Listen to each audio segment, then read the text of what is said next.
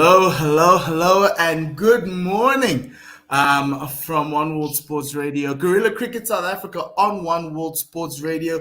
It's a really important moment for us as this is the first 50 over Women's World Cup coverage that we will be bringing and that we've been bringing on our platform since we have started. We will be following the Momentum Proteas throughout this World Cup from the disappointment of 2017 when they lost to England by those few runs to the disappointment of the 2020 T20 World Cup semi-final where they lost to Australia.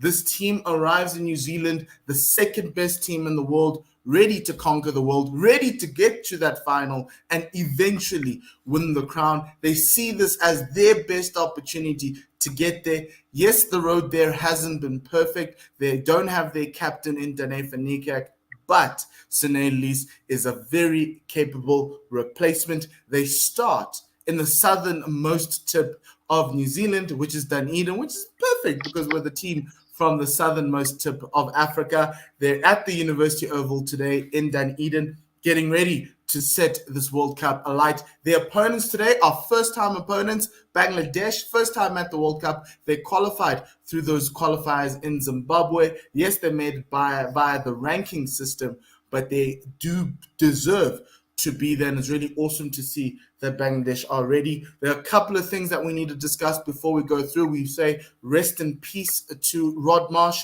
as well as rest in peace to Shane Warne, who was found dead in his hotel room in Thailand. Really big loss for world cricket and Australian cricket. But today we've got cricket. My name is Mpumutlani. I've got Akona Kula here with me. We'll be taking you through the first 10 overs of the game. Akona, how are you doing? Hi everyone in the world. Good morning. Hi Paul. It's an exciting times for One Sports Radio as we're bringing you live for Cricket World Cup, Women's Cricket World Cup 2022. South Africa, Proteas women, all the best for you guys. Hope you bring it home. This is the best opportunity for South Africa to bring this one home. Hilton Moran's team has been excellent in the past few years and the number 2 in the world for a reason. Before I go further, let me give you the team news and team changes. Out in the middle at Dunedin, the toss went up. Bangladesh have won the toss and they've chosen to field first. So you're going to see their best because you've got Romana Ahmed, you've got Fagana Hawk, you've got Nahida Akhtar ready to give South Africa a trial by spin. South Africa, let's take you through that South African playing 11. It starts with Tasman Britt and Laura Volfard at the top. Remember, Lizelle Lee is still inside the MIQ. She arrived late into New Zealand, so she will be unavailable for this game, but hopefully will be available for the Pakistan game later next week. Laura Goodall is number 3. Sinead Lees, the captain, at number 4. Mignon du Preez at 5. Marizanne Cup returns. She wasn't unavailable at the in the West Indies series. She jumps into the side. So does Chloe Tryon at 7. Trisha Chetty, the wicketkeeper, at 8. She's had a couple of injury scares, but she's ready to go as the wicketkeeper. Shabnim Ishmael, Masabata Class, and Ayabonga Kaka. That pace trio is going to be very important in the Marizanne Cup for South Africa in this tournament. Bangladesh women, Shamina Sultana, who makes her return to the side as wicketkeeper, first time since 2018 when she played against the Momentum Proteas in Bloemfontein. Sharmin Akhtar, really good opening batter for Bangladesh. Fagana Hawk, one of the leading run scorers in that World Cup qualifiers in Zimbabwe. Nigar Sultana, the captain and wicketkeeper for Bangladesh. She's a really great captain. Romana Ahmed, the all-rounder, the one that South Africa should be worried about. Mashida Khartoon, a top order batter as well. Ritu Moni, who's an all-rounder. You then round off with Salman Khartoon, who's an all-rounder. Nahida Akhtar, the spinner. And Fahira Trishna, the pacer. And Jahanara Alam, one of the most experienced bowlers in this Bangladeshi side. The umpires for today, Akona, is Langston Rosere from Zimbabwe and Eloise Sheridan from Australia. Just to give everybody a recap, this is game 2 of the World Cup. Game 1 of the World Cup started yesterday. The West Indies coming out as victors, beating the host nation, New Zealand. by 3 runs. What an over by DeAndre Dotton. Who knew DeAndre Dotton could do that? And she pulled it off. She needed to save 5 runs in the final over. She came out with 2 wickets and 2 runs to win them the game. Really great stuff to see. What a way to start the World Cup. All I can ask from you, our fans, there are 85 of you already in there listening to us. All I can ask of you is let us know where you're from. Let us know which team you're supporting. Are you supporting Bangladesh?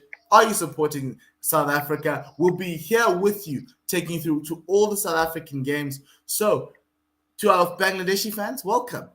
And we'd like to say thank you. Muhammad Rabi Alam says Bangladesh. Afran Ismail says Bangladesh. So really do thank you very much. Akona, South Africa are batting first. You kind of feel as though with those warm-up games that they've had, they might feel as though they might be a little bit undercooked. They've spent 10 days in quarantine, and you want a good start from the South African batting team. They've got quality on all facets of the game because Bangladesh haven't played a lot of games. South Africa, they come into this game already played a couple of games in the warm-up after the MIQ they've done the 10 days of quarantine. I see this is a big opportunity. Let's not beat around the bush here, guys. For warm-up games are gone. It's real time now, and I think South Africa will stand up tall in this game and get the national result. And be a crucial game to start in the World Cup on the front foot. And I think Warren Woodward will lead the South African batting lineup as she usually does. And the middle order there with Majran Cup and the South Africans, I think, will come out on top with the first things first. They need to start on the front foot and stop the Bangladeshi attack, because I think the Bangladeshi attack, women, I think their strongest point is the bowling. So South Africa will need to be wary of that and start on the front foot. Yes. They have to start on the front foot. We see Nigara Sultan has just spoken with her charges as they come onto the field in their red away strip. Bangladesh have 2 strips. It's the green with the red. But when they play teams that wear green too, and South Africa being the home side in this game, they'll be wearing their green with their lovely gold trim from Castore. And they come through, and Bangladesh will be wearing their red kit with the green trim. Laura Volfart, one of the best cover drives in the game, comes through with Tasman Brits, who is making her first World Cup debut appearance at this tournament. 31 years of age, has been in and around the side. Tragedy stopping her. She used to be a world javelin, youth javelin champion.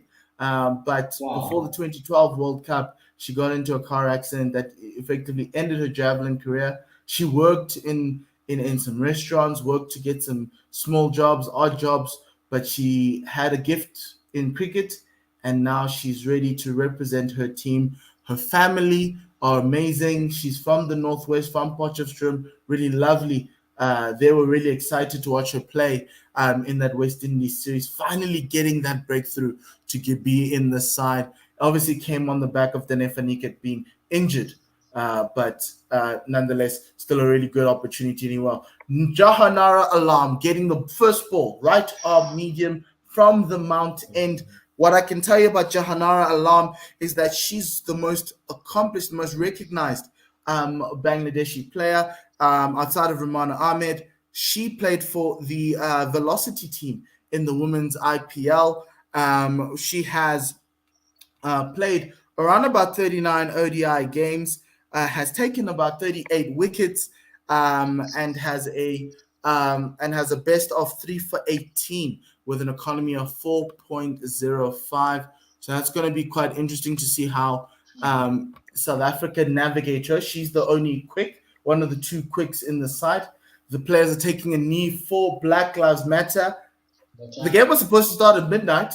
They started 4 minutes past. So, match referee, you might have to have we might have to have a word or two with you today. Reserve umpires Claire Polisak from Australia, and you've got the match referee GS Lakshmi as we go through World Cup game number 2, ready to go through. South Africa At bat, Laura Wolfart to face the first ball. One slip. The two fielders in the power play outside of the ring are final leg and third man. Our friend from Zimbabwe, Langston Oziri, says, let's play. Let's go.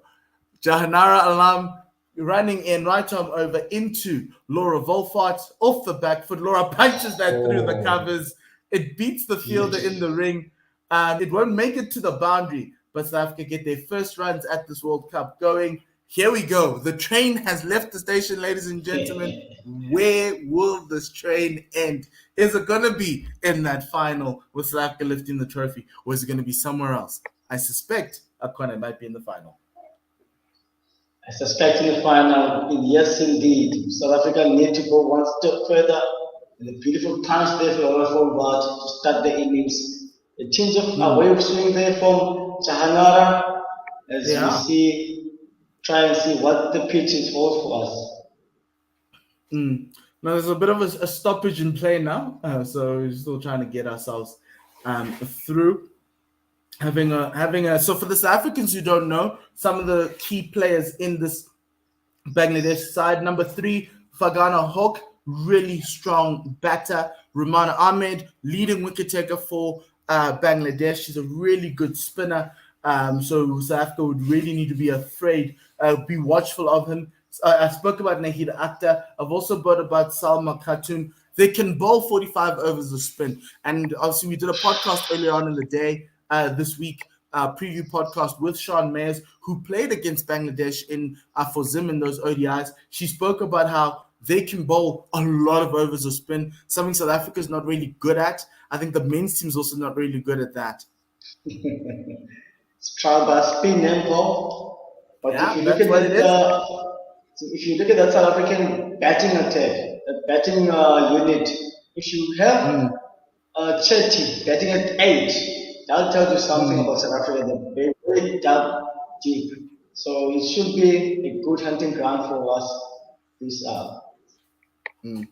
Jahanara Lions, second ball into Laura Wolfart. This one is wide and short, and Laura doesn't need to pull out the cover drive. She plays it on the back foot, cuts it in between the two fielders. There's a fielder backward point. There's a fielder conventional point. She sliced that gap very nicely. First boundary of the game. South Africa 6 without loss after 2 balls. Beautiful square cover drive there. Square cut by Laura Wolfart. Talk about setting the tone here. Beautiful square drive. Beautiful South Africa. Good start. Yeah, Bangladesh will be hoping to make early inroads, not necessarily start like this. Jahanara needs to be very close to that off stump as she comes into Laura. It's full and over pitch, driven this time, but luckily straight to the fielder. Looks like that was Rumana Ahmed at cover for no run. So I've seen this Bangladesh side a couple of times in this World Cup qualifiers in Zimbabwe. I watched them play against Thailand. They lost that one. What I found from them, and I was happy that they decided to bowl first, was that they can come under pressure with the batting if you have some really quality bowling. This next ball full on off stump, Laura Wolfart defending that out to the offside, no run. And they struggled against the Thailand team. And the Thailand team bowled 45 overs of spin that day. And I found that very, very interesting how they could get themselves in a bit of a hole. But the problem, obviously, for Bangladesh is that they don't play a lot of ODI cricket, which is why this tournament is so important for them. Next ball full, slightly over pitch, driven through to cover, picked up by the fielder at cover for no run. Jahanara speeds are around 105 kilometers per hour, so she can generate quite a sizable pace for her. We can see the picture at corner. They've left a little bit of grass on it, and I'm assuming largely it's because the square is going to be used for a lot of games, and so you're going to want to try and get as much going at the start of the tournament as possible. As last ball into Jahanara, and she bowls a beauty, beating Laura Wolfart outside the off stump. She was playing off her back foot, squared up, and you can see now she's found a rhythm. First 2 balls went for runs. The next 4 were dot balls. Great end to that first over. South Africa are 6 without loss. absolute corker of a delivery from Javanara to beat the Laura Howard. Number 8 number 8 in the world, Laura Howard. South Africa, good start onto the over. Looking at the pitch, I see the left bit of grass, yes, because it cannot be used. I think they're gonna use three strips or three games in this World Cup on this Dunedin field on the University field, yeah. So good start from South Africa, yes. Yes. Next bowler is Fahira Trishna Islam. She didn't get to play a lot of games in Zimbabwe in the World Cup qualifiers, largely because they went with a lot more spin in Harare than what they were or than what they're probably going to try to do here. Beg your pardon. As you were there, Paul, I had to pick your brain here with the Bangladeshi side because you were there, I think, covering the women's qualifiers. Yes, Trishna coming in left arm pacer into Tasman Brits. A little bit of in-swing into her, a little bit fuller, and driven out to the offside, no run. Yes, Akona? I think you were covering the qualifiers there in Zimbabwe. What were the Bangladesh's strengths and weaknesses? Their strengths for them was in their bowling. They really put teams that they're under pressure with their bowling. As the next ball is a ball that was played on the up, slightly fuller, and went straight to the fielder at mid-on. The fielder at mid-on dropped the ball. It was a sitter. That was Nahida Akhtar. And Tasman Brits has a free life right now. Surprisingly, against the run of play, she got an inside half of the bat onto that, and it's dropped by Nahida Akhtar. And that is just horrible for Bangladesh. Getting that ball to swing in, the next ball is swung in on a good length. Tasman Brits playing it square to square leg for no run. The field is more of a bowl shape, as you get traditionally in women's cricket, with everybody. From point to square leg, you got about 7 fielders in and around this, a semicircle around the bat on the ring with a slip, as well as a fine leg and third man. Trishna coming in, giving Tasman Brits trouble as Tasman Brits can't get off the strike now, and she plays this ball coming into her down the leg side for a really good start to the innings. Yeah, I think Bangladesh's strength is their bowling. Ramana Ahmed, you've got Nahida Akhtar who just dropped the ball. I spoke about Jahanara. I think that's what keeps them in the game, and that's why I was happy that when they won the toss, they chose to bowl first. I think it's their best opportunity to win the game is to bowl South Africa cheaply for 100, 150, and then take as much time as you can to get yourself through. Next ball from Trishna down the leg side, played back to that square leg fielder again. For Noran, you can see there's a fielder at square leg in the ring, mid-wicket in the ring. You've also got mid-on. That's where Nahida Akhtar is. Mid-off, you have extra cover, as well as backup point with that slip. And fine leg and third man. Down the leg side, finally, there's the first round off of Trishna's bowling. Umpire Eloise raises her arms for a wide. And it will be 7 without loss. Vanna says fielding is so far in this match at the start of this game has been poor. And I think, Vanna, you just need to be a little bit more sympathetic and empathetic. Bangladesh have only played not that many ODI games in this. Is their first appearance at a World Cup. As this next one, tailing into Tasman Brits, she did miss it. There's an LBW appeal. Umpire says not out as the ball's going down leg side a little bit. A little bit high there, but a great over from Trishna. She'll get confidence from that going forward. Look, the fielding, I think, from so the way women's cricket is in the world is that you got the 5-6 best teams, and then you have the rest of the teams who don't have ODI status, who have ODI status but don't play a lot of games, and then after the next 2 or 4 or 3, they will. Then you have teams who don't have ODI status, only received ODI status last year, like Thailand, like the USA, like Zimbabwe, and it's really hard for them to get continuous cricket to then keep those fielding standards high. So I'd be very empathetic. Don't bemoan them for their fielding errors, as this next one is a short ball from Jahanara outside the off stump and cut by Laura Volfart to point. They're going to run through for 2. Score goes up to 8. Andy Mike on thingy is, brother, I told you many times, you not answered me. NZ was weak against spin, and you can see they were facing a problem against India in Mumbai. And finally, SA won by great bowling of Keshav Maharaj. That's in the men's tournament. Vanna says, I meant the first match of the tournament, Paul. New Zealand and West Indies dropped multiple catches, but have played enough games before to be held to a higher standard. Yes, you can hold those 2 teams to a higher standard, but here with Bangladesh, let's enjoy. There's the first edge of the match. This one doesn't fly to slip. It will roll all the way to fine leg. They drew Laura Volfart forward. She presented a full face of the bat, but that late swing there, and seam movement from Jahanar Alam getting that edge, but all the way to third man for a single 10 without loss. South Africa made a good start here. Jahanar has still the found your length there. Beautiful lines and lengths. Yes, they've done their homework on the South Africans. Tasman Brits with their feet not moving much, getting the ball out to the fielder at point. Nahida Akhtar doing a really good job this time of the fielding, sending her back.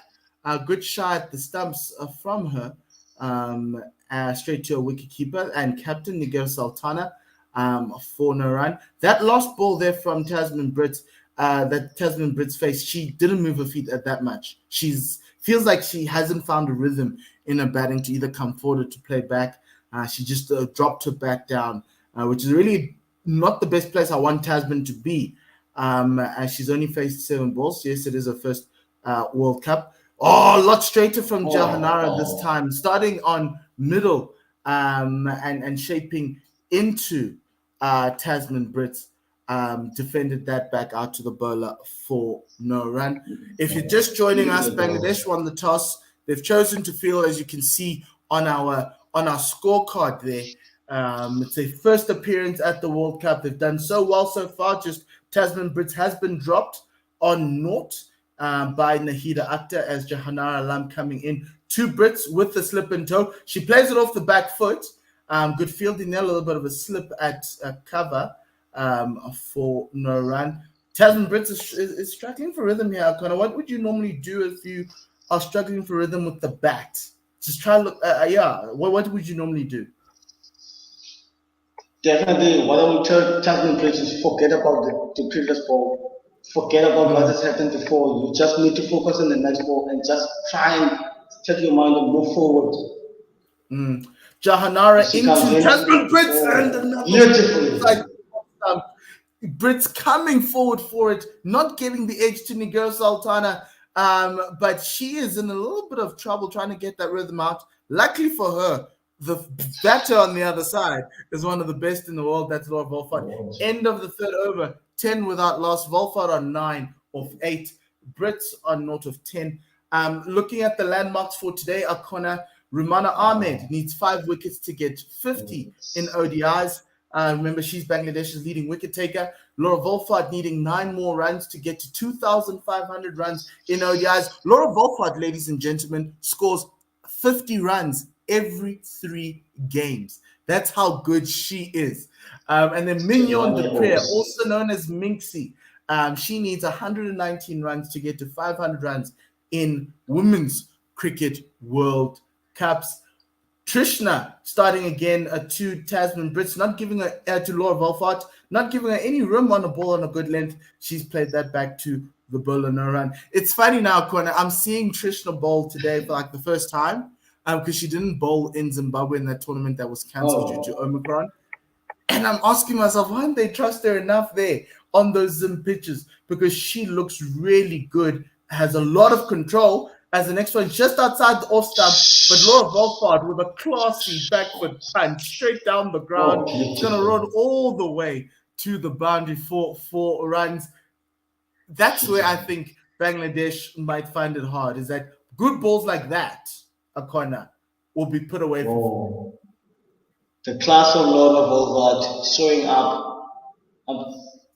My goodness, lovely off drive, punch off the back foot, beautifully played.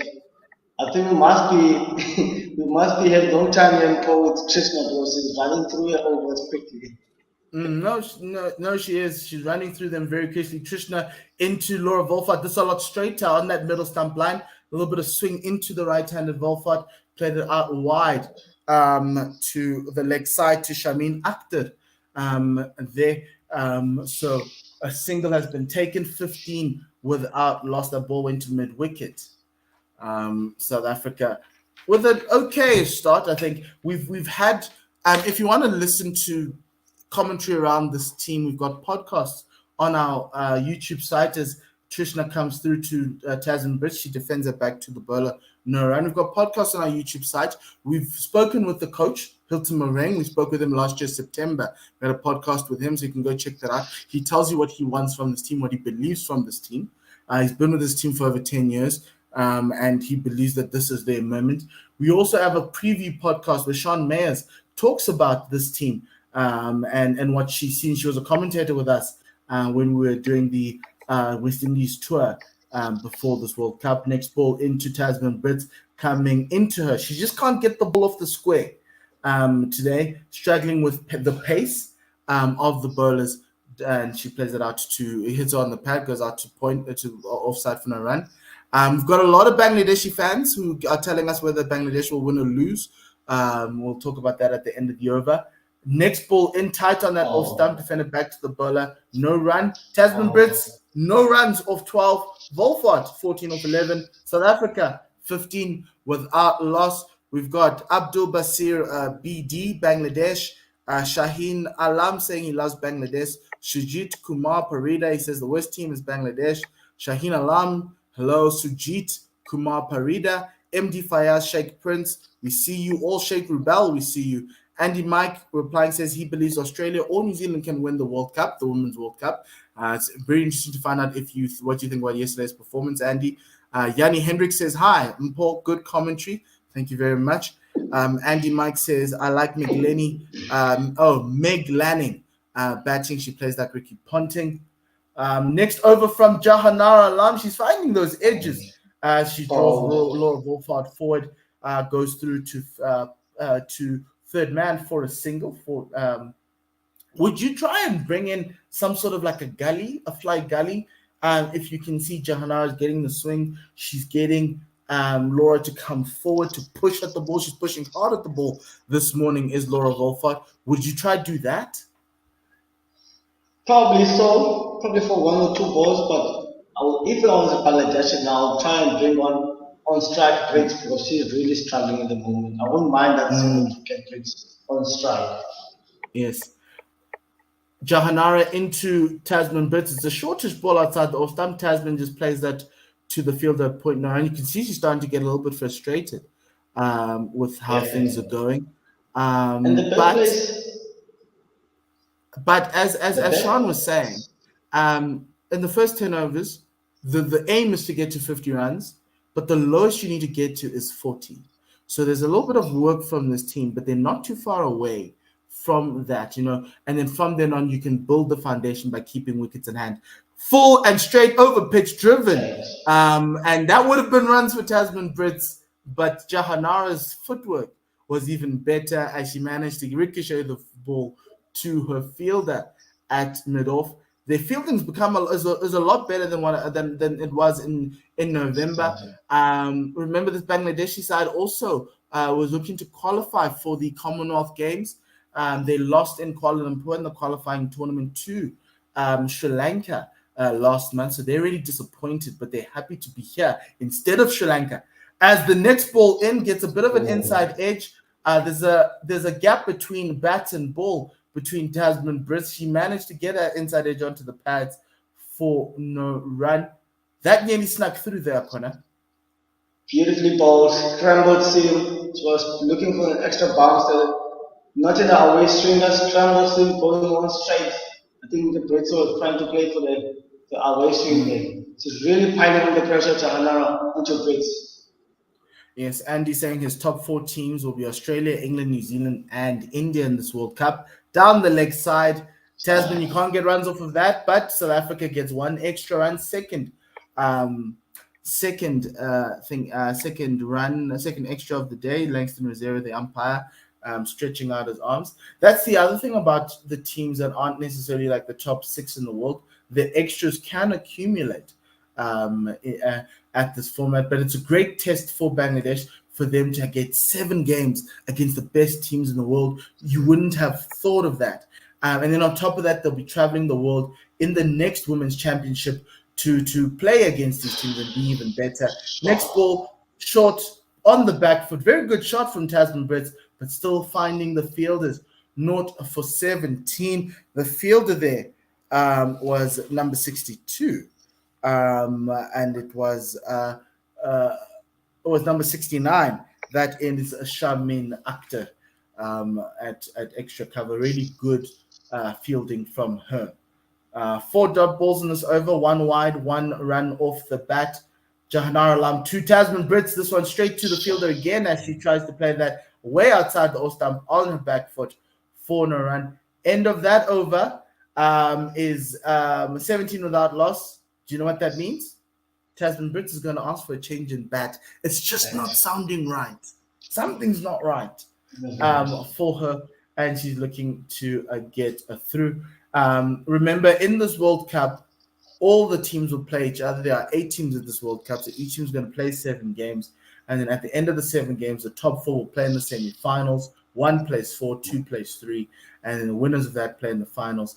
And that's how this tournament will be playing out. Andy's asking, what are the upcoming cricket matches for South Africa? Yes, so next week, Saturday, we have our first match, South Africa versus Bangladesh. They'll be live here on 1WSR.com. It's an ODI series, 3-match ODI series in Johannesburg and Pretoria. Then we'll have a week break. Then on the 31st of March, the test match starts between South Africa and Bangladesh as we see Trishna start her over, left arm over to Laura Wolfart. She's only conceded 6 runs as Trishna, as this one's just played out to the offside for no run. And then the second test match is it'll be 7 days later after the first, 6 days later after the, was it 7? The following week, Friday, we will have the second test match in Gqeberha where Akona is. As Trishna comes in to Laura Wolfart, she gets across to the offside, plays it to mid-wicket for a single. The field at mid-wicket is a Shamin Akhtar. Beautifully bowled. I think Laura Wolfart, with that experience now, she needs to chat to Brits and speak about not to panic. I think at the moment, Brits is looking a bit shaky at the moment. Yeah, and Werner speaks about that. He says Brits has made 0 of 12 balls in the first warm-up, 13 of 44 in the second. She seems to not have quite adjusted to the slowish pitches so far. She just needs to settle and find the timing, and she does this time. She gets a ball slightly over-pitched by Trishna, and she plays that over the inner ring. There are no fielders outside the ring, down the ground, and she gets the ball to go all the way to that cow corner boundary for 4. She's a really lovely long hitter of the ball, and she's proven that here. I beg your pardon, with that shot. Remember, Lizelle Lee would normally be opening for South Africa, so you'd see the Master Blaster doing her things, and probably Tasman would be coming in at 3. But because Lizelle's still in the MIQ and unavailable, Tasman's opening with Laura. Next ball just down the leg side, no run, just coming off the pads.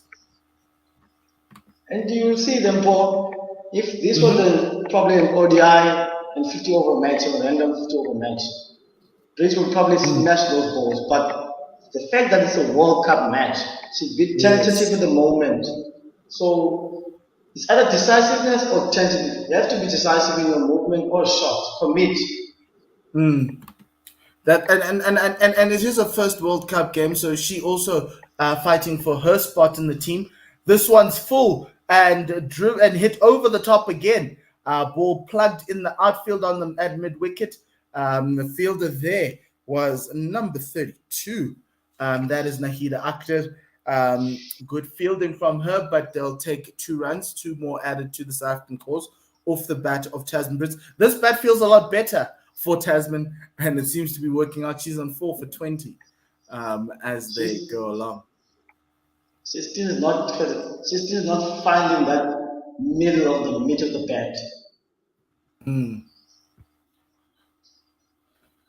She isn't finding that middle of the bat just yet, but she's you can see this over is a good one for her.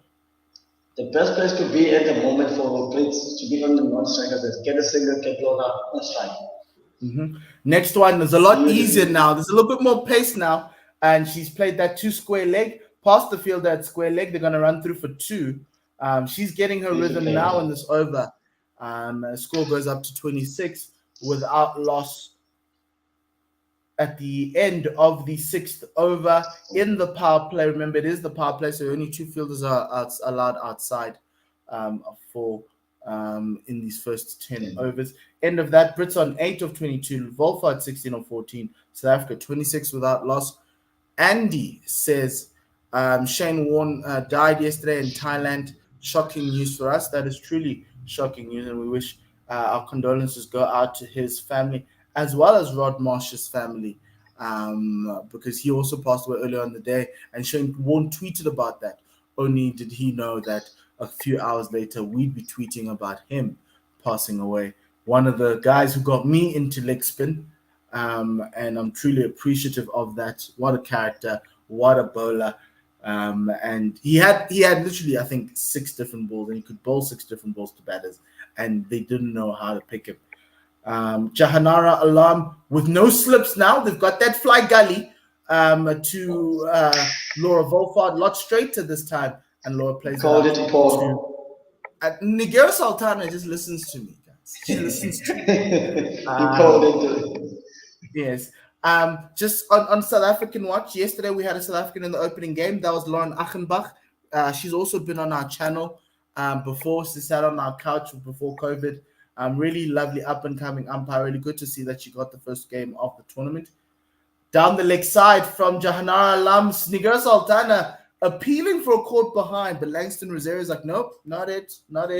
Can Langston please extend his arms? He does not do that.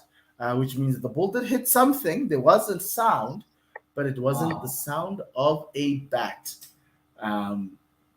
Yes, it did come off the pads of Laura Volfart as the ball went down the leg. So really good umpiring from Langston Rosario there of Zimbabwe.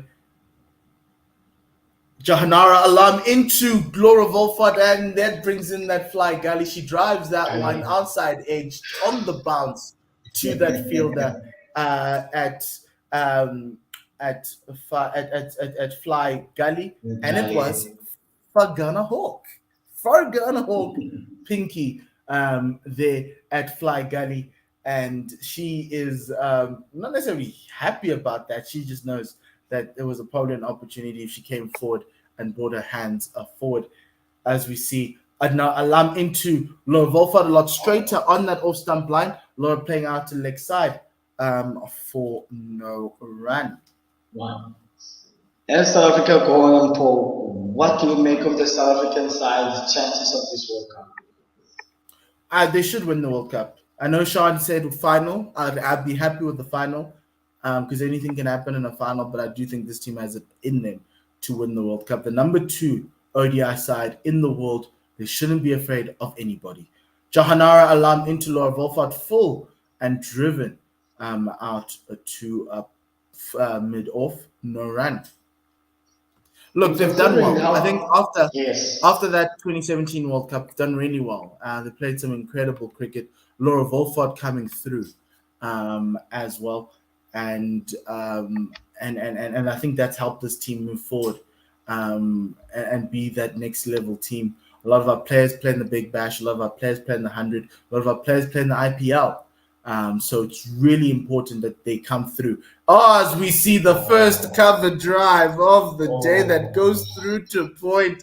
It's a square drive this time. It goes to the boundary. Really great shot from Laura Volfart. She moves up to 20. And South Africa moves up to 30. Connor, you couldn't have said it better, my man. Madness. As people usually say, a thing of beauty. Oh, you can take that and bottle it and sell it around the world, and it's just gold. Very, very gold. A lot of gold. Andy says last year we lost many gems. Warren, Dav Watmore, Duncan Fletcher. Warren was not a spin bowler; he was a magician. That's really true. He was a magician. Nobody knew what it was, what ball he was bowling. You can always ask Daryl Cullen for that one. And yeah, the momentum Proteas in a good spot right now, 30 without loss, run rate of 4.29 as Trishna starts her next over. Tasman Brits is a full ball on off stump. Brits playing it with a straightish bat, but it turns in her hand down to leg side. It went in the air for a little bit, but bounced well in front of the fielder at mid-on, similar to how she was dropped in the second over of Trishna. This time, actually, Bangladesh have two fielders on the leg side, square leg, as well as thingy, as Bangladesh get their first wicket, a chip to mid wicket, and it was taken, well taken there by Rumana Ahmed, number 29. Really good catch. Rumana Ahmed is one of Bangladesh's best fielders, and she gets put in those places. She was that fielder at Fly Gully in the previous over to Laura Wolfart, and this time she gets the ball in the air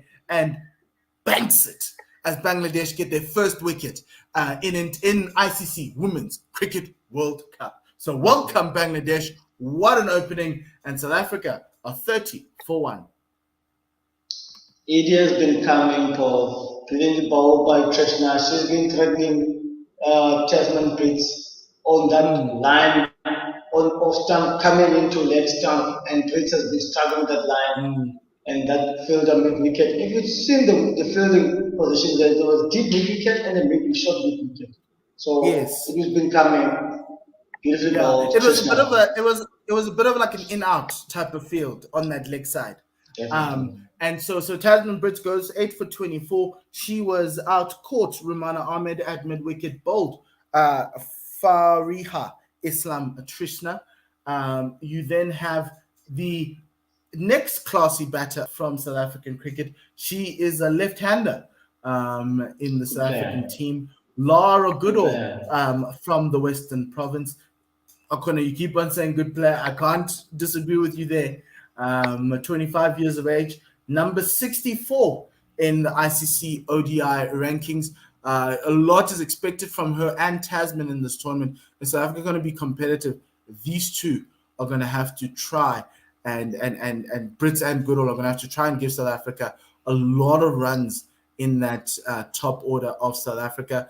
33 matches, 439 runs, an average of 18, a high score of 59. So only scored 250. So that's something that we're going to be hoping for. That high score was a classy innings against India in the first series post-COVID for South Africa. They went to India to play there. Full ball from Trishna to the left-hander versus left-hander, left arm over to the left-handed batter, and it's a full blocker, a full ball in the block hole and defended out by Brits out. But not by Brits, but Goodall out to the offside no run. Anis says Tasman never looked comfortable out there. She didn't. But that's what you get against teams like Bangladesh. You might just not get a lot of pace on the ball as you expect. Down the leg side, wide called by umpire Eloise Slendon, and it is an extra added to this to South Africa's score, which goes up to 31 for 1. Louise Sheridan, I beg your pardon. I can't even read my own handwriting. It's been so exciting for Bangladesh, as now the captain and wicketkeeper Niger Sultana is getting a little bit of running repairs. She's limping now, so that's not a good sign for Bangladesh. They do have another wicketkeeper in the side. That is Shamina Sultana. Next ball outside the off stump going to Niger Sultana. She's limping again. May have pulled some sort of a hamstring. That's not good for this Bangladesh side, who are making their first appearance at the ICC Women's Cricket World Cup. just to take you through some of the other fixtures from a South African perspective. Um, the next game will be against Pakistan on the 11th of this month. So South Africa have about 6 days between now and then they play another game on the 14th against England. Full ball on off stump from Trishna to the left-handed Lara Goodall. Plays it out to the leg side for no run. Goodall averages 18 against pace, 23 against spin. So she'd be hoping to get a little bit more spin coming through. She played really well in that tour against India. In the final ODI, she scored that lovely 59 not out. I think South Africa is expecting quite a lot from these two, Brits and Goodall, and they're just waiting on them to come through. The potential's there, but the runs aren't coming just as yet as the ball comes down the leg side and Goodall gets her World Cup campaign open with a single. First runs at a World Cup need to be celebrated, just like we did Tasman Brits' one, and this is another one for Lara Goodall. She goes to one, end of that over, 32 for one. South Africa, Bangladesh have started well, really well, but South Africa will need just to be cautious in the first opening bowlers here and take it deep. I see the Bangladesh has been started well. South Africa need to stay positive and not get flustered by the start of the Bangladesh here. Laura Hova, the big player of South Africa, needs to stand tall and take it deep for us. Yeah, so we're seeing Hayley Matthews, who scored 113 yesterday of New Zealand. She's leading the fantasy game. You can go to icc.dream11.com to do that. Nigel Sultana's getting work on her treatment on her ankles. And so just as she does that, something that I want to let you know about. So here at One World Sports Radio, we are a digital sports radio platform. We do commentary for cricket, for rugby, as well as for soccer. And what we would like to do is want to do this more often, to be in stadiums, to make cricket more accessible to everybody around the world. And what we're saying is we'd like your support on patreon.com. We've got a Patreon account, and we'd like to say please go to www.patreon.com for /One World SR to support us there. First ball in from Jahanara Alam to Laura Goodall outside the off stump, right arm over to the left-handed Goodall. Gets a bit of the inside half of the bat down to the leg side on a full ball across the left-hander for no run. We love what we do and we want to keep doing it. Please consider supporting us on Patreon. Your contribution will help us stay on air and get us to the venues and to buy broadcast rights that help grow the game. Go to patreon.com /One World SR. Next ball in is a beautiful ball that cuts Laura Goodall in half there. Great seam position from Jahanara Alam outside the off stump, a little bit of inward movement off the pitch as Laura Goodall came early to that ball. And Nigo Sultana giving the reaction that we all gave. Ooh, that's a good one. Very, very good ball. Goodall's field, a fine leg third man out on the ring. 4 fielders in the ring on the offside with that slip. As the next one is just pushed across Goodall, she lets it go through to Sultana for no run. 6-3 field with 2 fielders. It's a mid-wicket as well as a mid-on, a wideish mid-on on the leg side in the ring. Remember, you only allow 2 fielders outside the off stump. Wow. Something you mentioned them for really interesting on my side about Hilton Moraine as we go into this ball. Alam into Lara Goodall, who defends that down to mid-on. Full ball on middle stump. Back to number 99 for Ghana, Hawk Pinky at mid-on. Yes, as I was saying, it's really rare international cricket or any international cricket, women or being men, for a coach to Mm, be at the helm 10 years. It shows yes. the value and the work he has done over the years. Yes, next ball in, just also similar ball to this two balls ago, just cutting Laura Goodall in half. Jahanara is getting it to seam into the left-hander, and it's a play and a miss from Laura Goodall that goes to Nigel Sultana for no run. Bangladesh, I think, sense that there's something softish about the South African top order, and they want to exploit it.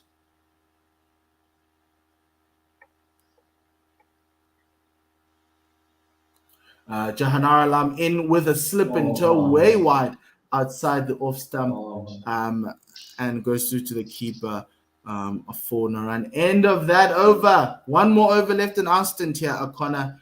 It is 32 for 1. Volfart on 20. Goodall on 1. And remember, Tasman Brits was out, caught at mid wicket for 8 of 24. And it's a really beautiful day at the University Bangladeshis. Oval. Very, very sunny.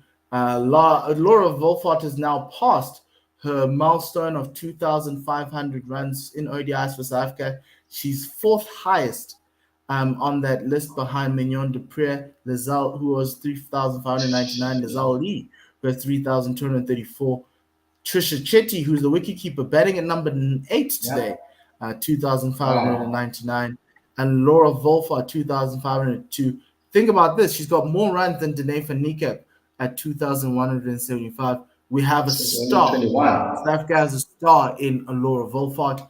Last over of our stint. Trishna in with a short cover to Laura Volfart. This one bowls it a lot straighter down the leg side, and it goes to the square leg boundary. They'll pick it up there for 2 runs. Number 75, that's Rashida Cartoon, the fielder on the boundary, picking that up. So I've got 2 easy runs as the score goes up to 34 for 1. Beautifully played. Beautifully played. As you can see, the difference in class between Laura and Brits. Let the ball come to you and play a bit late and roll your wrist. Yeah.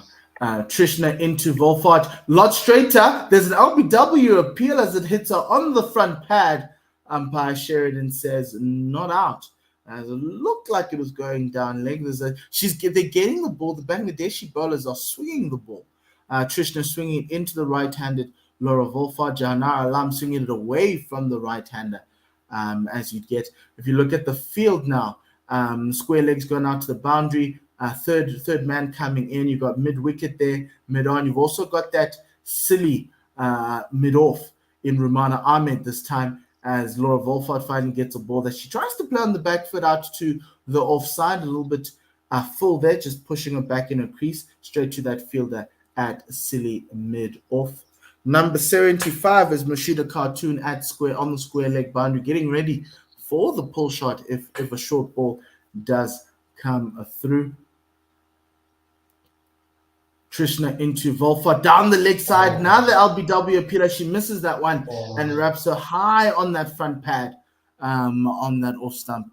And the umpire says not out. Absolutely brilliant from the Bangladeshi openers, the 2 openers, Chahanara and Trishna. They've been brilliant. I can safely say Bangladeshis are be on top in the first 10 overs. Really balls. South Africa need to hang in there. Really good start for Bangladesh, restricting South Africa. As the next one is another ball that nearly sneaks through, but Laura's bat comes in late on the back foot there. Trishna's pushing it now. She's bowling a lot of effort balls there, a little bit quicker than she's been in the previous overs. And she's now getting Laura Volfart caught for a little bit of pace there, similar to how she bowled to Tasman Brits at the start of the match.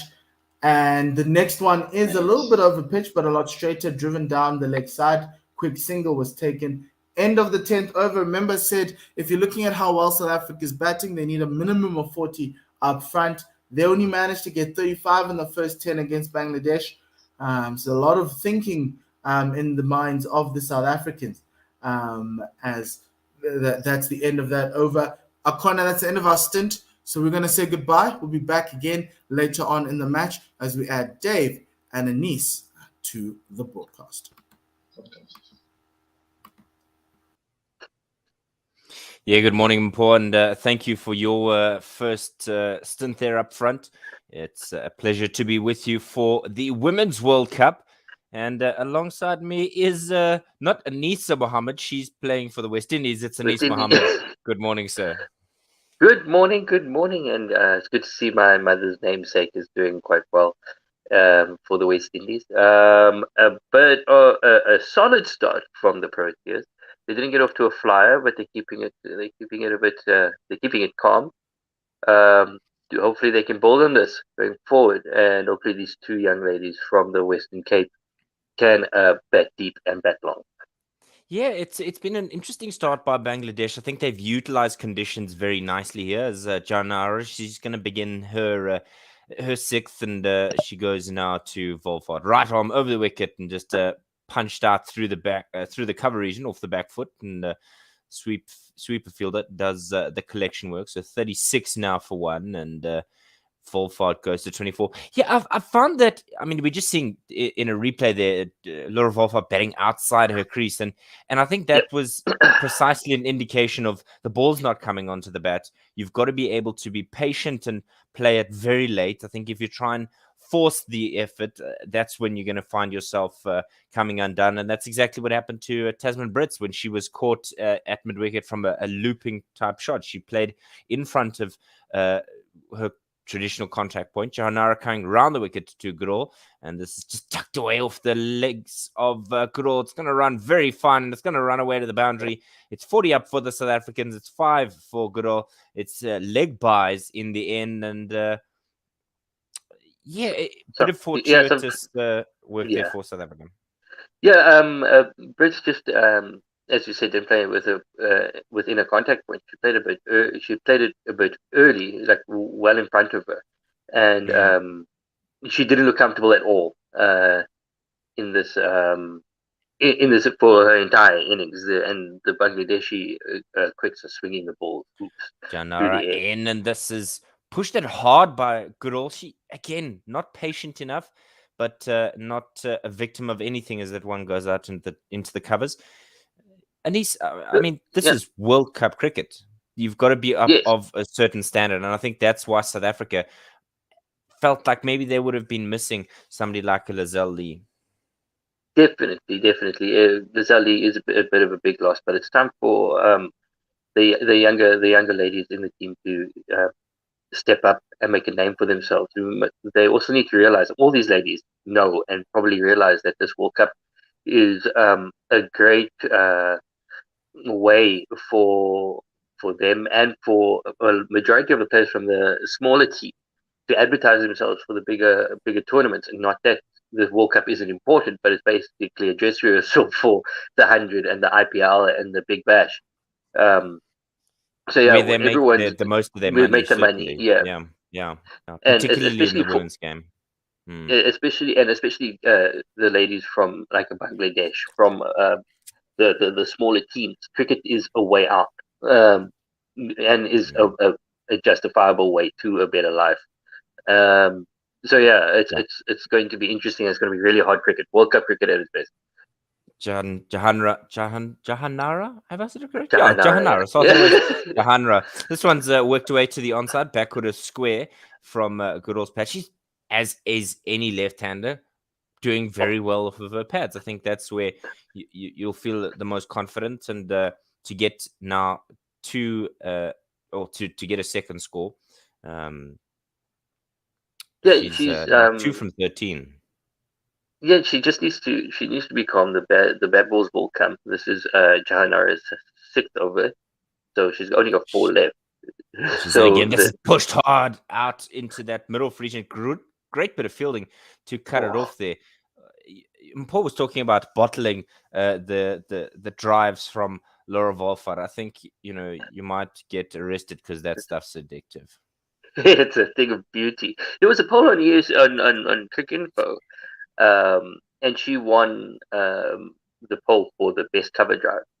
I mean, where's the lie? I'm Yeah, there's no lie.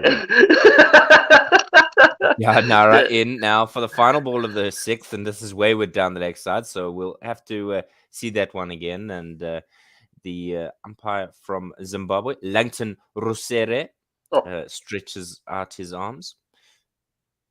Yeah, the keeper from Bangladesh, she took a nasty blow on just above her knee, and it's causing all sorts of problems with as we can see her limping. So yeah, hopefully she's fine. It's going to leave a pretty nice bruise on it, just above her knee. So I think it's going to stiffen up a bit. Yeah, it's just in that awkward space. Yeah, I think it's as a result of not quite getting that one is driven through the covers. There's a sweeper out there, but it's like it deserves Michelin stars. Michelin stars. 11 gone, 43 for 1. Volfar on 25. Goodall on 2. Janara's bowled 6. She's not picked up anything yet, but she's gone for 19. So a good start. She's been very tidy. She should be very, very tidy in her 6 over. She's done very well, keeping things calm, keeping things quiet. Very good opening spell from Jahanara. Yeah, absolutely. So just the 1 wicket to fall. It was Brits who was caught. Romana bowled Trishna. She was gone for 8 from 24. And Sinead Lewis comes to the wicket next. Not yet. We're not calling the wicket just yet. But just, preempting, just giving you a heads up so that you know exactly what it is. We had marvelous day in Dunedin. 19 degrees and only 2% chance of rain. So it's going to be a going to get a result today. Marvelous, as the late great Richie Bennett would say. I want to ask your thoughts after this delivery from Trishna when she does get underway. Quite a short run up does Trishna have. She's bowled 5. She's picked up the wicket of Brits, and she's going to come around the wicket to Laura Volfart. She there we go. Eventually does get underway, and she goes left arm. Sorry, it's not around the wicket. Left arm over. This is just pushed out behind square on the offside. Your favorite Shane Warne memory? Oh my god! Anything that isn't against us, but that I keep rewatching that first ball to Mike Gatting. That pitched way outside leg. It took his off stump, and it was a thing of beauty. But my favorite is Hansi Cronje taking him apart at St. George's. A slog sweep hit him all over the place, the Castle Corner. Trishna, and again, this is overpitched and driven quite well, but masterfully cut off in the ring there. But they'll just get the single through a slight fumble. So Volfart now going 1 better there. It's 44 for 1. He tormented the Proteas home and away. I'll never forget. He tormented everybody, to be fair. It wasn't, like we were selected out. Yeah, but it was like he was very hard on the field and he played the game very hard. But like off the field, I don't think that the players have that sort of relationship now. Like off the field, one of his best friends was John T. Rhodes. They'd hang out together and have chase. To Goodall, and this is just tucked away onto the onside back foot punch. But she's not going to get anything for it as it's cut off there at mid-wicket. To me, I think the ability of a leg spinner to do well in the red ball format of the game is a complete anomaly. Anomaly, because there is nobody else who's had anywhere close to this success. This is full and driven to mid-on, so there's a cut-off work there, no run. Halfway through this over, and still 44 for 1. I think Sakleen Mustak and Anil Kumble would okay, with you. Fair enough. But I mean, it shows about the anomaly of leg spinners doing well. I mean, a lot of those two are subcontinent bowlers, which means they're playing a lot of their cricket at home, and I think that's where Shane kind of had to contend with. This one is overpitched and driven to mid-on, so Goodall not able to find a gap just yet. There's 1 ball remaining in the 12th. I think that's the difference between Shane. Shane was having to bowl on Australian wickets, which didn't always support his style or his type of bowling. At least on day 1. He adapted. That's where he adapted because he famously came up with the saying. Sorry. Swatted away to the onside, and she's not going to get anything. So Goodall is still frustrated. 12 gone, 44 for 1. She's on 2 from 16. Her colleague at the other end, Laura Volfart, is on 26 from 31. 44 for 1. South Africa lost the toss and were put into bat first. Yeah, Shane Warne famously came up with that saying, if it seems it's going to turn. So he adapted his game too well on those wickets. But to speak about him adapting to those wickets and being very successful as a leg spinner, South Africa tried Imran Taher for a while. And yes, he was brilliant, and he still is brilliant in limited overs cricket, but he just couldn't kick on to Test cricket. So as you say, it's very difficult. It's not a leg spinner's world. And you remember with Stuart McGill coming in, and then you say, "Oh, you've got the spin twin," and it was a completely different situation. But then again, you had Shane Warne was this striking spinner, and then Australia would go into Test matches with 2 spinners in Australia because it was Shane Warne and Tim May would go on.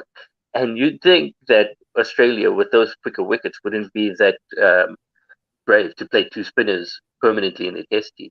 Speaking of spinners, change of bowling. Salma Khatun is right arm over the wicket, and this one's just pushed out square onto the offside. She's got a best of 3 for 6, so I'm sure she will love every single bit of that one. She's in again, and this one's a short one, cut away by Volfart. There's nobody sweeping out there on the offside. A look of dissatisfaction with on the face of Salma Khatun, and she can only blame herself. That was a lovely shot and a boundary for South Africa. You gotta put away, and Volfart did the right thing, putting away the bad balls. Now that the opening pair should be done. Hopefully the change bowlers are also going to keep it tight, but chances aren't. Getting a little bit of turn there as it came into Volfart. Just defends off the back foot and some rest. But I think that proves it. If you actually, you don't bowl short and wide, you actually are in with something here. This one again on off stump, good length, and Volfart just bunts this away to the offside. I want to point out something, Anis. I mean, the difference between these two cricketers, and I think that's often the case. Is I'll give it to you after this delivery from Khatun. Maybe I'll wait for the end of the over. This one's a push back to Khatun. She's racing along here in this over, looking to maybe rush the South Africans in terms of getting things going. You were joking with me before we came on about the slow over rate. Pulling back here, slip in place, and this one is a bit of a long hop, and Volfart's missed out. Ended the not the end. I'm just preempting things here. The scorecard is drifting. I think. It looks like it is because they were 2 balls behind there, and I'm not quite sure why the case was. But I mean, the difference between Volfart and Goodall is enormous. Volfart's averaging 44. Goodall's averaging less than 20. Yeah, and I think that's the nature of women's cricket. There, even in teams, there are enormous gaps between players, and it's an interesting one because I know that there's some challenges around the pipeline in women's cricket, but to have somebody, I mean, Laura Goodall by no means an incompetent cricketer. I mean, you look at an average of 18 and you think that's probably somebody batting at 7 or 8 or 9 even. Yeah. This is a new ball now to start the new over and just pushed away off the back foot. It's beaten mid-on very wide and collection work done just inside the rope, and they're going to get 3 here. Incredible running from this South African pair. And that'll bring up the South African 50 as well inside the 13th over. The scorecard has disappeared, but good shot there by Goodall. Yeah, it's really the gap, as you said, is quite big. But as you said, the pipeline is a problem. But there really shouldn't be that big of a discrepancy between your number 4 and your top batsman. And Laura Goodall is no slouch at all. Not at all. Not at all. Ritu is the change bowler, and this one is driven out through the covers, and collection work for the sweeper, 1 there. I just want to point out that an official ICC broadcast at a World Cup, their scorecard fell out, whereas ours was still going. I was still going. At Yeah, Guerilla SA, 100%. tweet us and tell us why you think we're the greatest. No, I'm kidding. Please don't. Please don't tag the ICC either and say, you should hire these guys. Or maybe do. This one is driven off the back foot, almost a defensive shot by Kudal, and collected at mid-off. No run there. 52 for 1. And South Africa have recovered nicely, excuse me, after the wickets of Tasman Brits. But like you said, Laura Goodall, fantastic cricketer, and I think she's accustomed to that one just going away from Goodall. Not a wide, surprisingly. Excuse me, I've collected some wildlife in my throat apparently, but bit of a way swing there. That was well wide though. Surprised there wasn't the signal for it, but 4 from the over so far, 2 to come, and Ritu is in again. This one, leg side, and just taking the hip of Goodall, but dropping immediately into the floor, and the wicketkeeper was sharp there to nearly do some overbalanced. collection work. Yeah, nearly overbalanced. Really, it was nearly a stumping opportunity there for Nighar Sultana, who's AKA Jyoti, but she didn't quite cleanly take that one. Yeah. Right, Ritu to wrap up the over and just pushed to the onside to the mid-wicket region. End of 14, 52 for 1. Goodall on 5 from 22. And Volfart, 31 from 38. Drinks break time. Yeah, just a couple of messages from YouTube is Werner saying strike rotation is going to be important. The experienced Laura Volfart needs a bit more of the strike. And then he also says Saklan Mustak was an off spinner, albeit a good doosra, and Anil Kumble bowled so quickly at times that he was almost a medium pacer.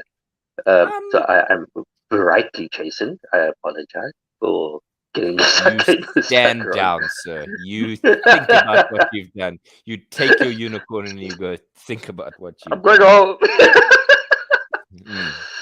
Very much so. Like that kid in garden cricket or road cricket where he just says he's just been smashed for 6 or he's been given out clean bowled. He said, no, it missed, went under the stumps kind of thing.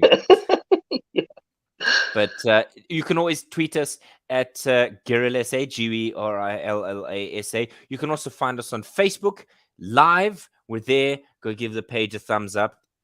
You can also find us on YouTube and tune in and 1WSR.com. But come back to YouTube. Go to this video. Give it a thumbs up. We know you like it. That's cool. Comment down below. We want to hear your thoughts. Most importantly, though, go click that subscribe button. Ring the bell because you'll know exactly when we're going live. We're bringing you every single South African women's game at the World Cup. We're also going to bring you the men playing Bangladesh in the next series. The men play. It's a one-day series.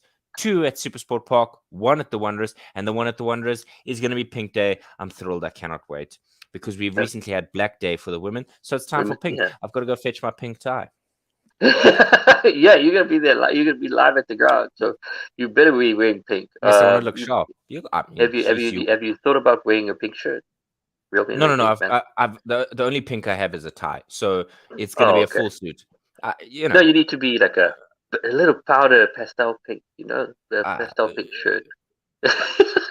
I don't want to be that guy that comes in like an type pink shirt because our very own Seppo Taylor was certifiably chastened is the word, ostracized, lambasted for his lack of black during the Black One Day International by some of our fellow broadcasters. But let's come back to the game. Jahanara's got nothing for 19 in her 6. Trishna's got 1 for 21 in her 6, and now Salma and Ritu, the next two to bowl, have yet to pick up a wicket, and South Africa have gone along nicely.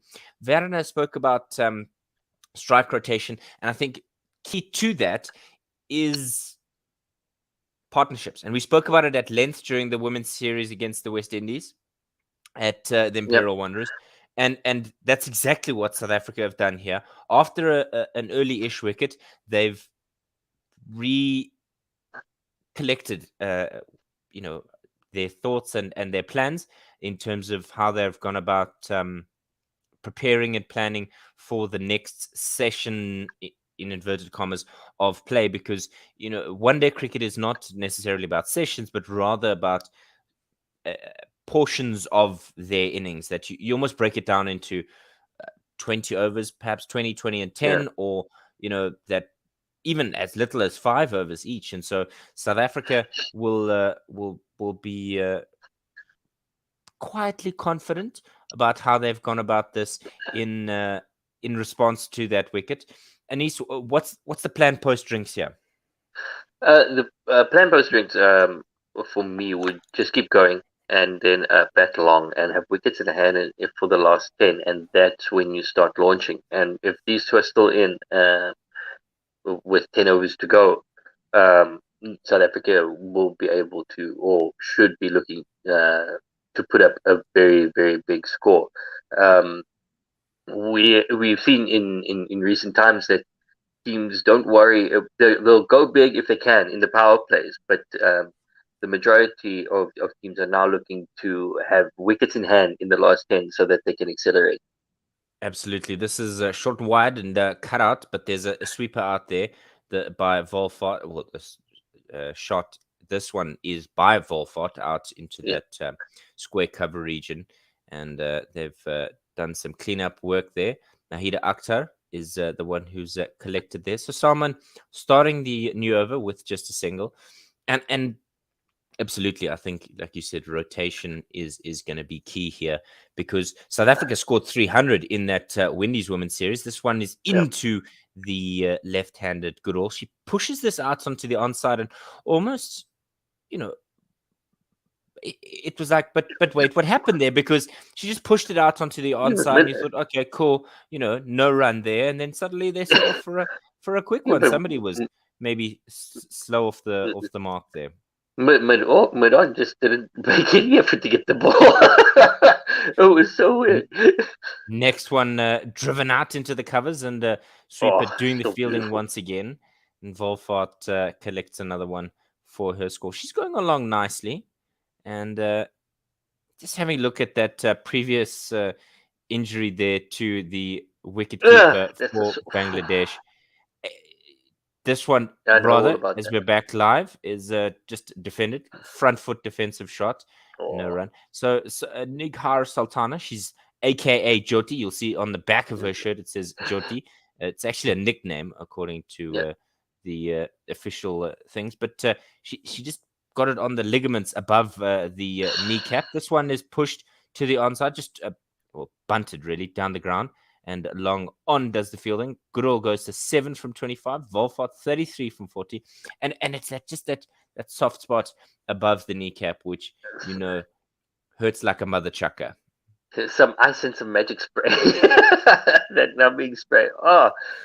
Teresa Roberts is listening from London. Well, good morning to you, because I know it's further back in time than we are in South Africa. So good morning, and without being stereotypical, tally ho. This one is pulled to the onside, and Volfart's not able to get anything from it. So 4 runs from the over, 15 gone, 56 for 1. Goodall on 7 from 25, and Volfart is 33 from 41. No, go Proteas from Teresa. So perhaps okay. She's on our side, so we won't. We'll take it. We'll take it. We're not going to question anything. We'll just take it. Thank you so much, Teresa. You're an absolute star for joining us and staying up late. It's these are bewitching hours, certainly. Yeah, our fans on listeners on Facebook are on another level, so we're just going to. No, we'll just ignore them. But that first one by Ritu to Goodall is just driven out to mid on, and nothing on offer there. 56 for 1 after 15. South Africa going at 3.7 to the over. This is wide and slapped away. She almost could have left it, Goodall, and perhaps collected an extra there, but she chose to stretch her arms a bit and get some contact on it, but it straight to a cover fielder, and somebody else has lost a kneecap. My word, ouch! Oh, You you almost think you can internally hear as it hits the kneecap. This one is straighter this time, and Ritu does the fielding off her own bowling, and Ravi Nair says, "Go Bangles." Oh, Ravi. Welcome, Ravi, first of all. And secondly, boo on your for not supporting us. I thought we He's were friends. supporting I thought we were friends. subcontinent. No, but Ravi Nair is Uh, in India, so why not support subcontinent? This is okay. punched out to long on, and they'll get one for it. So the first run's coming in this over.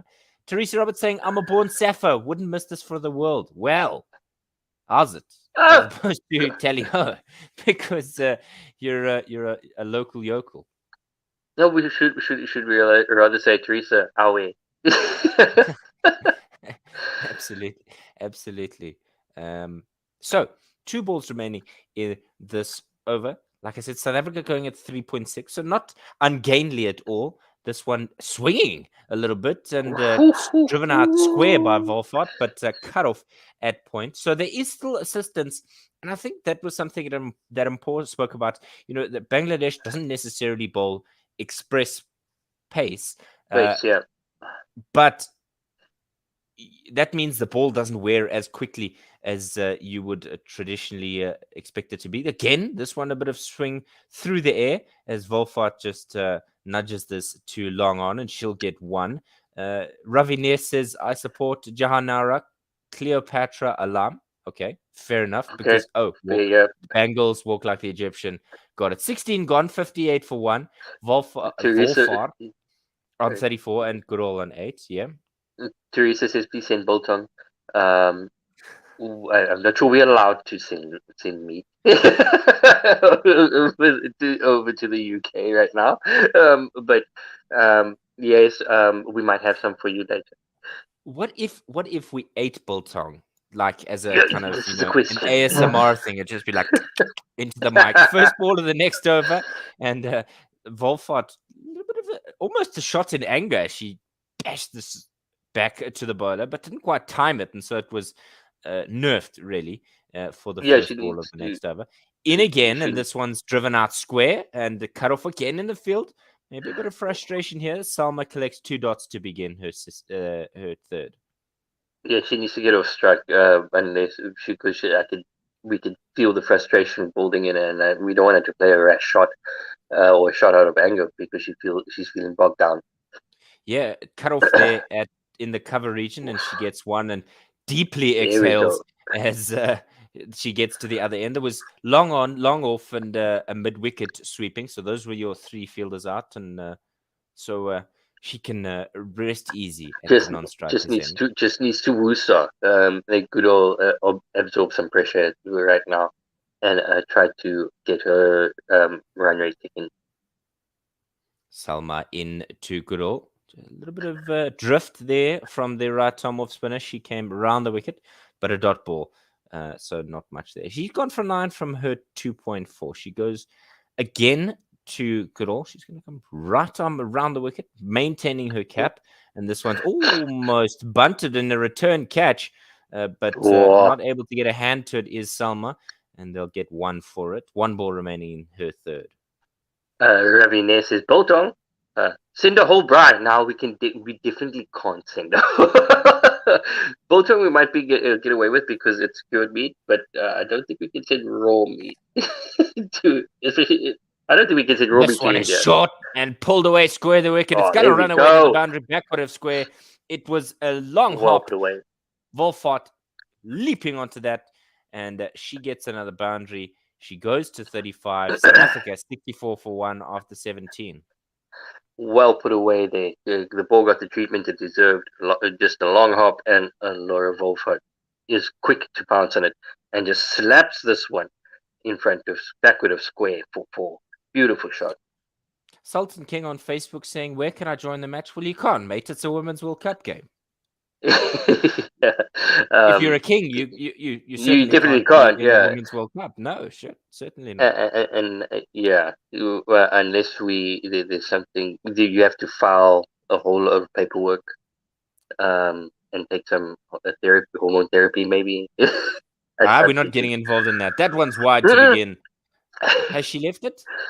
She has, and Yes. Ritu has Whoa. gotten away with veritable murder there. Oh, That's the surprise. whoa. First Oh, ball, that's a. very wide, and the umpires just said no, not wide. Oh, You can't have a wide. Next was one it in the? is driven back up the wicket, and Ritu does the fielding off her own bowling. It was Eloise Sheridan, the Australian, not interested in giving that one. Anis, how Oh, does that another not fly? Australian umpire that doesn't like us. Oi! On the anniversary. Oh, Jane was passing away. This one is a much better line and length from Ritu. It was on off stump and just driven out and cut off in the ring. Goodall's now 9 from 36, and as you can Nice. imagine, her strike rate is not anywhere near what she would like it to be, particularly in as Ravi himself would call it, pajama cricket. If it's not Ravi, it's Simon Guest. Somebody says it's pajama cricket, but it's the best form. It's World Cup. This one, leg stump really, and just shunted right to that mid-on position. So no run there. 4 dots in the over, a little bit of pressure. And At Goodall's least Goodall's playing go in for the it. V. That's good to see. Yes, this one's driven out to long on, and a commentator's curse has been fruitful for Goodall, because I was praising Ritu for her bowling here, and she's been thwarted here by my own undoing. She's got 1 ball remaining in the 18th. Volford on 39, batting very well. 39 or 47. She's ticking along well. Just mustn't get too frustrated, and she can play her shots a bit later. Ritu Moni, last ball of her third, she's in, and Volfart playing that slightly too early, cut off in the ring, and you can see the frustration on the face of Volfart. She's having a grump with herself, because she just is almost what you expect her to be saying, because she's just not been able to free herself as she would like. Yeah, but they just need to play sensible cricket right now. I know they're 65 for 1 and 18 overs are gone, but there's still plenty of time in this match. Just quickly, do you remember during the 100? Did you watch the 100? I personally didn't watch much of the 100. On the top of the handle, First of the bat. ball of the next over, and Goodall just swats this away onto the onside, but unable to pierce the gap. It's been a bit of a frustrating period for the South Africans, but take nothing away as Salma goes to Goodall again. No options for the South Africans to pierce this gap, and it's all down to I almost said Sri Lankan, Bangladesh bowlers here, really keeping things succinct and miserly and tight like a submarine door. And then immediately, Goodall rather, swats this across the line. And, she's going to get a run for it because there's a sweeper out there at cow corner, a common fielding position in the women's game. It's a foreign one, almost a foreign one in the men's game, but women certainly utilize it, and it pays dividends in terms of keeping things quiet. This is square, driven square of the wicket. It almost was like a back foot square drive, but lovely shot there from Volfart, and she gets to the other end. So this is going to be the key. If South Africa can hit the gaps that, long on, long off the back, they bunt it around and then, take a boundary where they can get it. I think that's going to be a crucial thing for them. Yeah, Salma, round the wicket to Goodall. Oh, and this nearly cleans up Goodall through the gate. Hands on head stuff from Salma. Oh, yeah, just getting a bit of an inside edge there, going to short fine leg. She cleaned up for its square leg, sorry. It's going to, they just need to rotate the strike and try to find the gaps, but right now they're just finding the fielders at the moment. Absolutely. That one is swatted at on the offside, squared the wicket, and again, frustration for the South Africans. 19 gone. It's 67 for 1. And wonder if I suppose we'll get a change at the end of the over. It looked like Mpho in the background there. He had his wide brim ready to go. I'm not sure if he's expecting some late moonburn here. Certainly not a hot enough day in Dunedin in order to maybe warrant a wide brim, but rather safety first. Salma to begin a new over and swat it away to long off by Wolfart. She gets 1. And Verne Rasmus says Lara needs to get Laura on strike a lot more. Not so simple. Yes. Not so simple. They just need a meter left to right, and then they'd be able to rotate the strike a bit more, just a meter, and they're good to go. It's those skilled players, as Wolfart, she moves into the 40s. It's those skilled players that are able to place it in to hit those sweepers, despite not being. How do I put it? Despite not being a ball that would generally be the one that, as this one is hooked across the line. It's not a hook stroke, but it's pulled across the line to mid-wicket. And they think about a second, and Wolfart says, "Whoa, not for me." And it's 69 for 1. So what I'm saying is that if it's a ball that is outside off stump, wide outside the off stump, and the only space is mid-on or long-on rather, you've got to be able to play that, and that's what Wolfart is so good at, and that's where Goodall is struggling. Goodall is hitting it square of the wicket, where she should perhaps be looking to hit it straight down the wicket. That one is pushed back, and Ritu does the fielding of her own bowling. Dot ball. These Bangladeshis are really flying through their overs here. Yeah, and I think if South Africans are careful, if they're going to get caught unawares, the next thing they look up and it's the 40. And she's bowled it through the gate. Ritu picks up her first wicket. Laura. Wolfart is gone for 41. It's a ball that just nipped back in and found the gap between bat and pad. South Africa lose their second. Oh no, calamitous to lose Laura at this stage. Just getting a bit bogged down, getting a bit frustrated, and leaving the gate open, trying to make a play, and it going straight through. Very unfortunate way for Laura Wolfart to go. Oh, huge gap between bat and pad, and the ball just sneaks through like an uninvited dinner guest. Clips middle and off stump. Very unfortunate for Laura Wolfart. She would have wanted to bat long. She is upset with herself as she goes into the dugout. South Africa's captain, Sonny Lees, coming to the wicket. 69 for 2. 2 balls remaining in the 20th. And Ravi says, if this is pajama cricket, I only want to live in night clothes. I'm not quite sure what nice. Ravi's pajama day, every day. Pajama day. Pajama day. Pajama. Okay. I got it. Okay. No, Ravi, please. Red ball. That's what we want to see. Red all day long. The women are going to play a test match later this year, but World Cup. That's the only form of acceptable, excellent white ball cricket. In I don't know. I'm just a snob. South Africa's captain. She ranks 39.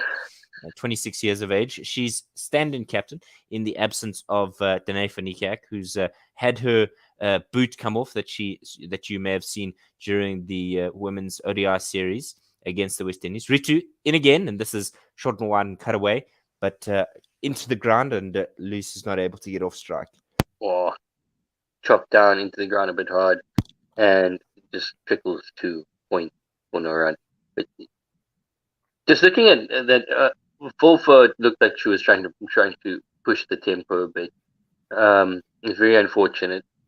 Because she looked good out there. She looked very good out there. Yeah, defended off the back foot by Sonelis, and just no run there. Yeah, it was. I'm sure Jeffrey Boycott would say you could park a school bus there. Anyway, 20 overs gone. South Africa 69 for 2, and Mpho, I'm sure will join you in a moment. Welcome back. Hello, thanks, Dave.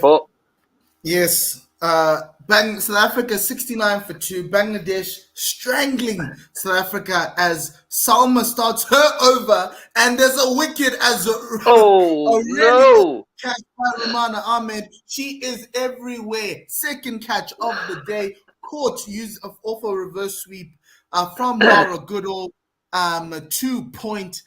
She got that on the run, and Bangladesh have saved South Africa 69 for 3.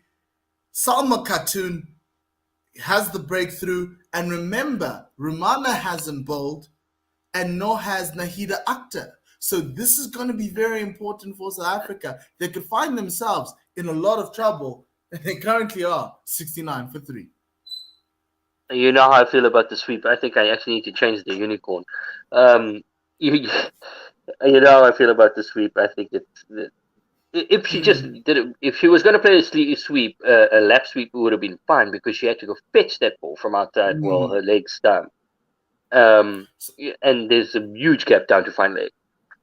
That brings in the lady who has 119, who is 111 runs away from 500 World Cup runs. That's Mignon Minxie Dupré.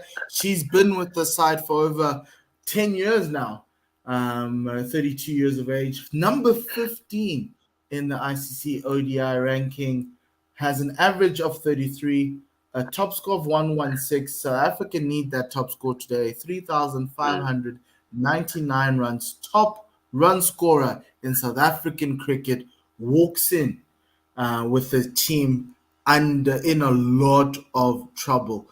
69 for 3. It's going to be tough for South Africa. I still think 150 is enough to beat this Bangladesh team, but it's a net run rate game, and the teams looking for that semi-final spot are looking to this game against the lowest ranked team to get the net run rate up. Salma Khatun gives it a little bit of flight outside the off stump, played off the back foot, punched through to extra cover. Mignon comes through with 3 runs in this first, with her first ball. So score moves up to 72. I beg your pardon, 72. Yes, for 3, yeah. For 3. You know how South Africans feel about net run rate and how we like to put how South Africans like to put their faith in other teams' hands. Yeah, and the thing for South Africa, they've got their the 2 lowest ranked opponents starting off this World Cup. Yeah. So you need to try and take advantage of that. Next ball in from Salma Khatun, straight on off stump, arm ball, defended out to the offside for no run. I'm loving Niger Sultana. She's given herself, she's given her bowler slip in tow. She's obviously not keeping now as Shamima Sultana is keeping. Next ball is short and wide and played straight to the field at cover for no run. Still a bit disappointed in that. I was just seeing replays of that reverse sweep. I'm still so disappointed. A bit makes me bleak. Yes, next ball is punched through to point. This one will not make it to the boundary. It's a little bit of a slowish outfield, Mr. Groundsman, can you please cut the grass? Please cut the grass as the South Africans run through for their second set of 3s in this over. That was off the bat of Sine Lees, captaining in her 20th game for the Momentum Proteas. That is 6 off this over with 1 ball remaining. Very, very good shot. South Africa are very lucky to have these 2 senior ladies coming in now, experienced heads, cool heads, and maybe they can help pull in Otis Gibson. Last ball of the over is full on middle stump, defender back to the bowler, no run. What do you mean an Otis Gibson? What's an Otis Gibson? And Otis Gibson is batting long and batting deep and then accelerating at the end with wickets in hand. If you remember from the previous World Cup, when he was still coach. Yeah, that's actually quite interesting. You give yourself as much opportunity as you can to accelerate with wickets in hand at the end. So you can bat as long as you bat long, you're always in the game. South Africa still have Marizan Cup, Chloe Tryon, Trisha Chetty, and Shabnim Ismail to come through. So it's a very long batting lineup for the South African team. A lot of power hitters are set to come in next. They might spare the blushes of the South African side. A little bit of first game jitters as Ritu Moni continues. Number 88 to Sune Lis, full outside the off stump. Straight ball, no turn, no swing in to the right-hander. Played out to point, no run. I'm going to pose a question that Dave posed to me. What was, and in remembrance of Shane Warne, what was your favorite Shane Warne moment? My favorite Shane Warne moment? Yeah. Whenever he played against South Africa, he just whipped through us. Like, it was insane. But I do think the '99 World Cup was special. Obviously, as a South African, I didn't like it, but he's such a dominant character, and yeah, it's insane. Short ball outside the off stump, punch straight to that fielder at point. Trishna, Fariha Islam Trishna is the fielder at extra cover. I'm loving from the Bangladeshis here, Anis, is that they and I think we spoke about this on our podcast, just restricting South Africa with the lack of pace. There's nothing on offer here. You would have thought that South Africa would have loved some of these medium paces, but they really are struggling against them. A lot straighter and fuller by Ritumoni and defended back out to the bowler no run. As you could see that they've done their homework, and that's what Nigel Sultana spoke about coming into this World Cup. I think a month before the World Cup, she spoke about how excited she was that her team was at the World Cup, the work that they've been doing since they left Zimbabwe, and you can see it now because they've got South Africa in a bit of a situation right now at 75 for 3. Mixed ball driven out to mid off a 4 run, and the thing is they haven't bowled their number one wicket taker in Ramana Ahmed, who has caused a lot of problems for the teams that she has played against. Even in Zimbabwe, she took 4 wickets there. Oh, next ball outside the off stump. It just beat the bat. It beat the off stump. It had a lack of pace. And Sinead Lees presenting that full face of the bat, getting nothing there. And it's a maiden over, a very good over from Ritumoni. Ritumoni in Zim started the bowling with opened the bowling with Jahanara Alam, and then after 10 overs, Bangladesh went into spinner mode with Rumana Ahmed, Shahida Salma Khatun, with Nahida Akhtar as well. This time, they've gone the other way. So they've learned from conditions, understood what the conditions are giving them, and you can see what they're doing right now. We're just waiting to see Rumana Ahmed to come in and give South Africa a lot of problems. As Salma Khatun gets one full outside the off stump, bouncing off a little bit of a length there, defended back to the bowler by Mignon du Preez. Just strangling and stifling the South African momentum in the run, right? Really controlling things out there, or Bangladesh, and it's very good from them to see them actually controlling the tempo of the game. Next ball in down the leg side. Mignon's playing it off her hips out to square leg for no run. I've got a comment from Werner on YouTube. I will read that at the end of the Salma Khatun over. As Salma comes in, full outside the off stump, hit straight to Nahida Akhtar. Remember, Nahida dropped Tasman Brits while she was on naught, but she's had a much better day in the field after that, as this Bangladeshi side are showing their fitness and their ability in the field. Full ball pushed out to the fielder behind square backward point, no run off the bat of Mignon du Preez. The strangle is on. Can Bangladesh just get one more breakthrough to just expose that lower middle order of the South Africans? Salma Khatun coming in, giving it a lot of flight this time outside the off stump, driven out to the sweeper on the offside for a single. Mushida Khatun, the opening batter, is the sweeper on the offside. Just floating that one up, trying to tempt Dupree into playing a rash shot, but not taking the bait at this stage. And 7 balls into the innings. Yeah, next one into Mignon, full outside the off stump, no run there. Mushida Khatun, number 75, she was a top scorer in the series against him. So before the World Cup qualifiers, Bangladesh played a 3-match ODI series in Bulawayo against Yeah. Zimbabwe. It ended up 2-1 to Bangladesh, and it was a low-scoring affair, about 100, lots of 120s, 140s. In that, and Bulawayo is a little bit more of a bouncier track than what you would have gotten in Harare in that World Cup qualifier. But this Bangladeshi side, a really good cricketing side. Next over in Richard Mooney, straying down the leg side and just a little flick down to find leg for a single. Vanna says Just Lazelle badness. Lee coming. Okay, yeah. Yes, you Yeah. know you can say that. You can do that. Lazelle Lee coming into the lineup should make a big difference for the rest of the World Cup. Totally The agree. question is, who do they drop? Do they drop Lara or do they drop Tasman? Probably going to drop Laura. As Moni comes into Sine, short ball on off stump, pushed off the back foot actually with a straight bat down to the fielder at mid on. No run. Richard Moni, 2 balls into a fifth over, 1 for 10. Beautiful. For 2 runs 10. and overs. Good. Yeah. Wow. Full outside off stump, straight to the fielder at point, no run.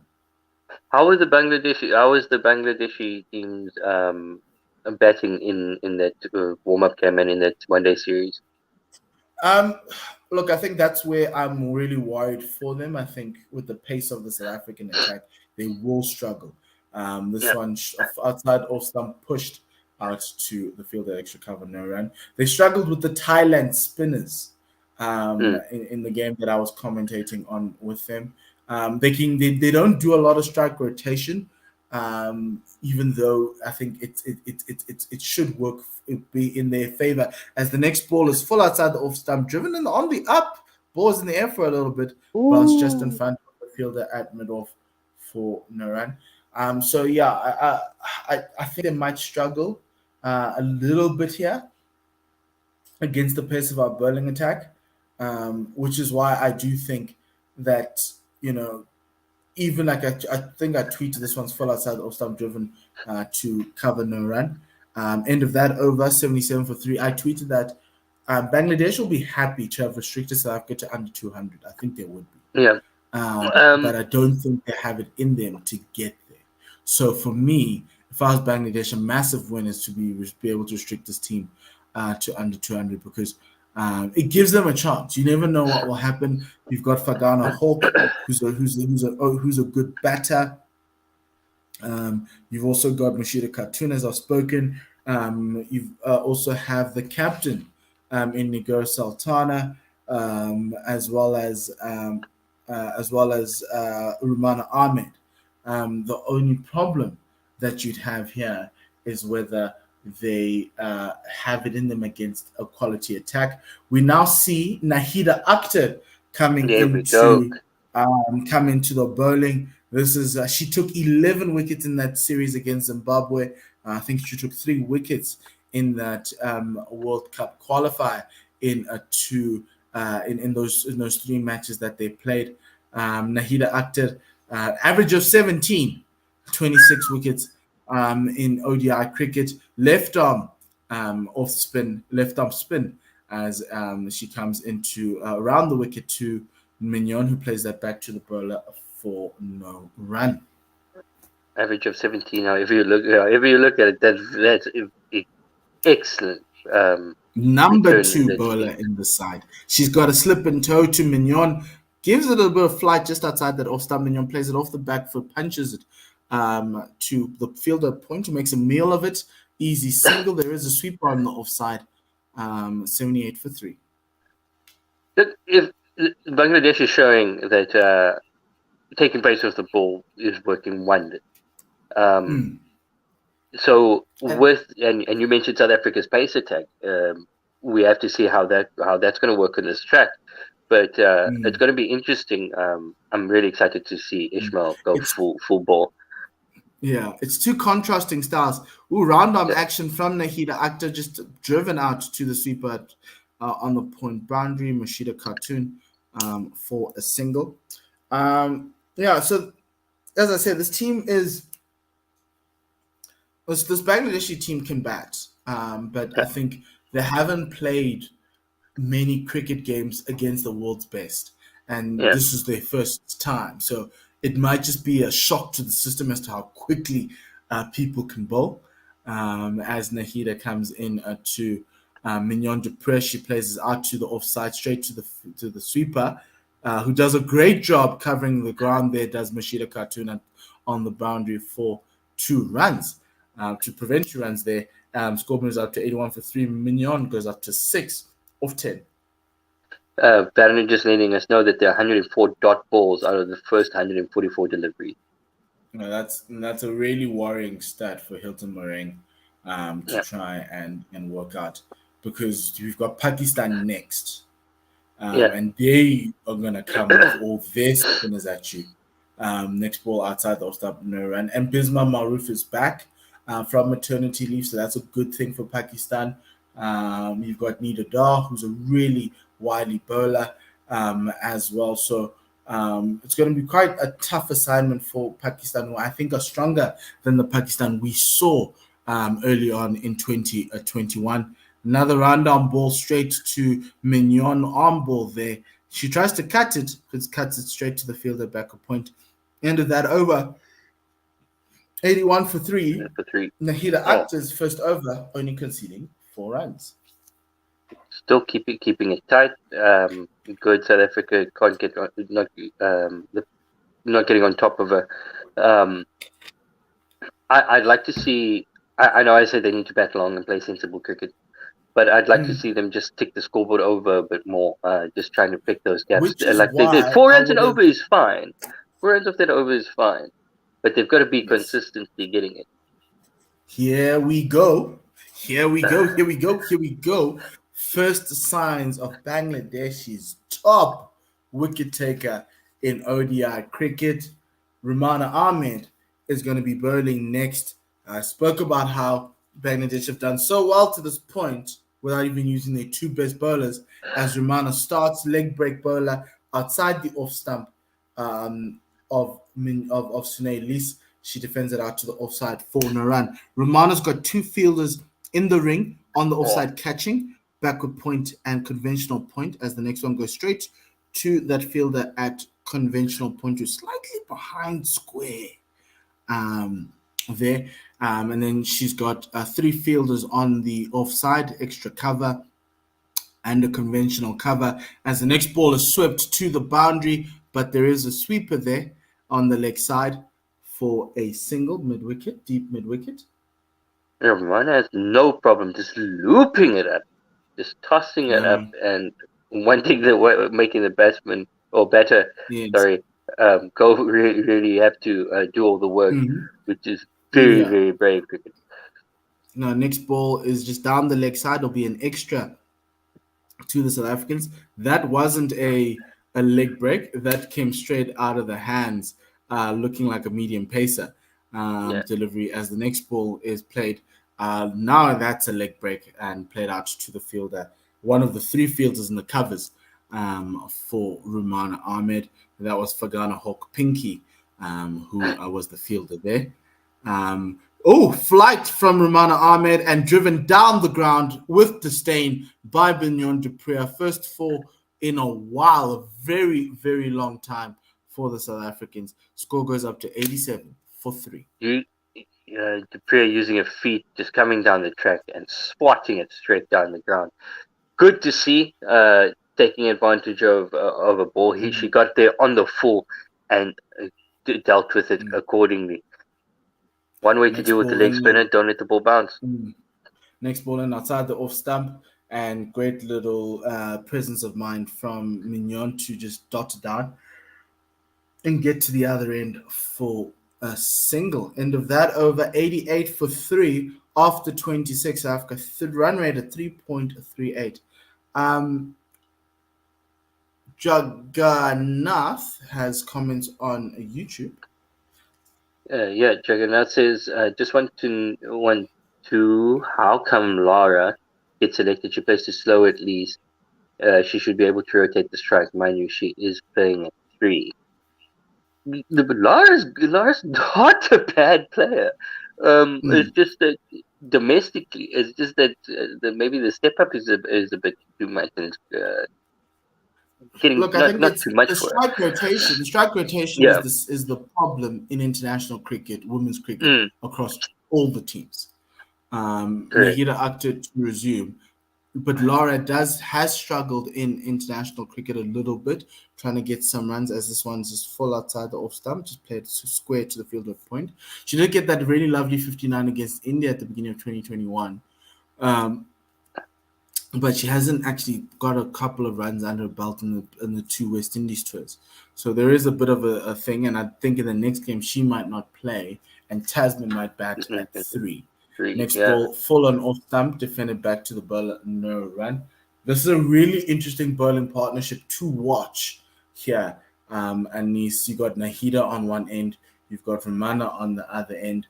Romana's their wicket taker. Nahida's the one that holds up the end and stops the strike rate as this one goes down the leg side, played off the hips. Quick first single taken, but the second one doesn't ensue as Ritu Moni does really good job behind square to prevent the second. Yeah. Score moves No. up to 80 to 89 for 3. No, he'd really getting through her overs quickly, bowling a lot flatter than Romana, who's giving it a lot of air. And Mr. Nahida with one outside the off stump, played out to the sweeper point for a single. Score goes up to 90 for 3. Nahida not giving anything away. Mignon on 14. Snailise moves up to 6. Score predictor has South Africa going to 206. Akhtar into Dupree, who slaps this one to point for a single. The sweeper is out there, so 3 singles in a row. Score now is 91 for 3. Keeping it at just above 3, the run rate just above 3, giving them the ability to they might be trying to play an Otis Gibson as last ball of the over, just driven straight down the ground for no run. I do think the whole aggressive nature and attacking nature has now gone out the window, so they have to just want to bat out the 50 overs, see what they get, and try and get the net run rate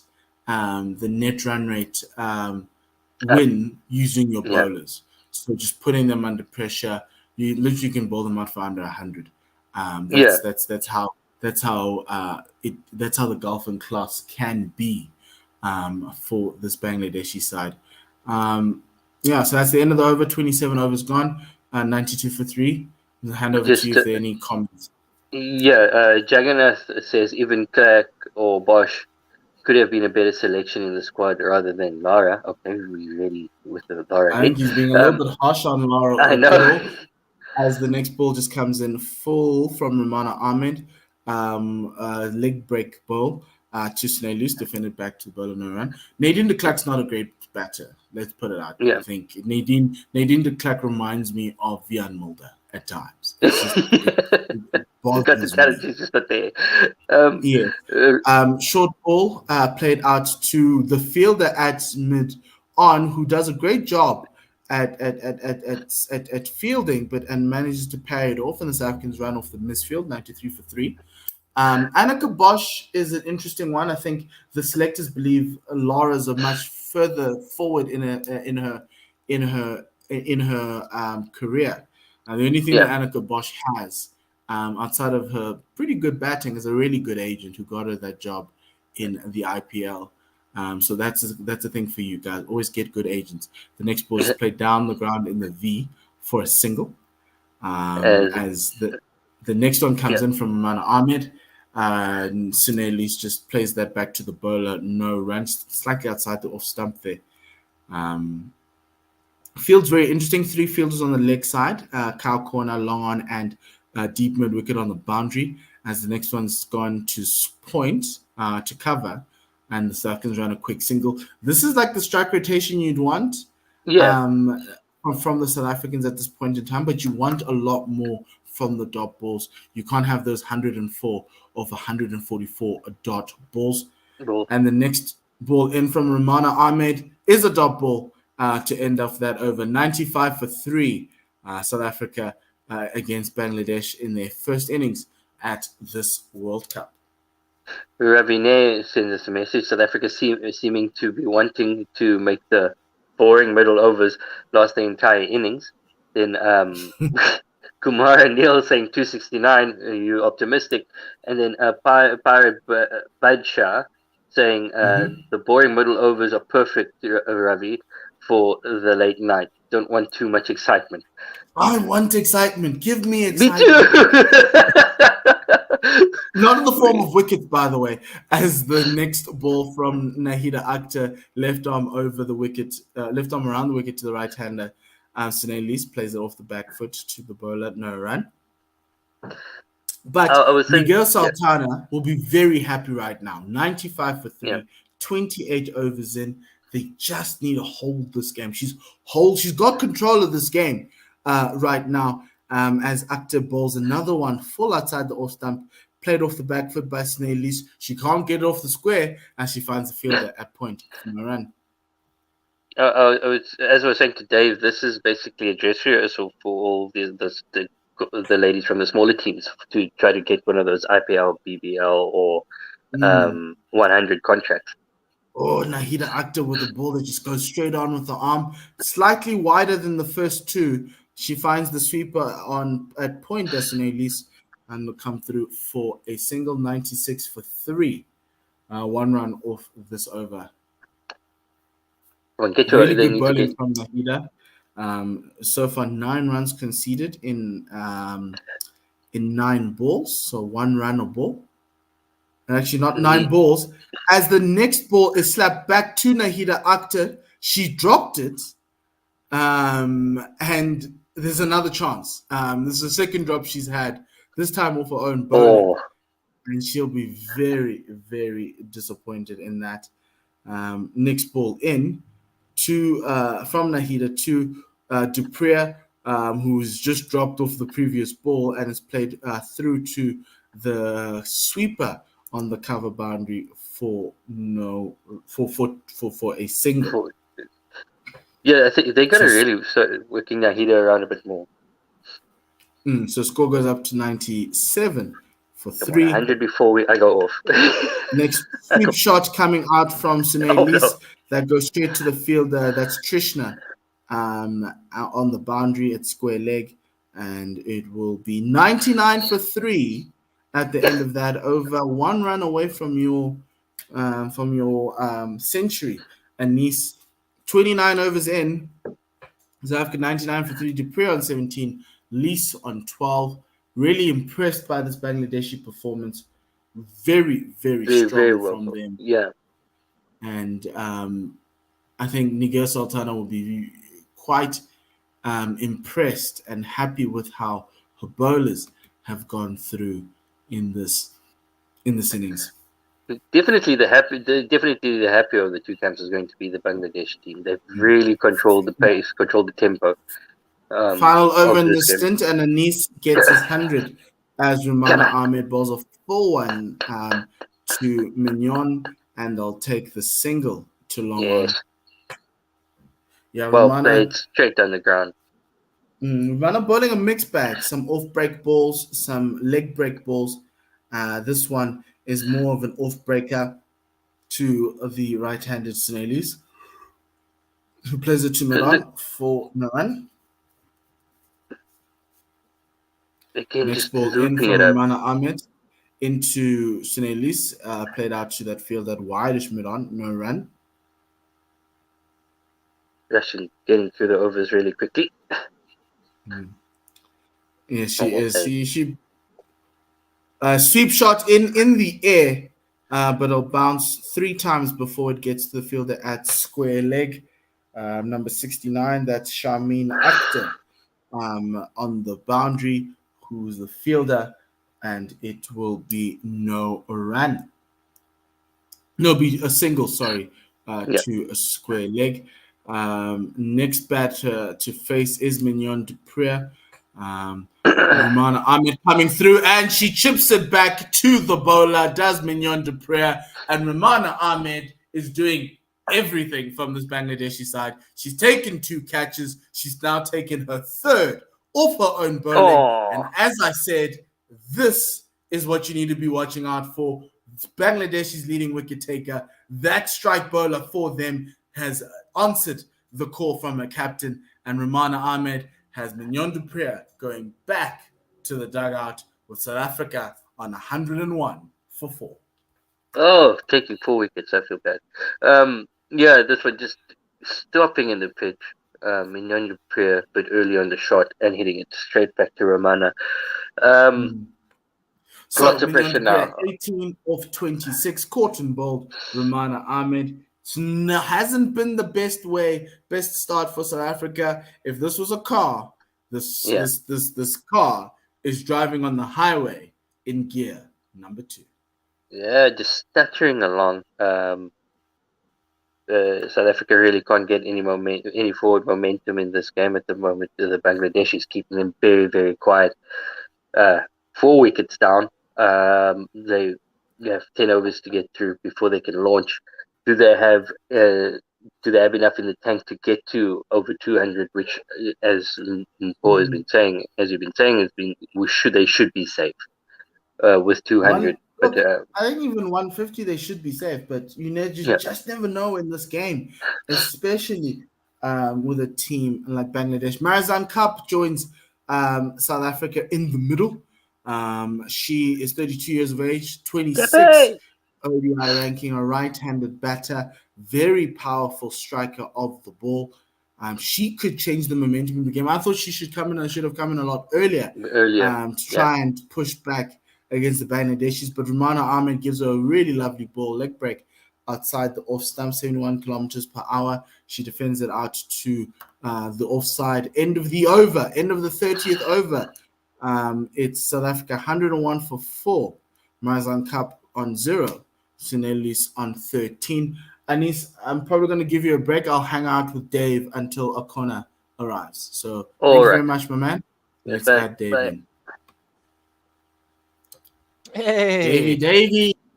Paul, this is the quintessential version of a banana skin team, and South Africa have done exactly that. 101 for 4 after 30, and Bangladesh have taken their opportunities where possible, barring one or two blemishes. I don't know if you want the first ball. This is a sweep shot down to fine leg from Sinelius. It's a lovely placement there from the South African captain. She's going to get 4 from it. She goes to 17. South Africa 105 for 4. And that's the sweep shot we wanted, not the reverse one where I think it was Laura Goodall who got out. Yeah. To the all-round excellence of Romana Ahmed. Absolutely. 105 for 4. First ball of the 30th, and South Africa are going at 3.5. And you almost want to double the score at this point. Traditionally, you would in a one-day game. 105 for 4, so 210, and that's not far from where Score Predictor is saying. This one is short and wide and carved away through the offside. Sweeper will do the fielding, and they'll get just the 1 from it. Marizan Cup back in the squad. She's just faced the 1 delivery, and undercooked. I don't want to say that word, but not a whole lot of game time under her belt. No, not that much. She's been injured, dealing with a couple of niggles here and there. But she's such an important batter in the side, a massive. She can change the momentum, put South Africa back in, put Bangladesh under a lot more pressure with a couple of lusty blows. Yeah, the last one there was just defended off the back foot. There's only one fielder out on the onside. Kind of a deep mid wicket. This one's carved wide of that slip in place. She's going to get 4 here. Zed races away to the third man boundary. So not a bad way to announce your return to the squad. Welcome. Clever shot there from Marizan. Really, really good shot from her. Played it very late underneath her eyes and rolled away all the way to the boundary. There is a slip there, so it wasn't like a riskless shot. But she played that as late as she could. Educated edge.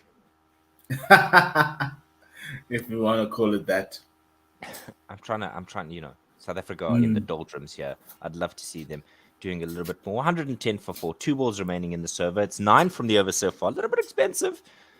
in terms of the flow of this game. This next one is defended by Cup on the front foot. And I know Danae Fanikak will be awake like we are.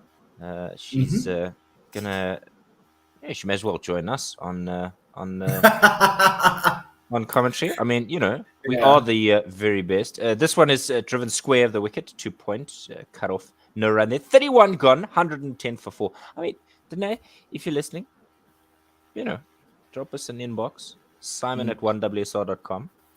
Or Mpo's awake, so yeah. Mpo at 1wsr. Yeah, Simon's going to be awake soon. Innings break, they'll be waking up. Otto's gone to sleep too. We must thank Otto for making sure that our scorecard looks good. Now you can go to 1wsr.com/live score, and you can see the live score as well. Remember, we're also on Patreon, so please do keep us in the grounds. Let us broadcast cricket by supporting us on patreon.com/oneworldsr.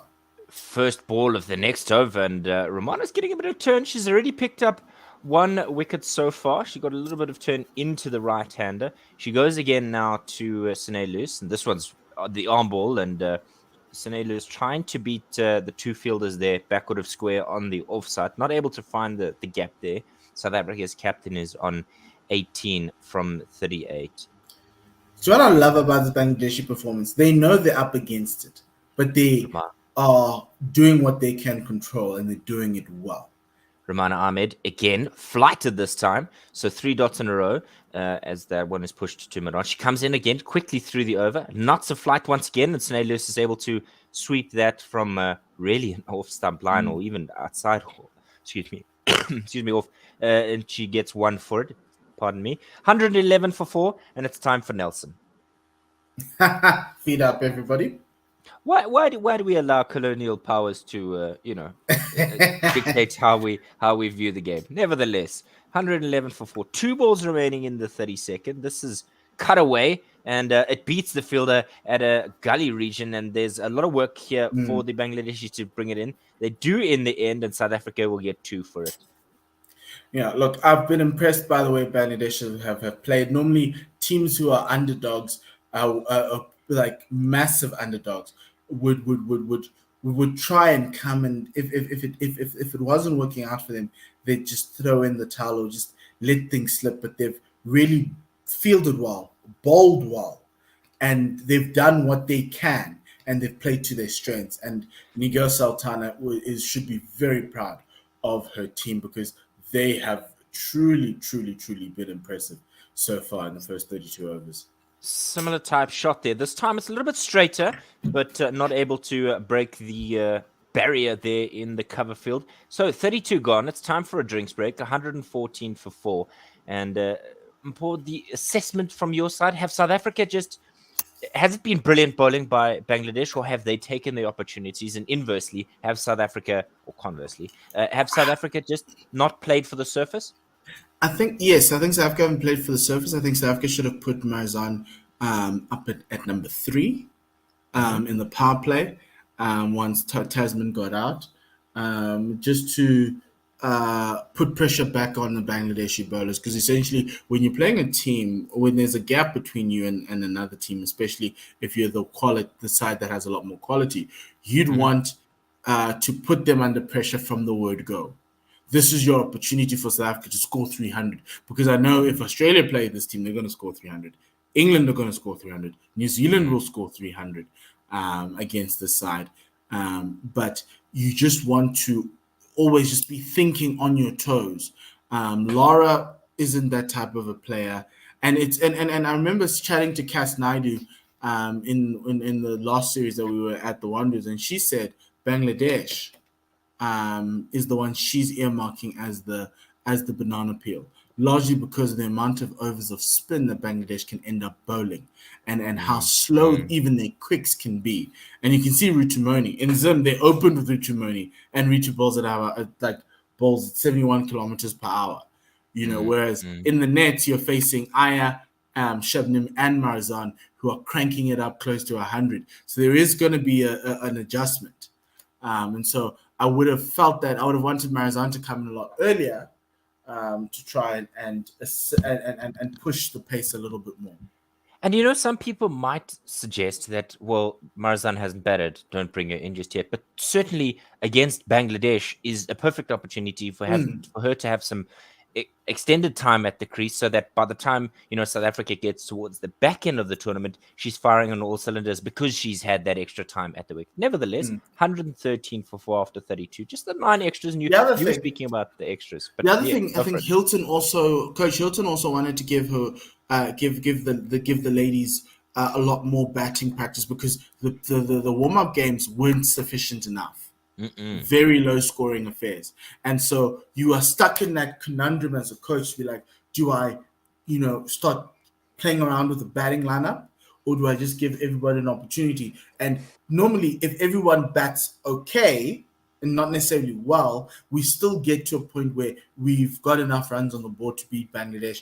The only problem is that you need to think about 7-8 games down the road, 6 games down the road, when we're now going to be calculating net run rate, and we're going to be looking to this game to say we missed out on an opportunity. So it goes to planning of a World Cup and going through that. And I think the thinking in South Africa, in South African cricket, is that not much emphasis is placed on how you navigate a tournament, and everyone is working from game to game rather than having the landscape of a tournament and picking games where you need to put pressure on your team and force them to try and make plays in the tournament. Yeah, it's pacing is the word that comes to mind when thinking about how South Africa navigate tournaments. I think either we start like a house on fire. I think of the Men's World Cup in 2011. We bowled every team out inside the 50 overs and then fell short. Nahida in for the first ball of her fifth over, and she does the fielding off of her own bowling. And then the alternative is you start with a howler and then progressively get better. But I think, South Africa losing a wicket or losing a game up front against a team like Bangladesh in this World Cup would be ghastly. Score predictor saying 215. First ball to Sune Loose in the service. She just includes her own educated edge. It's going to be cut off at the third man boundary. They're going to get 2 for it, and 115 for 4 is the score. Cup is now on 6. Loose on 21. Get that slip in, Nigero. Get that slip in. Ravi Nair says, at this rate, South Africa won't make the semis. Look, they are doom and gloom. They are batting like very Woy Pom Pom. Doomed already. No, but I'm with Ravi. Guys, we need to be better prepared for tournaments, guys. We need to be better prepared for tournaments. Especially for teams preparation like this. Look like to Mpho? This one is a wide and left alone. You know that Bangladesh is going to come at you with spin and slow bowling. You've got spinners in your team. You've got slow bowlers in your team. Let your batters play to that or in the nets. Yeah, sure. And hopefully prepare conditions before you leave to simulate the New Zealand ones. This one is just pushed back up to Nahida Akhtar, and she does the fielding of her own. But I thought that previous one was wide, but umpires not interested in that. 3/4 at long off. There's a fielder on the boundary in the covers, as well as deep back and square and deep square. She just drives this one out to the kind of cover fielder, extra cover fielder. There it does Loose, but she's not able to pierce the gap. Just 2 from the over, 1 to come. And Nahida Akhtar racing through the over. She's in again to Loose, left arm over, and this is chipped to that fine leg fielder. Oh no, it's done her a dummy there. Shame. And that one's gone to the boundary for 4. So 6 from the over and 119 for 4. It was a bit of Cheslin Colby there, wrong way. Yeah, Richard Moni just wrong-footed there on the fine leg boundary, resulting in 4 runs. Nigar Sultan is not going to be happy. She's a very feisty captain. If mistakes happen, she starts shouting on the field and admonishing her players. So she's not going to be happy with that. 119 for 4. Look, I think this was one thing I spoke about. I thought South Africa missed a trick. I thought they could have gone to Zim to play in some of the warm-up games to help the teams prepare for that World Cup before Omicron arrived, because they couldn't play in the World Cup qualifiers, but they were so close that they could have hosted teams here, or they could have gone there, because Thailand were in Southern Africa for like 4 or 5 months before that World Cup qualifier, and you could have seen it because they were the best team in Zim, but they're not at this World Cup. 33 gone, and this is the first ball of the 34th. This is cut away to backward point, and no run there. Yeah, Yes. Thailand deserved it. I think the way things happened, unfortunate, but that one's a dead ball, as Romana's not interested in that. But yeah, it was the spinners for Thailand that really strangled some of the teams there at the qualifiers. Romana Ahmed in, and this one's driven handsomely back up the wicket, and there might be a run out at the non-strikers end. Romana Ahmed, saying that she may have got South Africa's captain there. The umpire's going to go. Yeah, she's stone dead. Like you can see Sunil loose backing up. Walking. Not she is walking, and she knows she's out. Really, guys, Romana Ahmed is everywhere. Like she is unbelievable, an unbelievable all-round cricketer, great fielder, great bowler, great batter, and she is using every single form of dismissal here. Now she's effected a run out. Oh my word. South Africa 119 for 5. Has she got something on that, or has it gone through the hands? It's a difficult one here for Paul Wilson. Yeah, if she's gotten some fingertips. I think she's got a pinky there. I think you can see it almost goes through her pinky, so the pinky would have bent as she got a touch on it. But I think South Africa's captain is done for here. This gives me a moment to see to talk about Ravi's comment on YouTube. The Bangles are fierce and committed, but their talent pool should not match South Africa's. This is not good form from South Africa. And I agree with Ravi. I think it's not good form, and you need to, and it's one of those games as a coach where you need this is where your money is made, because players live up to the big games. You don't need to push, you don't need to G them up for those games. It's this game that you need to G them up for. This is the one where you're like, guys, I need you guys to come through. This is the game that gets you into the semifinals. It's not beating New Zealand. It's not beating India. It's this one that gets you in there. Net run rate. Because if you think about it, you want to try and avoid Australia essentially in the semifinals. A game like this kind of puts you in a situation where you could be seeing Australia in the semifinals. Because effectively, you're like, okay, if we're going to be struggling against Bangladesh with a net run rate situation, we might find ourselves being fourth and playing Australia in the semi-final, and that could be even tougher. Absolutely. Chloe Tran in to join Marzan Cup. She's a right-handed batter. She's averaging 23.3. 1,333. Plenty of threes there. 119 for 5. South Africa's captain run out at the non-strikers end, and she was going along quite nicely. Yes, she played a couple of lusty blows at the Wanderers during that series versus the West Indies, but Romana is going to bowl the next delivery. Just pushed down too long on, and a single there. 120 now for 5, and Romana Ahmed is everywhere, like a toddler. She's just everywhere all at once and just completely manic. Ravi's calling them the Bangladesh women the Bangles, but it's a manic Monday for South Africa. It's really not going well. No, we call all Bangladeshi teams the Bangles. No, okay. I like it. I really do like it. I'm going to use it in the Test series and the ODIs. Driven on the front foot there, on the up from Triumph, so she's not going to get anything for it, but because Romana Ahmed is doing the fielding of her own body. This one's coming into the right-handed Tryon, a spinner herself, and no run there. The Romana Ahmed show here. 5 wickets. She's been a part of 4. The only one she wasn't a part of was the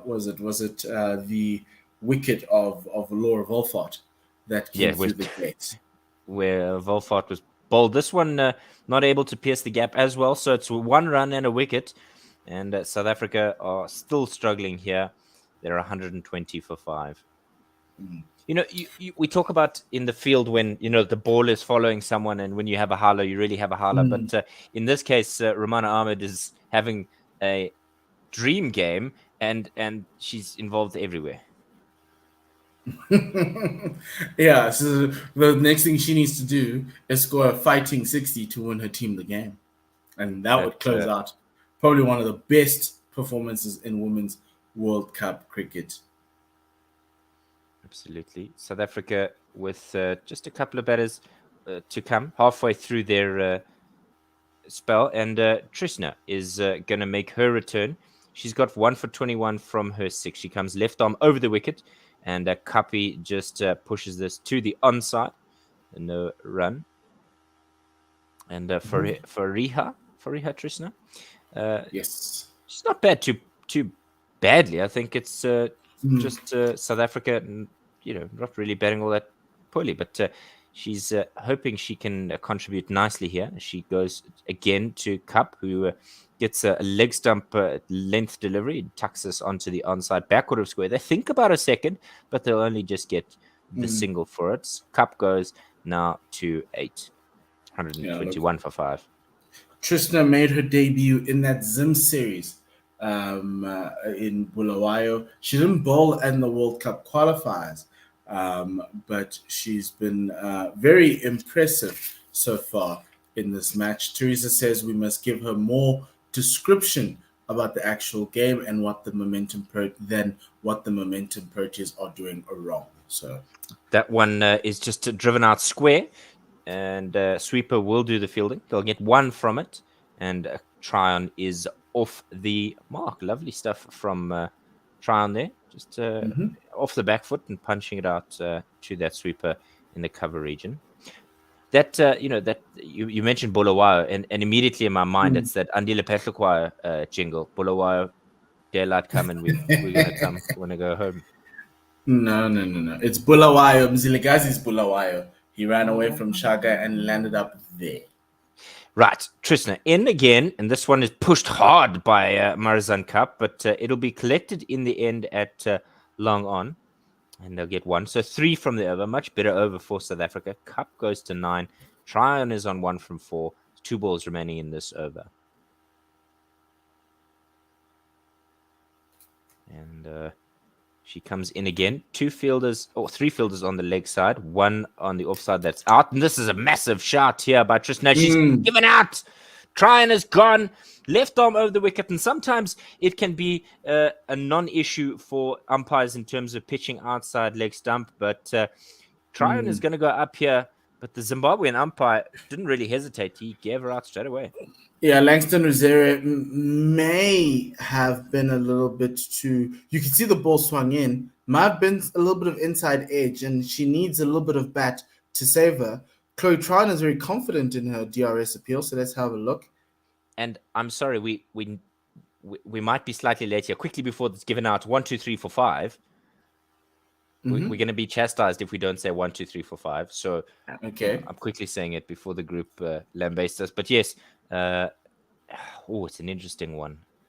Is it going to be the red light? Looks like it's an inside edge. Oh yes. Oh yes. South Africa may have a bit of a let off there. That was a good ball from Trishna. She's getting the ball to swing into the right-handers. And that one pitched outside the off stump and came a long way back into Chloe Tryon. She's really bowling superbly well so far. Yeah, there's an inside edge there. She smashed it onto her front pad. And so, yeah, we can with confidence say 1, 2, 3, 4, 5. 1, 2, 3, 4, 5. 1, 2, 3, 4, 5. Yeah, so now we see Langston Rosario changing his decision, on-field decision. So Chloe Tryon is going to continue in this game. Good review from the South Africans. Please can they teach the men's test captain how to do that? 1 ball remaining in the 7th for Trishna, and she just works this to the onside. Does Tryon is not able to get any runs from it, but 35 gone. 1, 2, 3, 4, 5. Yes. Look, the men's test captain does not suffer for DRS appeals. He just doesn't want them. But yeah, South Africa really struggling. 141 dot balls, 47 singles, 9 twos, 3 threes, and 10 fours. No sixes as yet. just a really hard situation right now with that large amount of dot balls. Start of Romana's new over. This is short and wide and cut square of the wicket on the offside. But there's two fielders there. There's almost two backward points really. There's one squarish straight on the crease, and then one behind square. And Cup has a wry smile, knowing that that area is packed, and so intentional bowling to the field there. This one is just bunted down the ground, and she'll get one for it as Long On does the cleanup work.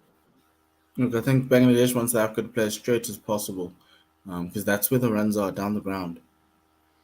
Absolutely, it's where the bread and butter shots are in terms of one-day cricket in the middle overs. This is down the wicket comes Tryon, just to try and punch it back to that down the ground region that we're talking about, but cut off in the end.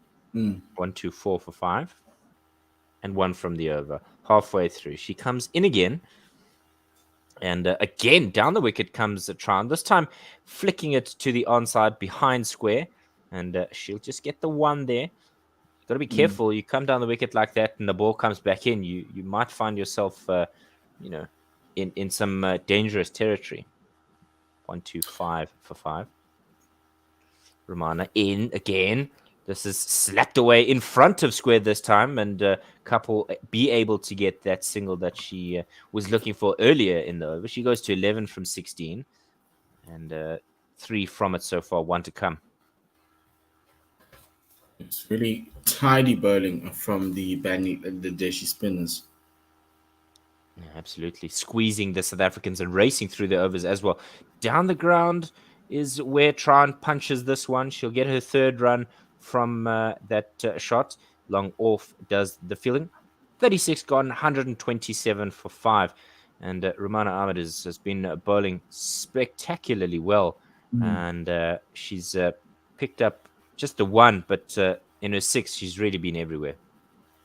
No, she has, and she's taken 3 catches, and effected 1 run out.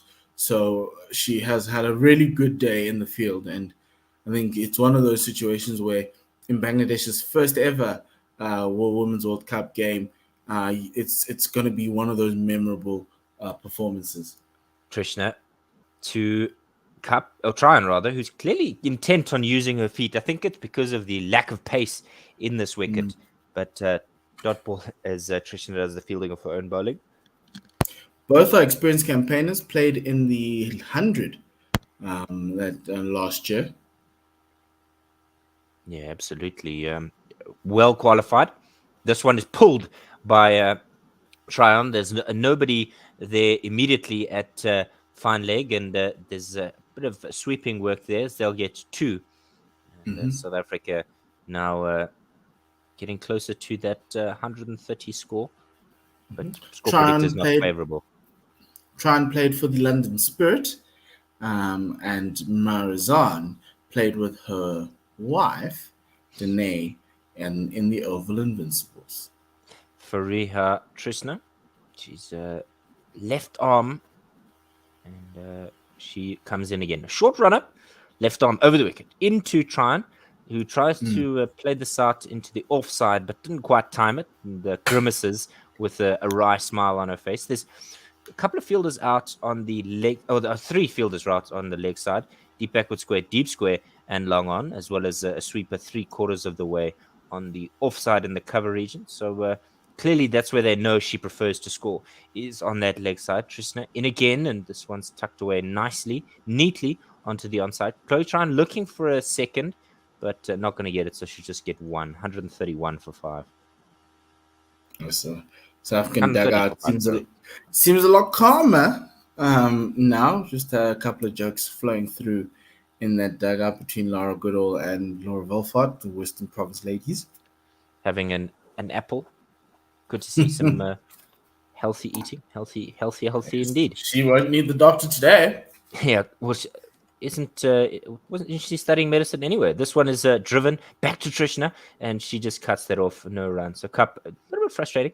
Isn't Laura studying medicine? No, yes. She is. Well, I think she was, and then she got a national contract. So that's kind of now on the back burner because she's. Oh, that's fine. Yeah, I wouldn't mind giving her a doctorate in cricket because that cover drive Doctor in deserves cover drive. Yeah. special Yeah. mention.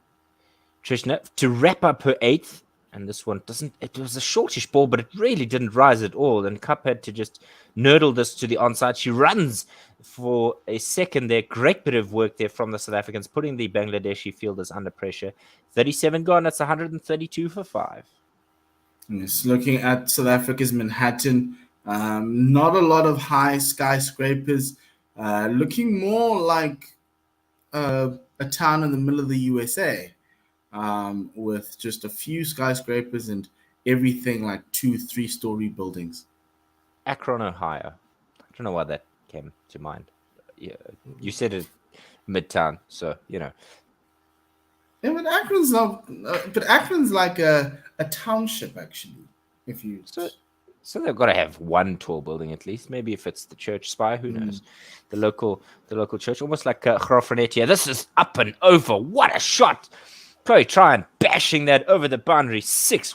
Wow, she's used her feet a couple of times, but not holding back with that one. Shot. Yeah, good to see some aggression. Good to see a boundary from the South Africans, and just putting Bangladesh under pressure. Good way to put pressure on Romana Ahmed at the start of the over, so you don't allow them to build up those dot balls and put you under pressure. No, certainly not. And 80 meters is how long that one went. It was a bit of a scrambled scene there from Romana Ahmed, but Chloe Tron wise to her wiles. Mm-hmm. And a punch of gloves from these two batters. Romana Ahmed even again and trying again down the wicket. She just pushes this though to the coverage. Maybe looking to go a little bit squarer, but no dice there.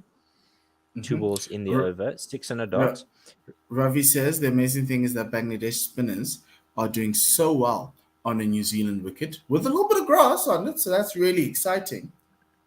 This one is pushed out to Trishna in the covers, and no run there on offer. Romana Ahmed in again, halfway through the over, short and wide, and cut out through that cover region. Sweeper doing the fielding, and they get 1 for it. 2 balls remaining in this over, 7 from it. Very expensive in terms of the flow of the game, but it was that 6 in the first ball of the over that changed things. Romana Ahmed into Marazan Cup. It's floated a little bit and driven out again to that cover sweeper, and just the 1 there. They're on 14 and 13 respectively, Cup and Tryon. So building a nice little stabilization here for the South Africans. Yes. Romana and Chloe Tryon have met a few times before, with Romana taking Chloe Tryon's wicket once. Yeah, this is Bangladesh long took to South Africa in 2018, so long off fielding that series. Yeah, just the 1 there. Sorry, just the 1 there to wrap up the over. 38 gone, 141 for 5. Everybody's on 14 with the bat, and Romana Ahmed collecting 9 from that over. So just the 1 wicket there. By no means a bunny, but do you think she'll have it in the back of her mind? Not really, but I think South Africa, when you did your team analysis, Romana Ahmed was at the top of the list. Fagana Hogg, from a batting perspective, is at the top of the list of people to be worried about. So too Nahida Akhtar. So you kind of give them a little bit more respect.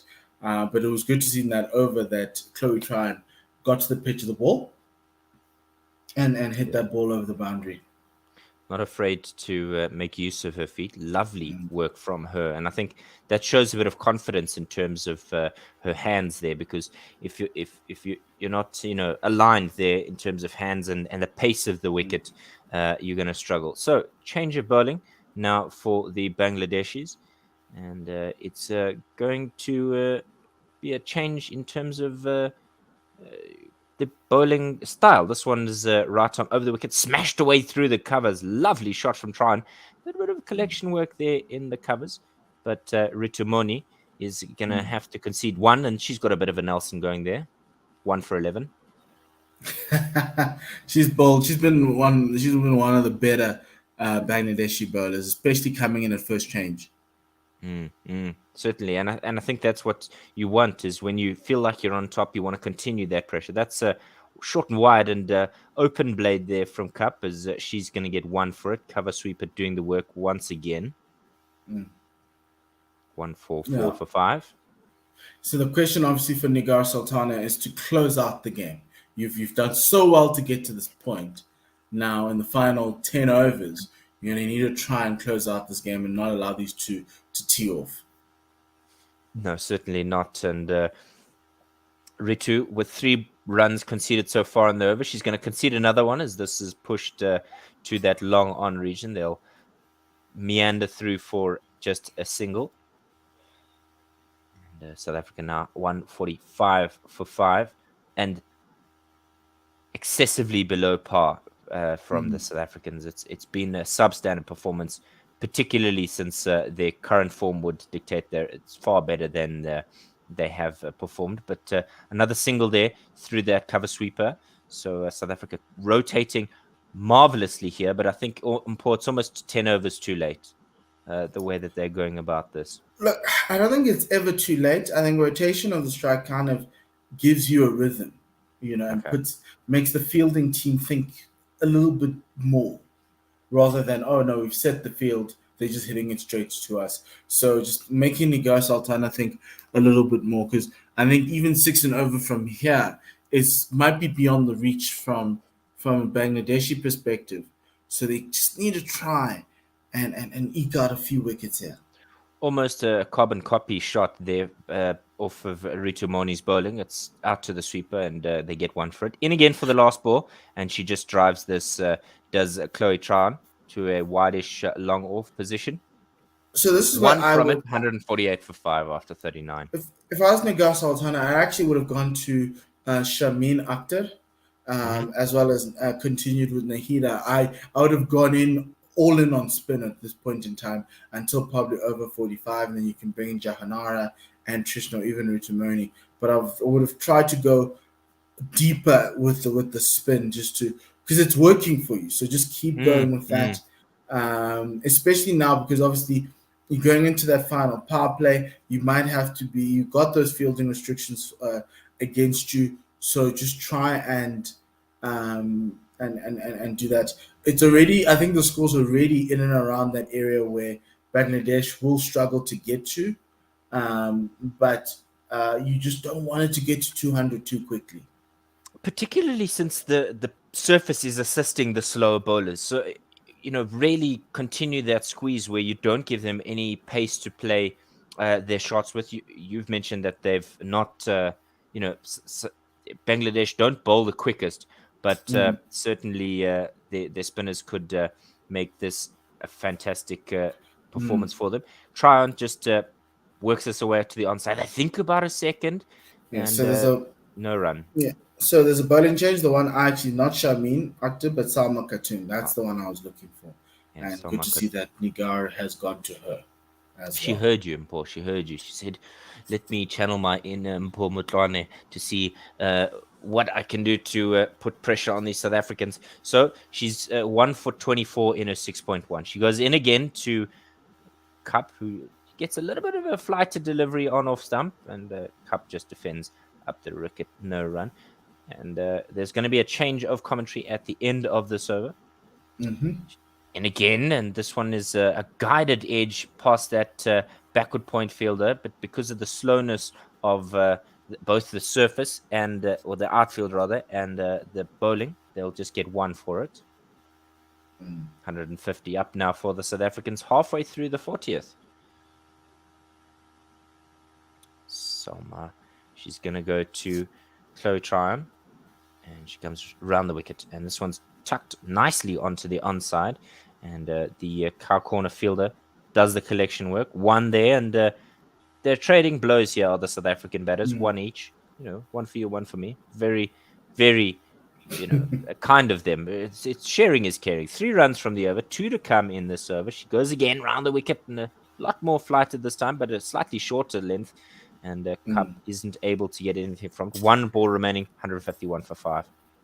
Yes, we've got another game starting in the Women's World Cup. It's a massive, massive game. Game number 3, starting in 20 minutes' time. On one knee goes Cup. Sorry to cut you off there, Paul.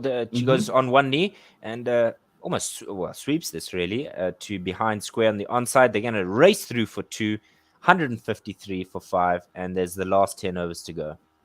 Yes. That game is Australia versus England. Dave, I'm going to take myself off. You'll stay with Anisa Please do. until Mpendula joins. Wonderful. Thank you, Mpo, for your time. And Anisa and I Hi, back I'm together. back. The boys How are you back doing? in town, to quote Thin Lizzy. I've changed unicorns just in case. Do you want the ball by ball? Sure, I'll take ball by ball. Marvelous. Yeah, go for it. Just quickly, the news from Hamilton is that England have won the toss and decided to have a bowl first. As Ritu comes in, and this one is wide outside off stump and left alone by Trion. Score is still 153 for 5. That was wide. Oh, just inside the line. Oh, that's tight.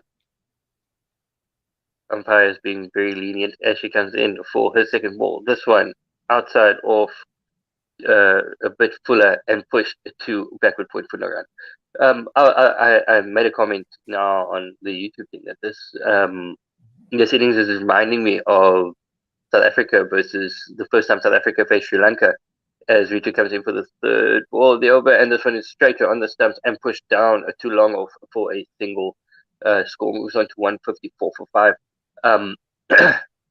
The first time South Africa played Sri Lanka in the 1992 World Cup, where it was South Africa's first game in New Zealand, I think, and the Sri Lankan bowlers just did every last bit of pace off of that ball and just killed any momentum South Africa could have, as Ritu comes in for the fourth ball of the over. And this one is swiped outside off, and it is going to run down to a Bacon third man, a 4-4. Marizanne Cup moves on to 25. South Africa 158 for 5 after 50.4 overs. Short and wide, and but it showed, Anis, how little pace there is on the ball and how the surface is assisting these Bangladeshi bowlers. Because as much as she's carved that away, she's absolutely had to chuck everything at that to get it to the boundary. Yeah, no pace on the ball, so she has to create pace on the ball as Ritu comes in for the fifth ball of the over. This one is down the leg side and has been called a wide. Yes. At least we know that things down the late side. She is upset with Marizanne Cup is upset with herself that she missed out there, but it is a wide, so it's an extra ball score. We've done 159 for 5. It could be an extra opportunity for a wicket, though. Oh yeah, we're looking at positives, not double negatives. As this one is outside off, getting a line right and pushed to a deep extra cover for, and they'll come at a slight fumble in the outfield, and they'll come through for 2, 161 for 5 after 40.5 overs. And one ball remaining in this over, and Ritu will like to finish strong. Definitely. Let's see if she can get her lines right as she comes in now past the umpire. And block hole on middle stump, and it is kept out by Marizanne Cup.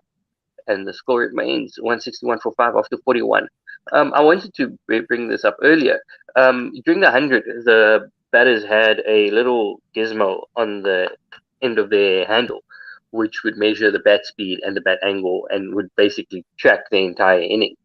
And then would have a digital display that would pop up on a laptop somewhere, so they could analyze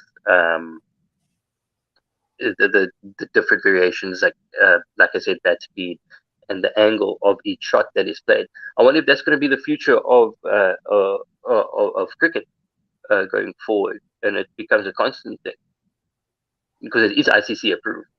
Well, for the 100, as Salma comes in, and this one is down the leg side, and it is helped along its way by Trion, and she is going to get 2 runs, and as the score moves on to 163 for 5 after 41.1. Good shot to start the over. You're just losing a length there down the leg side, and this one is she's coming over the wicket, and it is outside off and just punched down to a long off for a single. 164 for 5 now, as Kieran moves on to 23, and Cup is on 27, who is Speaking facing of- up now. Go for it. As Soma comes in for the third ball of the over. This one is looped up, and it is dug out and just pushed to mid-on for no run. Cup lives in your side of the world in Gqeberha with Yes. her wife, Local Danae goal. Fanny. As this one is looped up again, and she steps across and just whips this one to mid. Whoa, there's a midfield. Lips it to mid wicket as mid on comes over to clear up, but she dives over the ball and it goes down to Cal corner and they grab a single. I'm very happy that we have some representation in this team. This one comes in and there's a top edge, but falls safely between the keeper and backward point who is coming in, and it just lobs up for no run. Trying going on the sweep, but getting a top edge, and it is safe. Oh, didn't know too much about that. Maybe a bit of a late reaction from the wicketkeeper there. Yeah, it was her ball. It was close enough to the stumps for it to call it, and just didn't react in time. As we have the physio out. Did she get a bit of a knock in the head? Presumably, just to keep an eye on Clotron. One ball remaining in the 42nd, and Werner Erasmus is saying, good to see Chloe looking fit and strong. Vital partnership this to get Proteas to a defendable score. If you have jinxed her, fans of that, what have you done? You will not be popular whatsoever. She's got the highest strike rate since the last World Cup. 41 to 30. Yeah, very good to know. Very clear. 172.5. That is wow. That's a fantastic strike rate. Yeah, she's not afraid of giving it a bit of a bash. Oh, she's going to need to today, and she's going to have to, if South Africa want to reach safety, as we could say. Yeah, they've both given themselves a good platform here. They're into the 20s, but they've got what after this ball 8 overs left. South Africa need 200 or more to feel confident of winning anything. Paul is saying 150 odd, but I don't like that. We don't know what the bowlers are going to do if they're running in a pace, and what the Bangladeshi batsman will do as Salma comes in for the final ball of the over. This one, a little bit of width outside off, and it is just punched down too long off for a single. Well, I don't know what they're going to do with pace on the ball, and the South Africans do have a formidable pace attack. Not sure if they're going to just try and take pace off the ball most of the time, but if the ball is hitting the bat quite hard, we might see a different side of this wicket. What do you think, Anis? Would it be something that the South Africans will try and blow away the Bangladeshis with raw pace, or do you think it will be skills that will be the one that is the difference between these two teams? I think, as Rutu comes in for the first ball of the over, and this one, as Kiran takes a couple of steps forward and punches this one down to deep square leg where they take two. The score moves on to 168 for 5. I think first up going in, they're going to try that pace barrage, just to see how the pitch is going. If it is slow and the deck is holding up a bit, they might change tack going into maybe the second power play, as this one is wide outside off stump and is left alone and no wide given. Again, yeah. No, mate, I know you're a neighbor there, but come on. I mean, even so, cheapers, that was nigh inside the line by the value of a stepped across quite a bit. So we need to, yeah. So she had every opportunity to hit it. I think that's the saving grace for that ball. As she comes in for the third ball of the over, ready to face, and this one is outside off, and it's driven beautifully through the covers. But the sweeper at Cow Corner cleans up, and she only gets 2 for that. 170 for 5 after 42.3. Sweeper at Cow Corner in the side? Come on, Anis. I know it's the middle of the night. I'm sorry. Sorry. He comes around from backward point and covers this deep extra cover. as this one is sliced out to cover for no run. I apologize. Let's just go around the field until we get there. Yeah, we'll Fine. get there Deep eventually. backward square, cow corner. Cow corner, yeah, okay. I apologize. Backstop. Again, I'm suitably chastened. As this one is wide outside off stump, and this one is punched through to deep extra cover, and this one goes straight through it, and it is 4 runs. A boundary for Crown as she moves on to 32. Score moves on to 31.74 for 5 after 42.5. It is a bit late. I apologize. No worries, no worries. I just give what I got from a very good Barry Lamson, who's in Umpire to be honest with you, Umpire Barry scares me.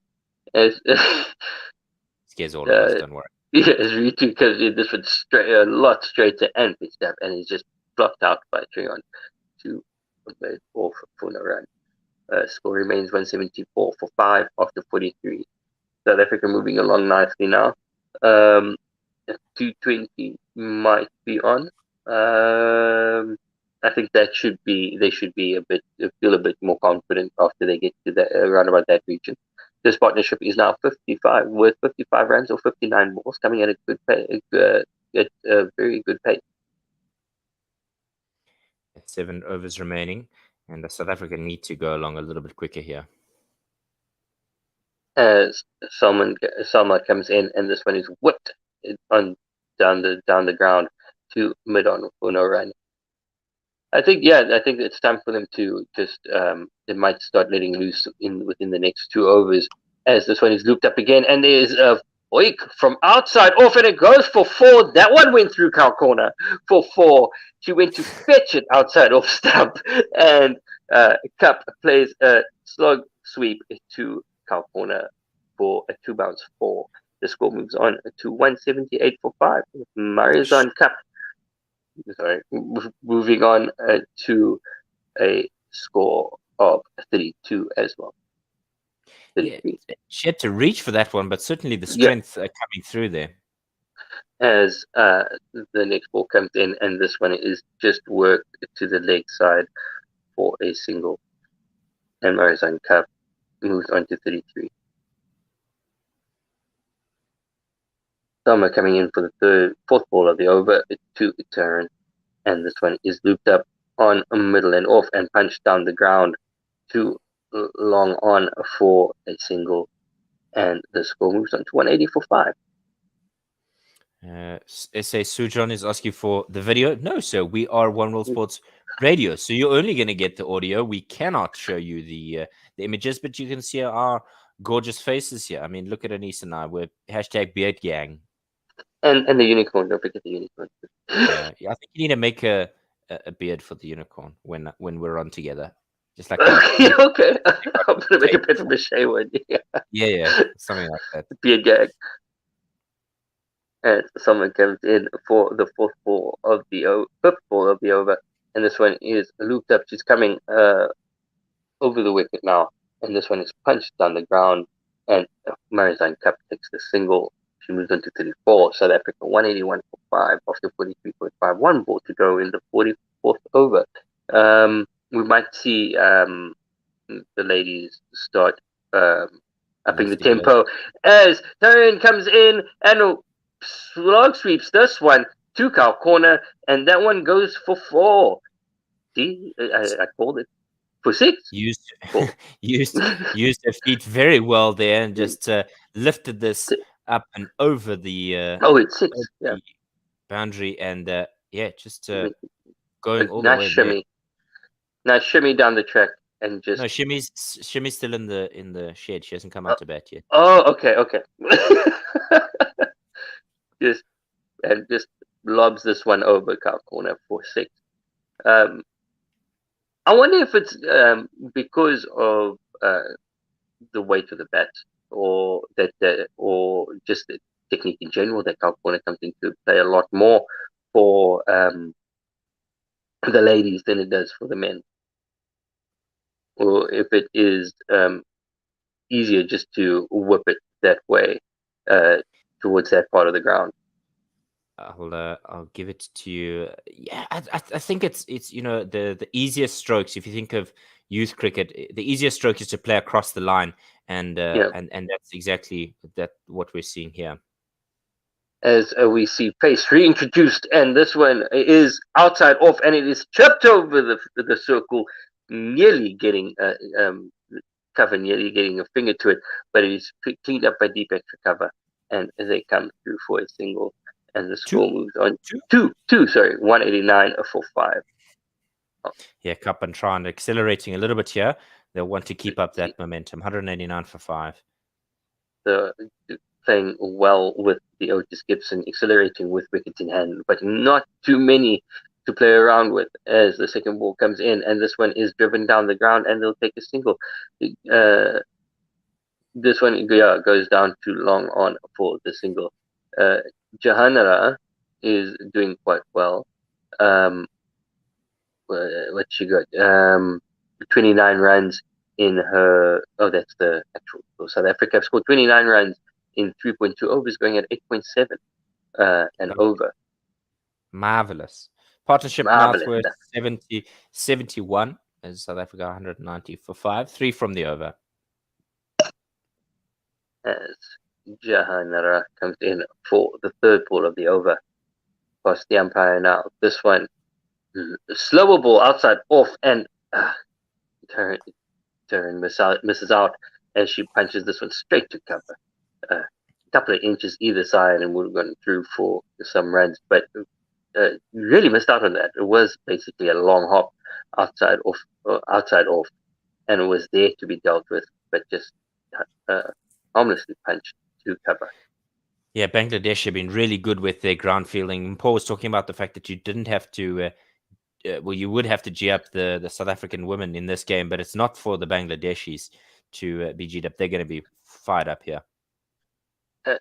As this one is straight on middle, and Tyron tries to whip it to the leg side, gets leading edge, and it goes all the way to mid off for a catch. And South Africa lose their 6th wicket, and the score is 190 for 6. Just getting beaten again in the air. Was very full, and she played across the line, got the leading edge, and it just flew gently to mid off, and a straightforward catch taken as Jahanara gets the wicket, and it is caught by Supta. Shamin Akhtar. Oh, yes, it takes the catch. Yeah, it's interesting for me that they've got like nicknames that they're putting on the scorecard. You wouldn't like you wouldn't put Biff or Punter or Gilly or Gary on the scorecard. Oh, Gary Barling. Trisha Chetty is going to be the new batter. She's been in and out of the squad recently. It's her and Sunala Jafta that have been donning the gloves for the South Africans, but she needs to put in a quality batting performance here, and she's got to go quickly almost from the beginning. Yeah, she's got to stake a claim for her spotting the side, just to be a more permanent fixture. As Jahanara comes in for the 5th ball of the over. Bisha Chetty just looking around the ground, trying to spot some gap. She's played 121 games, 2,599 runs, average of 29, 16 50s, and the best of 95. You would love 50, but off about 20 balls. Yeah, that'd be great. Oh, this one is outside off stump, and there's a late cut down to third man for a single. The classic limited overs relief shot, just the little tap down to third man for a single. Well taken in the end by Akhtar.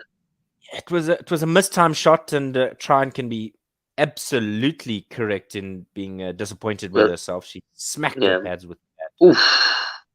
Is she going to get a fine for that? We know that the ICC really likes to go over players who go after players who show a tad too much emotion. Score is 191 for 6, 1 ball left in the 45th over as Jahanara Runs in now past the umpire. This one slower ball outside off stump, and it's just dug out by Marizan Cup for no run, who remains in 37. The score stays at 191 for 6. With 5 overs to go, South Africa really need to accelerate now if they want to reach the safety of the mental barrier of 200. Yeah, absolutely. And, Paul was talking about it earlier in terms of extras from some of the, I don't think it's fair to call them minnow nations, but nations lower on the ICC rankings. And they've kept it quiet here. 10 extras. I mean, that's not a bad outing with the ball, particularly when you've got South Africa, who are a quality side on paper. Yeah, it's, I'm very impressed with the Bangladeshi lady. They've really they've come out here and they've really put on a top performance to keep South Africa relatively quiet as Krishna continues, and it's a slower ball, and Chetty goes for the pull but misses, and the keeper misses it too. So they managed to scamper through for two sneaky runs as that ball just went through everybody, and the score moves on to 193 for 6. Yeah, could so nearly have taken that leg bail as well. It was so close to the stump. It was wrong-footed. Looked like a keeper facing Mo Salah. As Krishna comes in for the second ball of the over, there's a massive amount of swing and a huge appeal given. Trisha Chetty is caught in front, and the umpire raises the finger. This is going to be really, really. I mean, unless she's got a bat to it. Unless she got bat to it. If she's going up for this, she's gone up. Yeah, it's more like, why not? Because I'm the last recognized better. Whereas, Chloe Tryon, she was confident that she'd inside it. So maybe some fortune for Chetty. If not, she'll be gone for a single. And, as you can see, as soon as she went up, there was a shrug of the shoulder from Marizan Cup. Just waiting for the replays. Here we go. And this one is pitching on, off, straightening. And oh no, she did. Unless the height saves her, but she was playing well back. But this one hit her right in front of middle and off. Yeah, I think the bounce wasn't too favorable for the South African keeper. As Mpendulo joins us, and we blame him for the wicket. Thank you, gentlemen. It's your fault, mate. The wicket is all you. It's a Jeff. The ball is moving mild. Got a good stride in batting outside of crease, but nah. 3 reds, I'm sure of it. Dead. So dead. Hitting middle and off. In the middle and off. And Trisha Chetty has to take the long walk back to the dressing room. The umpire, it's confirmed the umpire's decision stays, and Trisha Chetty is trudging off the field to the dressing room, and she will be joined by the new batter. Ismail. Yes. Shibby yo, shibby yay. Gents, this is where I'm going to leave you in each other's competent hands. Thank you, Dave. And, no more wickets, please, and about 300 more runs in the last 4. Have a good evening. Great stuff. Yes, thanks, Dave. Are we all good with our needs as things are starting to look bad here for the momentum Proteas? Don't blame me. It's you. You got this wicket as soon as you came on. You taking over ball by ball? I'll be absolutely no problem, because we saw there that Trisha Chetty was already walking even before there was the review. She had her gloves off. She had everything off. She was like, okay, that's gone. But they just tried their luck there with the Protea women, as the third ball from Trisna comes through and it heads straight. Slight miscommunication there by the two ladies. It's Marizan Kap and Shabnim Ismail who are at the crease trying to last thing make South use Africa needs of the is last another 5 run out. overs. Yeah, the last thing they need is another run out. 3 balls left in the 46.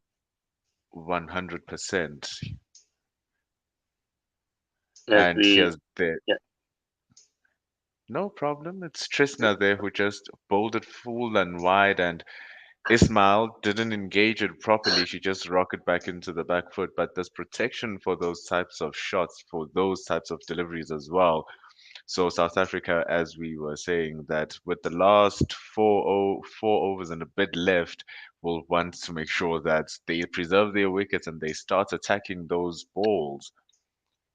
Yeah, Ishmael is probably just is going to have to give herself a couple of sighters before she goes for it, and that just adds to the stop-start nature of this South African innings, as there's a fielding change and we have to wait for a bit. There they go again. Finally, Ismail is able to get a single through. But I suppose that Bangladesh will be happy with that single as Ismail rockets back onto the back foot. She plays the exact same shot, but this time able to get the gap out of those covers. But Gap is the danger woman here. She's the one who's in. She's the one with the eye. And they'll be happy that they can try and restrict that last single and get Ismail on strike for the 47th over. Yeah, Marizan's going to have to go for it and try to get as much strike as possible, and it's going to be up to Ishmael to feed her the strike early in the next over. The more balls to Marizan Cup, the better. Very good analysis and a very good single to just back you up as Trisna strays a little bit straight. It was full and Gup, understanding what she needs to do, understanding that she needs to keep strike, she just pockets that into that area on the square, and she's able to end the 46th over with a single. As South Africa now move to 195 runs for the loss of seven. And most importantly, as Jahanara starts her eighth over, we have Marizan Kap who's on strike and looking to accelerate the matters for the momentum Proteas. Yeah, it's the Sri Lanka bowlers are still getting the ball to move heaps. So South Africa have to be vigilant while also really attacking. They have to be on the top of their game right now to accelerate as needed. Oh my God, that is a good shot, but it's a good shot that counts for just one single. As you can see, Marizan Kap It is was not happy with so that. pretty. It's That very good shots, but as this is the price of a good shot, but being set to a good field. Jahanara understanding her tasks at the end of the inning for the bowling side here, Anis. The most important thing is not about getting wickets, but it's making sure that those runs dry up as much as they can to restrict and break down the batter's confidence. that is 100% correct. South Africa are going to look back at these last 10 overs, and they might be a bit disappointed that they weren't able to Mm. accelerate as much as they wanted. But to be fair, they didn't have that many wickets in hand, and the middle overs may have cost them with not rotating the strike as much as they would have liked. Just shows the foundation of those middle overs as well that you must always keep the score ticking as the second over or second ball of the 47th. Jahanara this time almost squaring up Ismail. She is a left-hander there, Ismail, and Jahanara with that right arm coming over, she's looking to cut it across Ismail.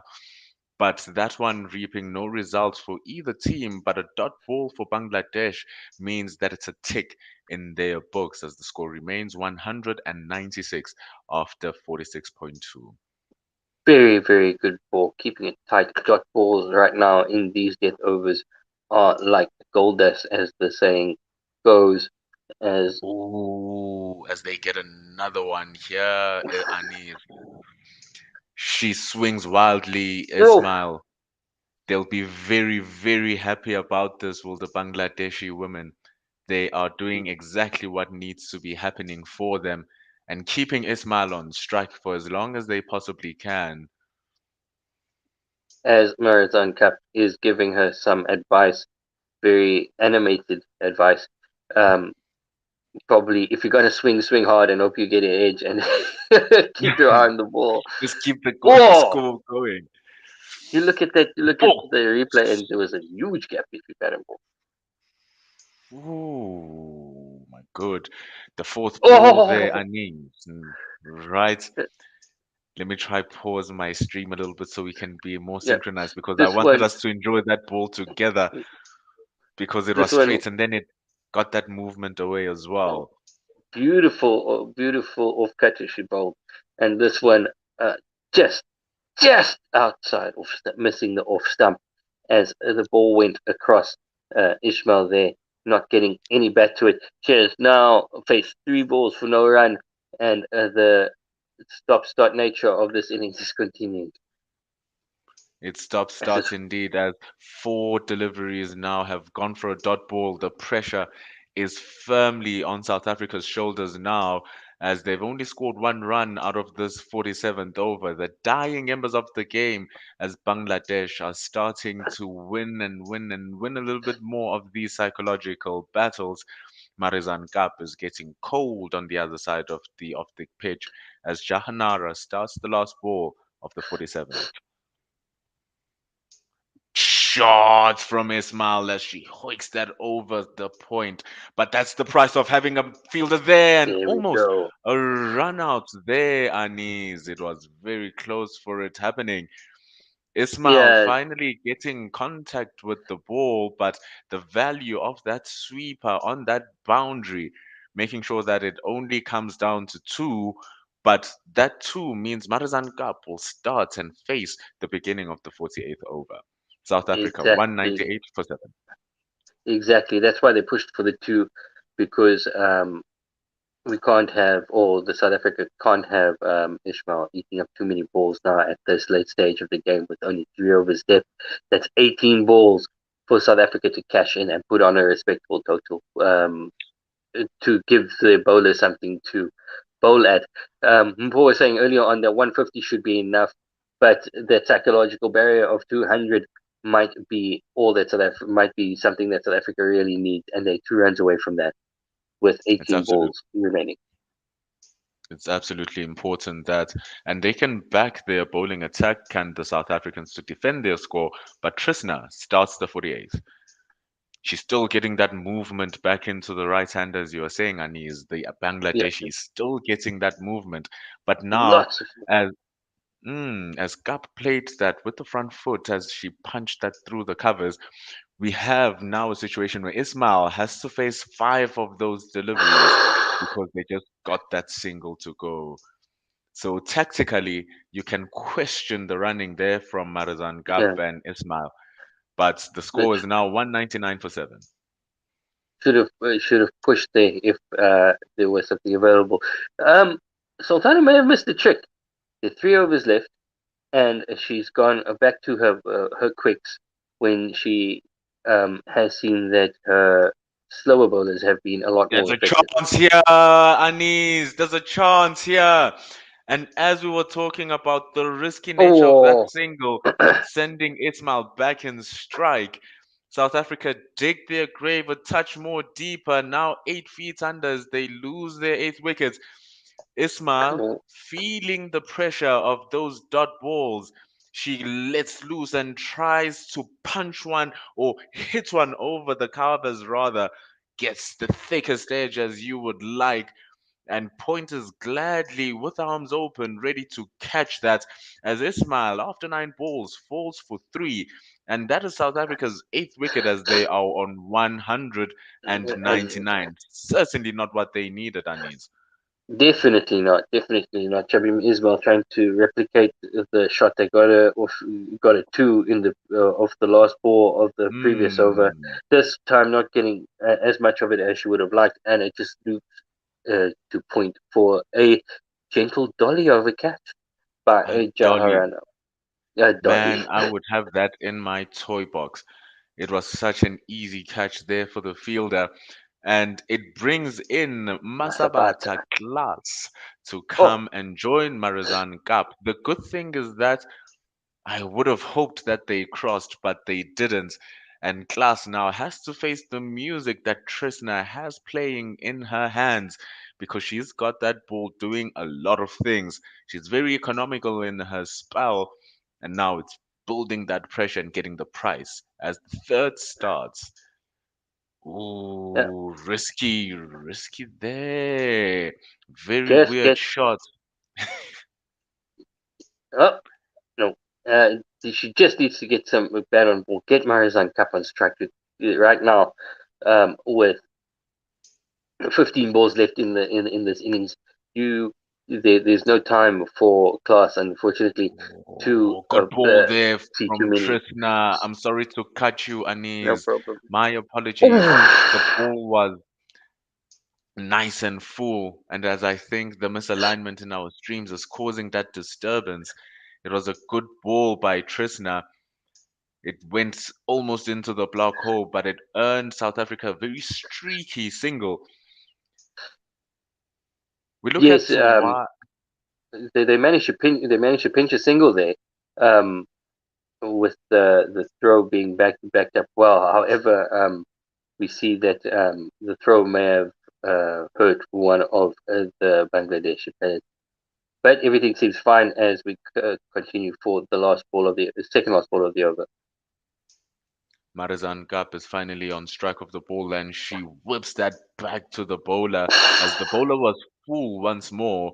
Marizan Gap looking to let loose, but now what should be going through her head is where can I find the gaps so that I can face the last 12 balls? She's looking for that one to end the 48th over so that she can start the 49th. It's Trisna. Gap goes up into the air. She goes over the midfield, but the ball lands safely as the Nice. two fielders converge. Just But very smart running. No, Marizan Gap. Did she run two? She yes, ran 2 runs, Marizan Gap. She's banging the bat on her thigh. Did she want a six? But even if that was the case, she should have understood that there wasn't going to be a boundary there, Anis, and kept it she to a one so that she can preserve strike.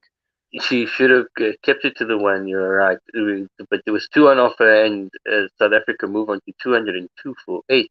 Um, but all the best for the team. They've now passed that 200 run threshold, and they should be a bit feel a bit more comfortable now. But they need to. They have 12 balls left to put on some extra runs and make this chase so much harder for the Bangladeshi. 100% as Jahanara starts the 49th over. She's wide on a crease and she doesn't pitch that as the full toss is clubbed back to mid-off, who misfields the ball and the ball allows Yes, for a single to happen. In the very first ball, Jahanara will certainly not be happy that she's lost the opportunity to bowl to the new lady in Masabata class. Now she has to deal with Marazan Ka. and Marizan Cup is going to look to unleash um, right now and maybe get to her 50 in this over. She is on 42 off 42, 43 rather, and she can sniff a 50 yeah, at the She's death. been She's been playing well and deserving. Jahanara running in for the second. Ball is short and wide. Cup goes to cut it, but the ball seemingly never arrives to her, and she misses out on an opportunity to score a boundary there. When we saw the field there, Anis, we saw that the players who are out on the boundaries are the players outside or inside the V, rather. That is from your Yeah, cow corner to right up to your long cover with the man or the woman right up there at the sweeper boundary, stopping any shots across the V. So that cut, if it went through, would have certainly bagged her a boundary. yeah. As we look at the field now, we've got uh, a gully, a point, a cover, and a mid or a straightish middle, and Marizan Squilling is Cup goes long, Anis. I don't know how there. far We away you go. are from There we me, go. It but it is goes up into you. the air. Oh, and it's gone straight up and it's taken. Oh, Marizan Cap gives it away at the end. The school, goes deep. She had to go for it.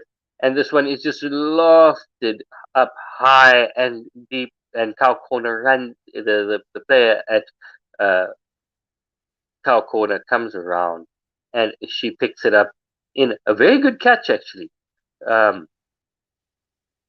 Coming forward, nearly lost it. She maybe underran it a bit, and she takes it quite low to the ground, and it is a fantastic catch in the outfield by the Bangladeshi fielder.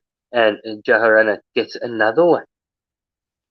Pinky was running in from the boundary. The ball was long. Marizan Cup felt like she needed to let her hands go. She has been away from the strike for a while, and those accumulated dot balls over the past 2 overs, Anis, they built up the pressure on Appreciate, yeah. the main lady out in the crease. So she felt like she had to find ways to break the barrier.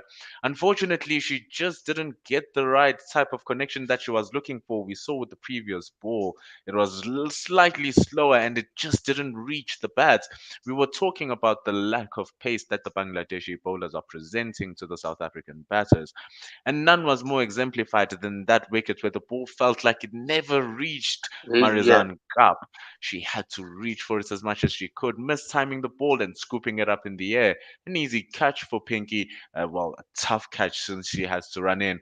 And now who is running in is Jahanara to see if she can bag the 10th. It's so nice yeah, and so full, going for the stumps, but it's a dot ball, importantly. and this one is just pushed outside off for no run. South Africa 203 for 9 with 8 balls left in this innings, 2 balls left in this over. It's going to be relatively difficult to see how South Africa can get a couple more runs from here. It's an easy dodge ball there for Bangladesh once more. The ball seemingly turning or seeming or swinging back in to the right-handers. Ball just defended for another dot ball, and it's becoming problematic now for South Africa. If not problematic for them, very fortuitous and great for Bangladesh, because now the score is really, really, really being restricted by the bowlers being incredibly disciplined in their lines and lengths. Yeah, the Bangladesh is bowling a lot of cutters here to death and keeping it really tight. Only one run off of this over, and the wicket.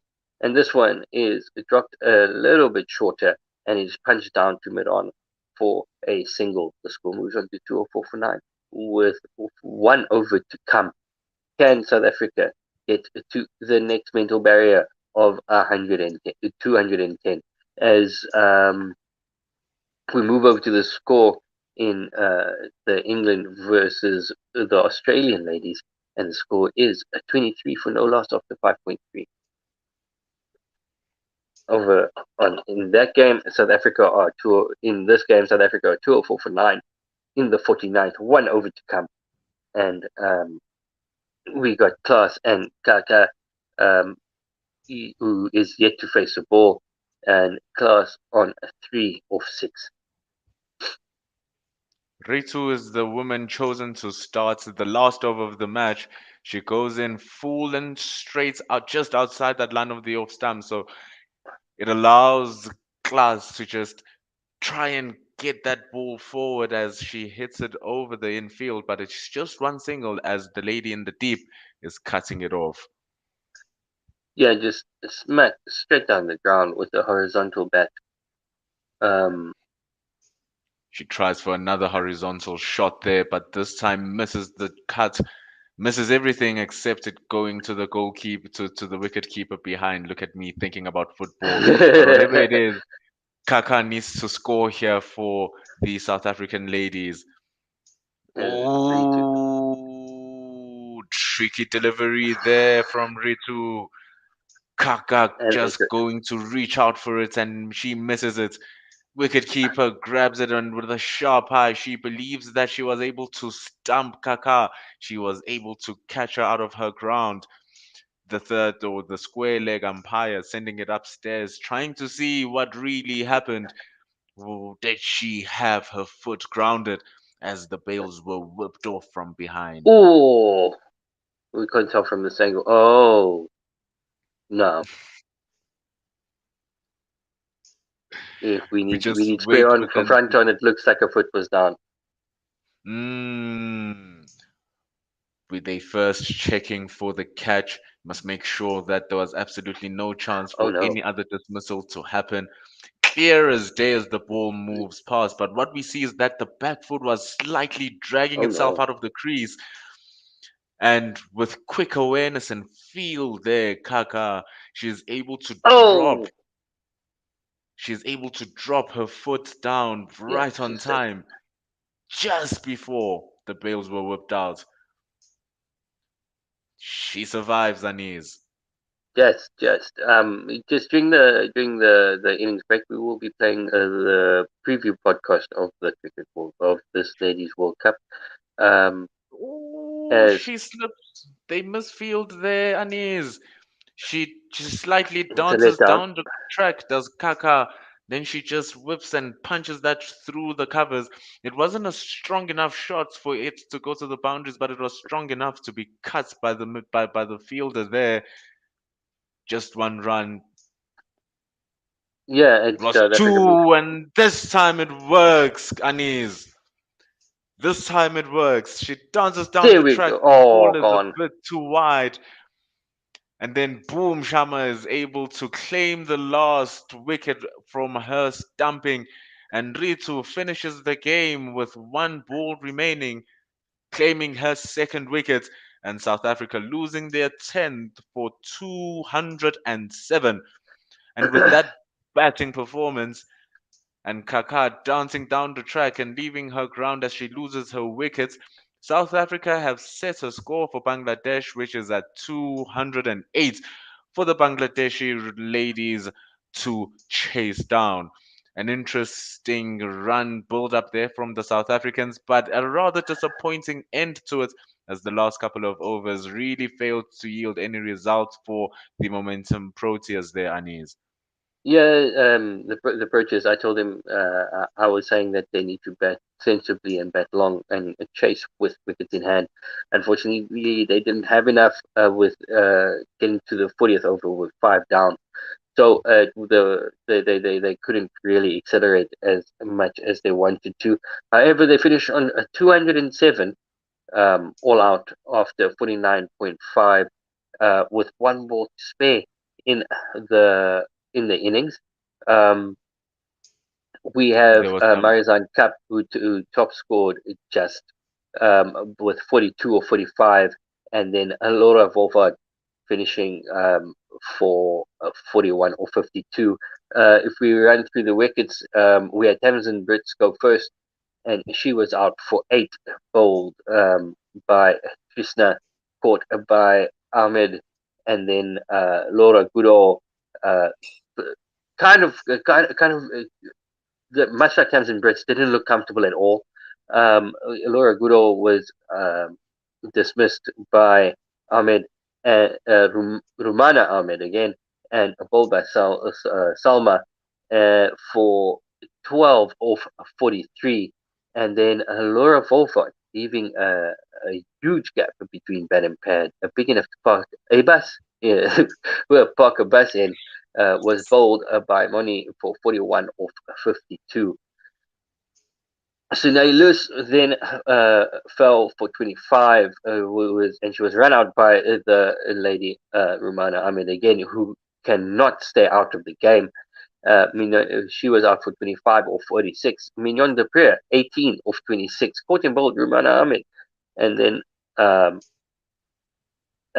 Chloe Trion out for 39, a well played 39 of 40, bowled by caught by Akhtar, bowled by Jahanara. Um, then we had Trisha Chetty for LBW to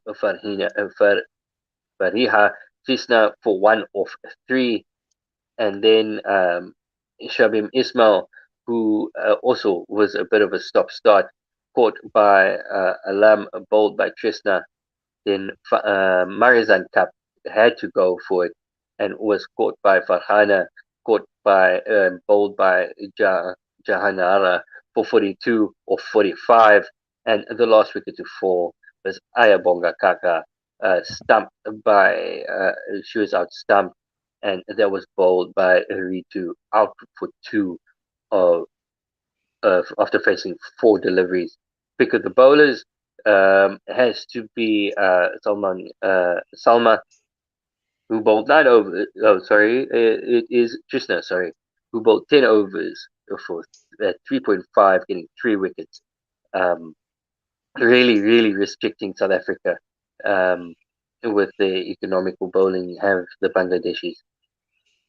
an overall fantastic bowling for performance from the Bangladeshi bowlers.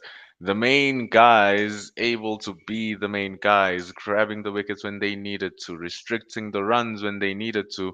We could see with the way that the South African batters were going about it, except for Laura Wolfart and Marizan Kapp and Chloe Trion, all the other batters were really struggling to get themselves Yeah. going. They were scoring at rates which were slightly above 50, some below 50. You can go back and question those and say maybe did they leave the chance for the bowlers right or for the batters right at the end to make their mark? Certainly didn't, as the tail failed to wag, and South Africa ending the match after 49.5 overs, having scored 207 with a good bowling performance. But now the question is, can the Bangladeshi women set a reply that will send shivers down the Momentum Proteas spine? All we can do now is just wait and see, Yanis, as we end our stint as the inning ends in conjunction with us. And from us at One World Sports Radio, thank you for tuning in for the first inning. We will catch you for the remainder of the match as Bangladesh have been set a task of scoring 208 by the Momentum Proteas.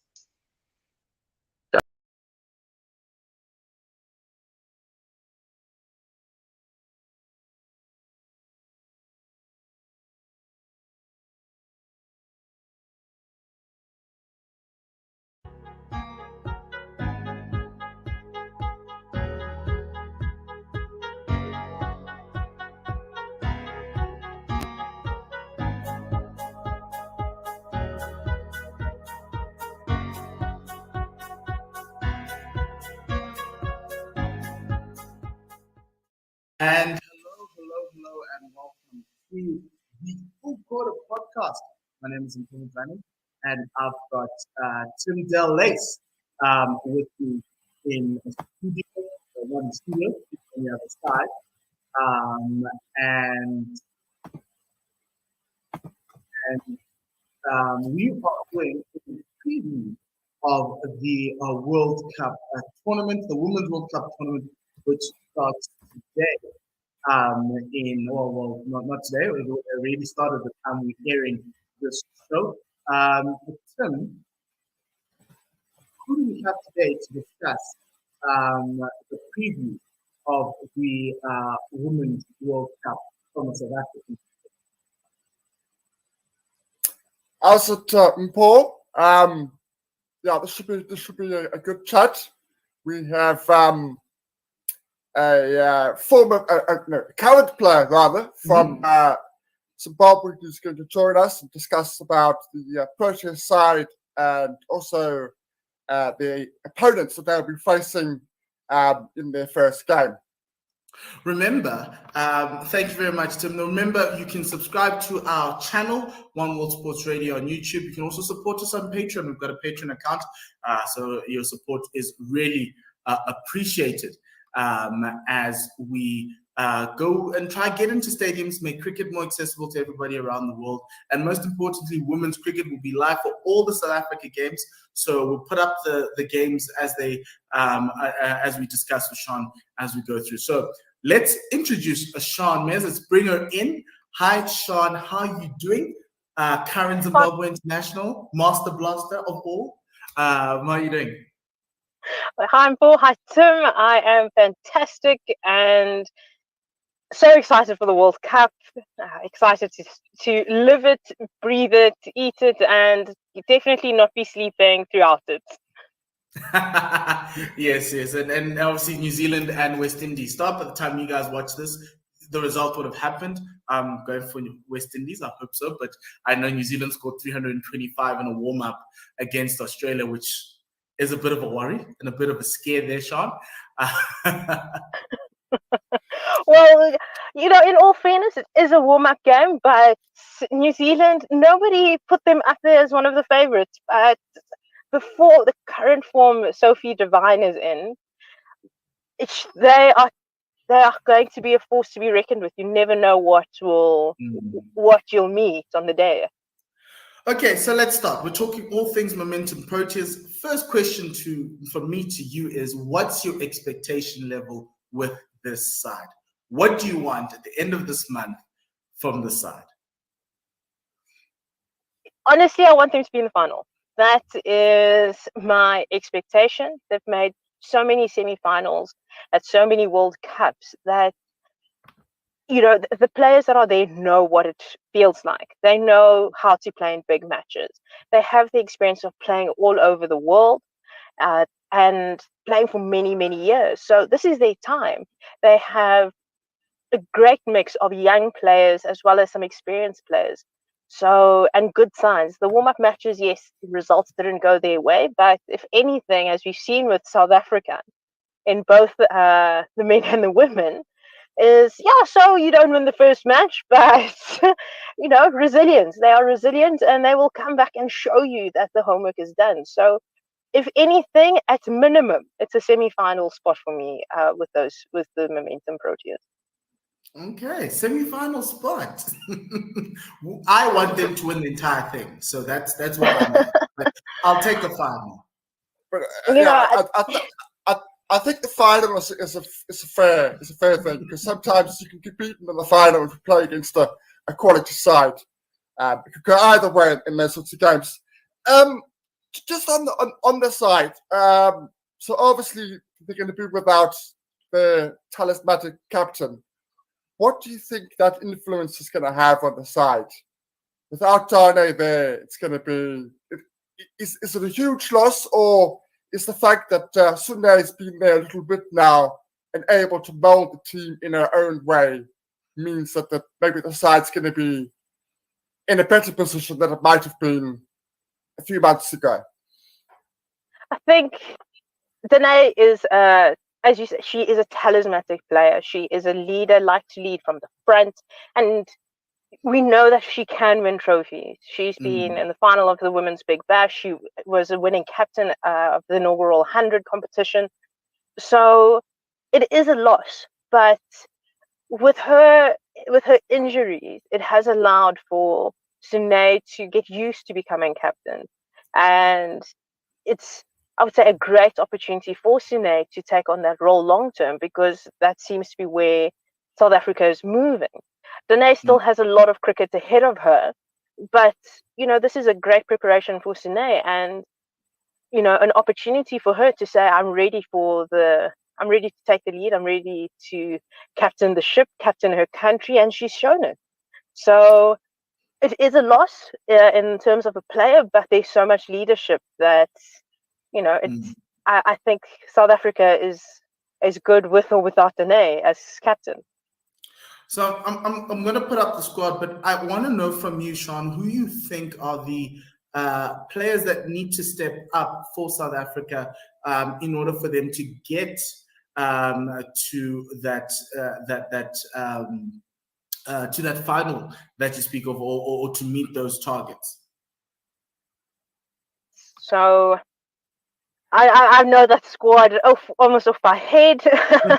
So Chloe Tryon she can change a game. She is a player that if she fires within 13 balls, she's a player that could score you a 50. That is the player that she is. So she needs to be more consistent. Let her go, fire all guns blazing. That number 3 position, so Lara Goodall and potentially Tasman Brits are vitally important. They need to back up whoever will be opening. We know that Lizelle isn't there for the match against Bangladesh. So we need to make sure that when she does come back and the regular openers are there, and whoever's batting at number 3 needs to almost complement what's going on, read the situation. But across the world, for this World Cup, the middle order is extremely important. Mignon du Preez has been very dry of runs. It's her time to step up now. In the middle order, you need Chloe, you need Mignon scoring runs. Sune has been in good nick. She's coming into some really good form. So if those 3 can really pull it off and give some big performances, that final, I wouldn't, dare I say it, they are key for South Africa winning the World Cup. Yes, that is true. Yeah, I agree, particularly with Chloe. If I just had a look at her stats actually before we came on, and in her last 10 innings, she's made over 30 once. So that's an area of concern. And we know her talent. We know she can hit the ball a long way, but we hope that she can be a bit more consistent going forward. She is very dangerous. What about our bowling department? Obviously, we've got, everybody knows about the Ismail and Cup partnership, but that's obviously going to be crucial at the top of the innings, dismissing top orders. But where else do you think will be important in terms of the bowling? Where else do you think is going to be crucial? So, and please, and please forgive my biasness, but Ayabonga Kaka is the key. That is a teammate. That she's my teammate, and I love her to bits. But she is the key. She might not be bowling first up, especially if Marizan and Shibnam are fit. So Ayabonga will be coming in first or second change, and she will be key. She can be a wicket taker, but we also know it's extremely difficult to score runs off her. So she is key. She has been showing some really good form, and I just hope that she can stay fit throughout this tournament. I do think that if they're going to play Masavata class, she has to be more consistent. She is quick, but if there's world-class bowlers out there, you're going to bowl quick, you're going to bowl it short, they're going to send you to the fence. So make sure that, if you're going to hit a hard line and a hard length, be consistent in that area and ensure that your plans are, you're bowling to the plan. So back the fielders, back your captain. I think Ayabonga Kaka and Masavata Class are two key bowlers that they're likely to rely on.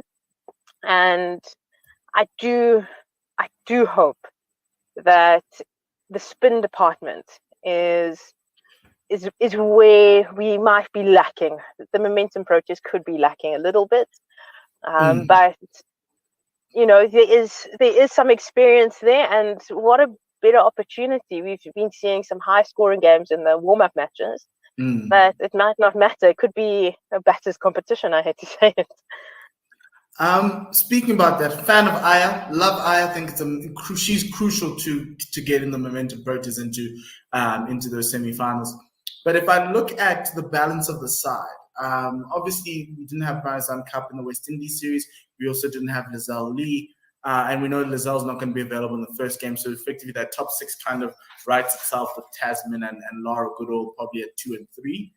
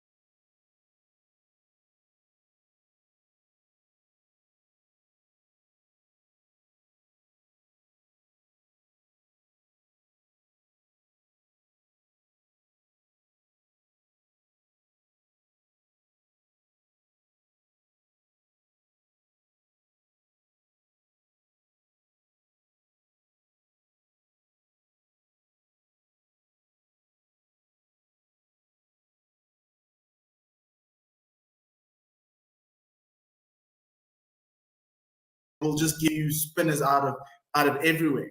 Do you think South Africa's ready for that trial? Do you think, because remember there was one India series, I think before COVID, where they looked all at sea in terms of playing spin. Have they improved? Is this a possible banana skin for this team? So I did play. I played the last 2 ODIs against Bangladesh, and there was I hit 45 overs of spin essentially that were provided to us. So they, even if you are there as a batter, you know they can spin the ball. You know that their arm will turn over and they will bowl spin. Well, most of them. Janara Alam is an experienced campaigner. She, in my opinion, will probably open the bowling with.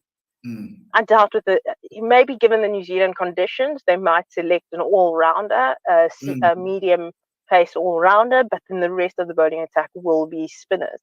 And I think the top order, I think Laura Fulfart, Sunelis, and Mignon, they play spin very well. So they would be key wickets for the Bangladesh bowlers. If you can get them out, I think that the rest of the batting lineup will struggle a little bit against spinners. But I've seen Chloe, her recent form, she's looking fitter, she's looking strong, she's throwing herself around. She's going to not let them settle. She's not a batter that is there who's going to waste time. And with her current form, I foresee a score and a big score coming from her, and it'll be done quickly. So I believe South Africa have the skill to navigate all that spin coming from Bangladesh. And I don't think the Bangladesh bowlers, I would say mentally, they are on the back foot, and experience-wise, they're on the back foot. This is their first World Cup. So I see South Africa taking it. I wouldn't say it wouldn't be so easy. The Bangladesh is still a skilled and talented side. So, yeah, I think it's a challenge, but I think a challenge that South Africa will, get through with relatively. Yeah, I'm just worried. You don't think that Laselle Lee being unavailable for this particular game is going to be a problem because she's still in quarantine? No, I don't. We saw the Proteas. We saw the Momentum Proteas play without her and Marizanne against the West Indies. She hasn't played in any of the warm-up matches. Yes, South Africa have won, but there've been some really good performances. So in this game particularly, I don't see that being a problem just yet. And like I said, there's so much experience within that team to navigate Bangladesh. This is their first World Cup. They have they haven't played too many matches in the lead up to this World Cup. Neither have South Africa, but then their players have been playing so much cricket, and they have so much cricket behind them that I feel it's great to have Laselle Lee there, and I'm glad that she'll be playing majority of the tournament. But will she be needed to beat the Bangladesh team? Not necessarily, but she will be a great addition. Don't get me wrong, she is a power player and she's a great addition.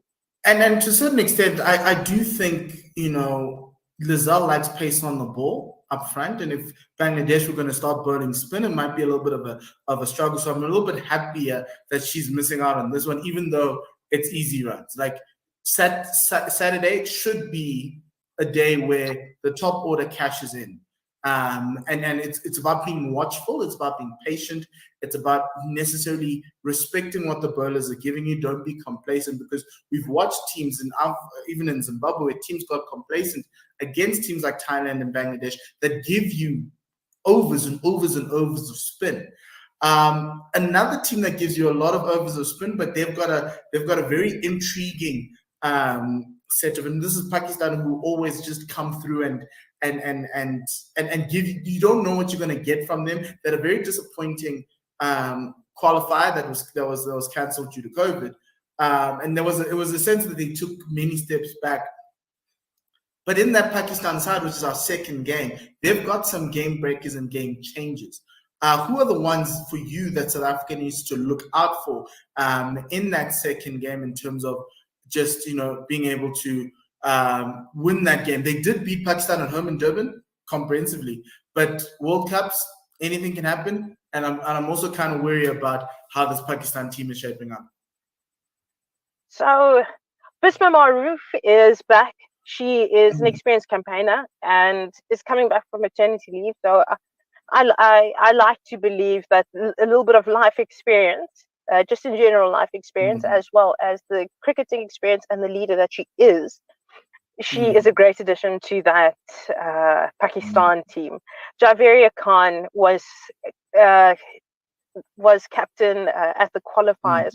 She is a fiery player. She is aggressive with how she plays. She goes out to win. So I do feel that those two will complement each other in the batting lineup. You don't want them to settle. You do not want them to settle. Diana Baig is a fantastic player. She is a seam bowler that in almost any conditions will make something happen. Will, give her all for her team. She reads batters and situations very well. So, that will help. Nida Dar, do we have to say any more? She played in the women's. She had a great tournament in Zim, by the way. She really played. She kept Pakistan in those games.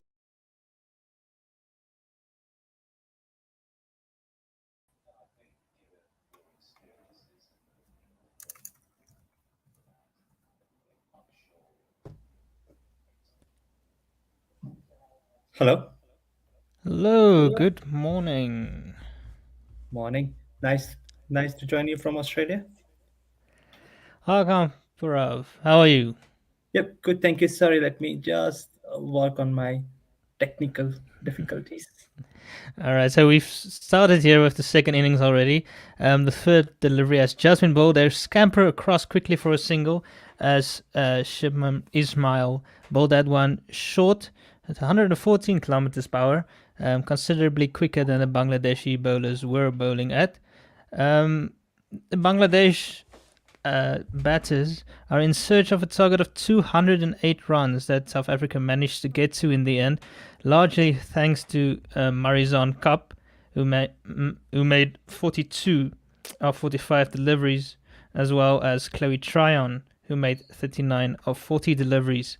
After a very slow and shaky start, they managed to get them over that 200 mark. Yep. Thank you, Warner. Yeah, it's been a somber day to wake up in Australia, but the news hasn't still sunk in yet, and the nation is in mourning.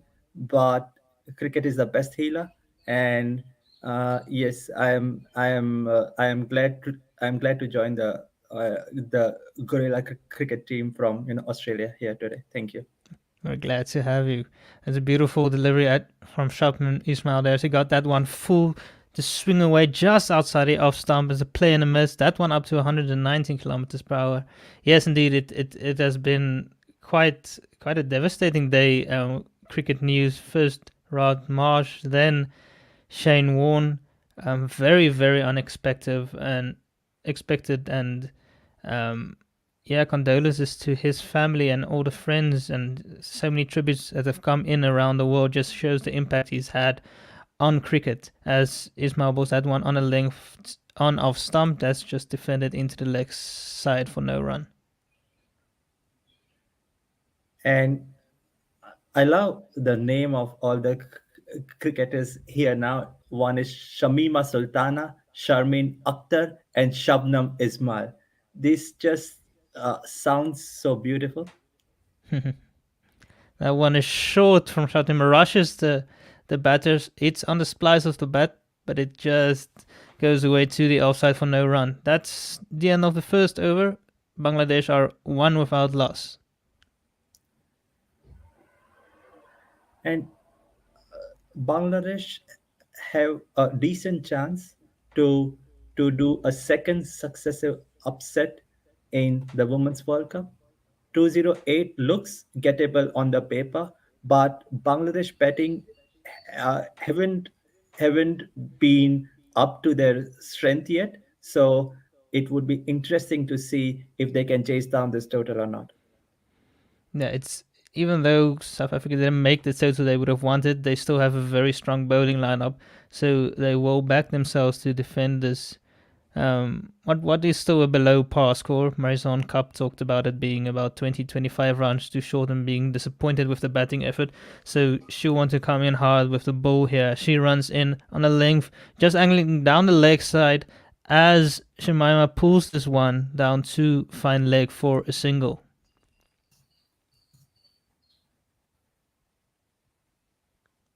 Yeah, Yes, so Bangladesh just don't have to lose early wickets here, and have to keep wickets in hand to just build a solid foundation. Yeah, and in contrast, the Proteas will want to pick up some early wickets here as Marizon Cup runs in again angling slightly down the leg side on leg stump on a length, and that's just turned away down to fine leg by Supta for a single. Yeah, an experienced and strong opening bowling partnership here between Ismail and Cup. A lot of years of experience, played a lot of big tournaments around the world, and have done very well. So they'll back themselves to pry out an early wicket here as Cup runs in again, full length on off stump. Better line there from Marizon Cup, and that one is just defended back to her for no run. And what do you make of Protea's batting performance today? It was a bit disappointing, especially the start. As I said, I think Marizon and Chloe Tryon really saved the innings there because it was a very slow and shaky start. Laura Wolfhard looked good again. Marizon Cup runs in. This one just swings away outside the off stump for fifth stump line, and Shemima lets this one go through. Nice bit of movement through the air there from Marizon Cup. Yeah, the batting performance, it was a bit disappointing. Tasman Britt and Laura Goodall both got stuck on one side. They weren't able to rotate the strike, give the strike back to Laura, and then later to the other in-batters. As Marizon just gets this one on a length on the fifth stump line, and that's the one is just left alone again. And then, yeah, so it was a very slow start. Mignon Dupree and Senelise got something going, but they were dismissed a bit too soon as well. And then the real partnership between Marizon Cup and Chloe Tryon managed to get the Proteas over 200. This one is full, again swinging away in that fourth stump line. Very good bowling there from Marizon Cup. Adjusting a line from those first two length deliveries, and the rest of the over was posing a lot more challenges to the batters as the Bangladesh team are now 3 without loss after 2 overs. And that was a really probing over from Marizon Cap. Lots of outswingers there, a couple of times beaten. So this looks like if they can extract more things from the pitch, the South African women can pick a couple of early wickets in the first 10 overs. Yeah, we saw quite a lot of swing for Faria Trishna in the first innings, the left armer from Bangladesh, as Shibnam Ismail runs in again, full length delivery just on the leg stump. That one is pushed out to mid on for no run. Yeah, she was still getting some swing in the into the 40th over, so it's a good sign for the Proteas, especially Marizon Cup, who is able to swing the ball around. Yes, certainly, Werner. So yes, I have checked the past stats of Bangladeshi women, and it is not looking like they can chase this total down. But as we saw yesterday, that Wendy's woman pulled an upset. So yes, this game has all capacity of pulling a one more upset today. Yeah, that last delivery was just on a length. It was Ismail managed to get the edge of Supta, but it went wide of the second slip to the boundary for 4. And Ismail runs in again. This one is full angling into middle and leg, pushed out to mid on for no run. Yeah, this thing to notice, this is Bangladesh's debut World Cup game. This is their very first World Cup, and they made a very good showing of it with the ball to restrict the Proteas to only 207. So a very good start for them, and they'd want to continue the same with the bat. As Ismail had overstepped there, and it'll be a free hit coming up. Oh, that could prove to be that could prove to be costly. They don't need to have any more extra balls when you're just protecting a shot like a low target. Yeah, I think no balls have cost the Protea mains and ladies side in the past, so it's definitely something that you need to eliminate. Definitely something that shouldn't be too hard to eradicate, if I can use that word rather. Good follow-up delivery by Ismail to get that one short and out of reach of Supta, so the free didn't cost anything more than the run of the no ball, as Ismail comes in again and get that one on a length, angling into middle stump for no run. And it is especially heartbreaking when you pick up a wicket on your no ball. Yeah, you don't want to see that. It is tragic when that happens. It demoralizes the whole team. So definitely important for the ladies here to keep their foot firmly behind the line as Ismail comes in again. This one is full and driven beautifully, but straight at covers for no run. Beautiful shot there from Supta coming onto the front foot. Gets that one right out of the middle of the bat, but straight to Mignon de Pree at cover. This just demonstrates that the ball is nicely coming onto the bat, and batters can play their shots. Yeah, especially with the new ball. As Ismail run ins again, this one angles into the bat, who just manages to poke this one wide of the second slip. Was looking for a bit of a cut, but this one came back into her. And yes, as I said, she just manages to get that one wide of the second slip. Not very convincing, as it ate the splice of the bat and loops up down to the third man region. They take a single to end the over. That is 9 without loss, the Bangladeshis, after 3 overs. And that was a nothing shot from Sharmeen Akhtar. She looked all lost there, and she's lucky to be still at the crease. Indeed. Marizon Cup runs in here. Good length delivery just outside the off stump. It moves away a touch and beats the bat. Another great delivery. A very good start here by Marizon Cup. She's been asking a lot of questions. So now I'm expecting more short balls from Marizon Cap, because Sharmeen Akhtar looks really uncomfortable to play a short ball. Yeah, it is definitely something they'll look at, especially Ismail. Marizon Cup in again, another one that swings away, but wider outside the off stump. Just a bit of a waft by Supta, doesn't make any contact. The Bangladeshi openers haven't quite looked comfortable against the two experienced pros. Yes, certainly, Warner. And so now you could also see that Marizon Cap is trying to change her lens. The second ball was a bit fraction fuller. The first one was a good length, and the third one was a full length again.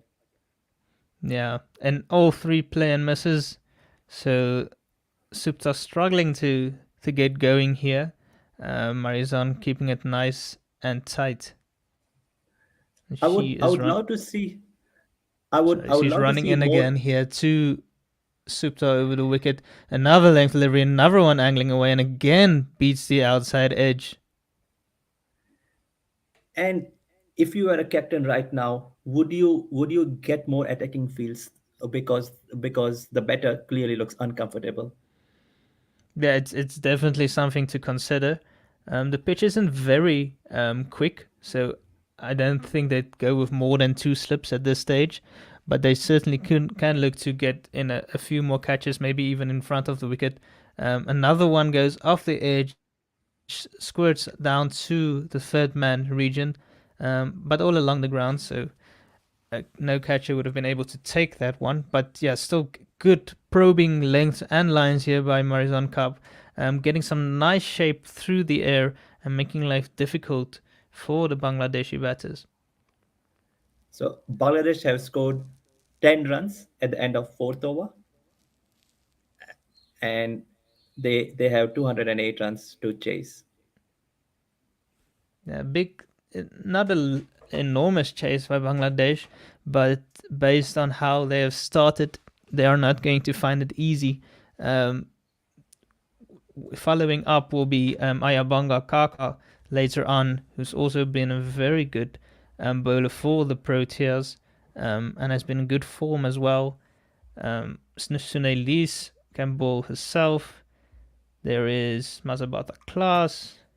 So a lot of options for the Proteas to go to, but still only 2 overs bowled from each end so far. So we still have plenty to see from the opening pair here. As Ismail runs in again, full length delivery outside the off stump, driven beautifully square of the wicket. Third man is running around there to cover that and bring it back in. That's 2 runs added to the total. Is it still called third man in the ladies' game, Purav? I would say yes. I don't think third man is an appropriate word. I would say third woman, or I'm so lost. That was a nice in swinging Yorker from you, Warner. This one was just short of link outside off stump, and it's dropped by Lara Wolfhard at that point. Supta looked to go over the top here, and Lara jumped up to her left hand side, but she was not able to hold on to this one. She only got the one right hand to it. She'll be a little bit disappointed with that. I know she backs herself as a fielder, and the point fielder is always, or usually, let me say, your best fielder. As Ismail runs in again here to Shemaima now over the wicket, full on off stump, driven down the ground to mid off for no run. I do hope that it is not a costly miss from the fielder there. Yeah, it is. Yeah, that's what they will be hoping as well. Catching is so important, especially in a big tournament like this. You want to take all your chances. Ismail runs in again. Full just outside the off stump, angling away, pushed into the cover regions, just past cover. Mid off will run around to cut that off, and they'll go through for another 2 runs as the total moves up to 15 without loss. And just coming back to that dropped catch, the ball climbed on her, so it was really hard to gather a balance and then catch the ball. Yeah, it wasn't easy, and difficult catch as well. As Ismail runs in short, and again Shemaima does not look comfortable at all as she tries to pull this, but is late on it and just gets a bit of bat on it, and it dribbles out to the mid-wicket region. She was very late on that one with Ismail, who has more pace than most ladies going around. And Bangladesh have chalked off 16 runs from the target, so which is good to see. I would say not like entirely convincingly, but it is you just have to score 208 runs no matter what to win this contest. Yeah, and it's another short one and another pull shot, and again looked a bit uncomfortable. Gets a top edge, it loops out to square leg, but no one is there, so the mid wicket runs around to get the delivery, and it's another no ball by Ismail. Oh, the previous ball was an Ismail, was a no ball, so that one was actually the free hit. Sorry for missing that one. Ismail running in again here to Supta, who's on 10 of 18, Short length again, she just ducks underneath this one, and there's no run. At the end of the 5th over, Bangladesh are 17 without loss. Shemaima is on 5 of 13, Supta on 10 of 19 deliveries.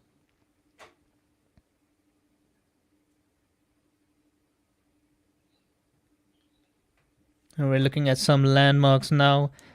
Rumana, she needs 107 runs to get to 1,000 runs in ODIs. Ayabonga Kaka needs 4 wickets for her 100 in ODIs, and Trisha Chetty needs just the 1 stumping to bring up her 50th stumping in ODIs.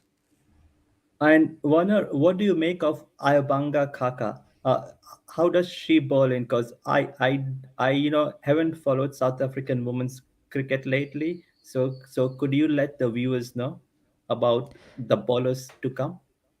Yeah, Ayabanga Kaka in particular is a very tidy bowler. She keeps things very tight, doesn't give anything away, and builds up pressure, and also takes wickets. So exactly the type of bowler you want to follow up after these 2 explosive bowlers. As Cup runs in again here, angling just outside the off stump full, pushed out to the covers for no run. That first delivery was a wide. Yeah, so the Proteas are stacked with some very good bowlers. Class has been a bit up and down with her bowling, but she should come good in this tournament. Sunay Luz, I'd love to see her bowling herself a bit more leg spinners as Marizan Cup runs in again. This one is wide outside the off stump, pushed away from her body there did Shemaima, and it dropped just short of point, who was diving away to her left hand side. Managed to get a hand on it, but still they managed to get through for a single. So this is proving to be a slow and steady start from the Bangladeshi openers. They have not looked comfortable, but they are still in the game. Yeah, that's the biggest thing right now. They haven't lost a wicket yet, so they'll take some heart from that. Just try to get through this opening spell by Marizan Cup and Shipman Ismail, and try to build a solid partnership and lay the foundation for this chase of 208. Marizan Cup runs in again here over the wicket, angling away, thrashed 2 point, straight to point, but I think it just bounced short of her on the half volley. Almost carried there to Laura Wolfhard, but she just shakes her head and says yes, it did bounce just in front of her. This was a second half chance at point. One climbed really high on the fielder, and this one was just a fraction shorter. This one angled down the leg side, it will be called a wide, and also Trisha Chetty doesn't manage to collect it cleanly behind the stumps, so they will run through for a single as well. I feel like wicket is just on the corner. There have been plenty of hits and misses from the Bangladeshi women openers. It's just if they hit it, if the bowlers hit on a correct length, that wicket is there. It's almost there. That last one was another play and a miss wide outside the off stump. Marizan Cup just needs to get back to what she was doing in the previous over, get some good areas consistently. She's been a bit wayward in this over, but both sides of the wicket.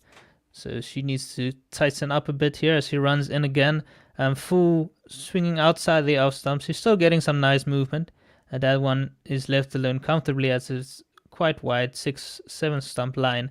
And that's the end of the 6th over, as the Bangladesh team have moved up to 21 without loss. Shemaima Sultana is on 6 of 17 deliveries. Sharman Akhtar is on 10 of 21 deliveries. And if you are following another Women's World Cup game, Australian women are 74 for 1 after 18.2 overs.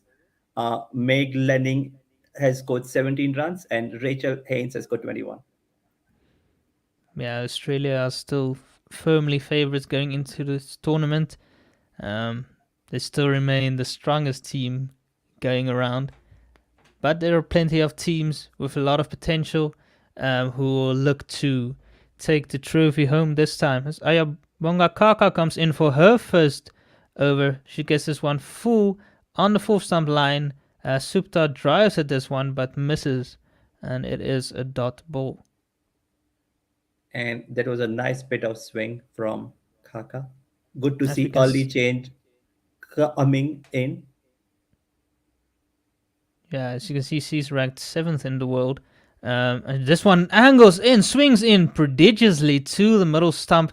Supta just manages to get an inside edge onto this one, which saves her in this case. I am already impressed with her after bowling 2 deliveries, because it is that floaty swinging deliveries which gets you wicket on pitches in New Zealand and Australia. Yeah, and it's some good areas here by Kaka, getting this one again to angle into the batter. She's getting some nice movement in the air.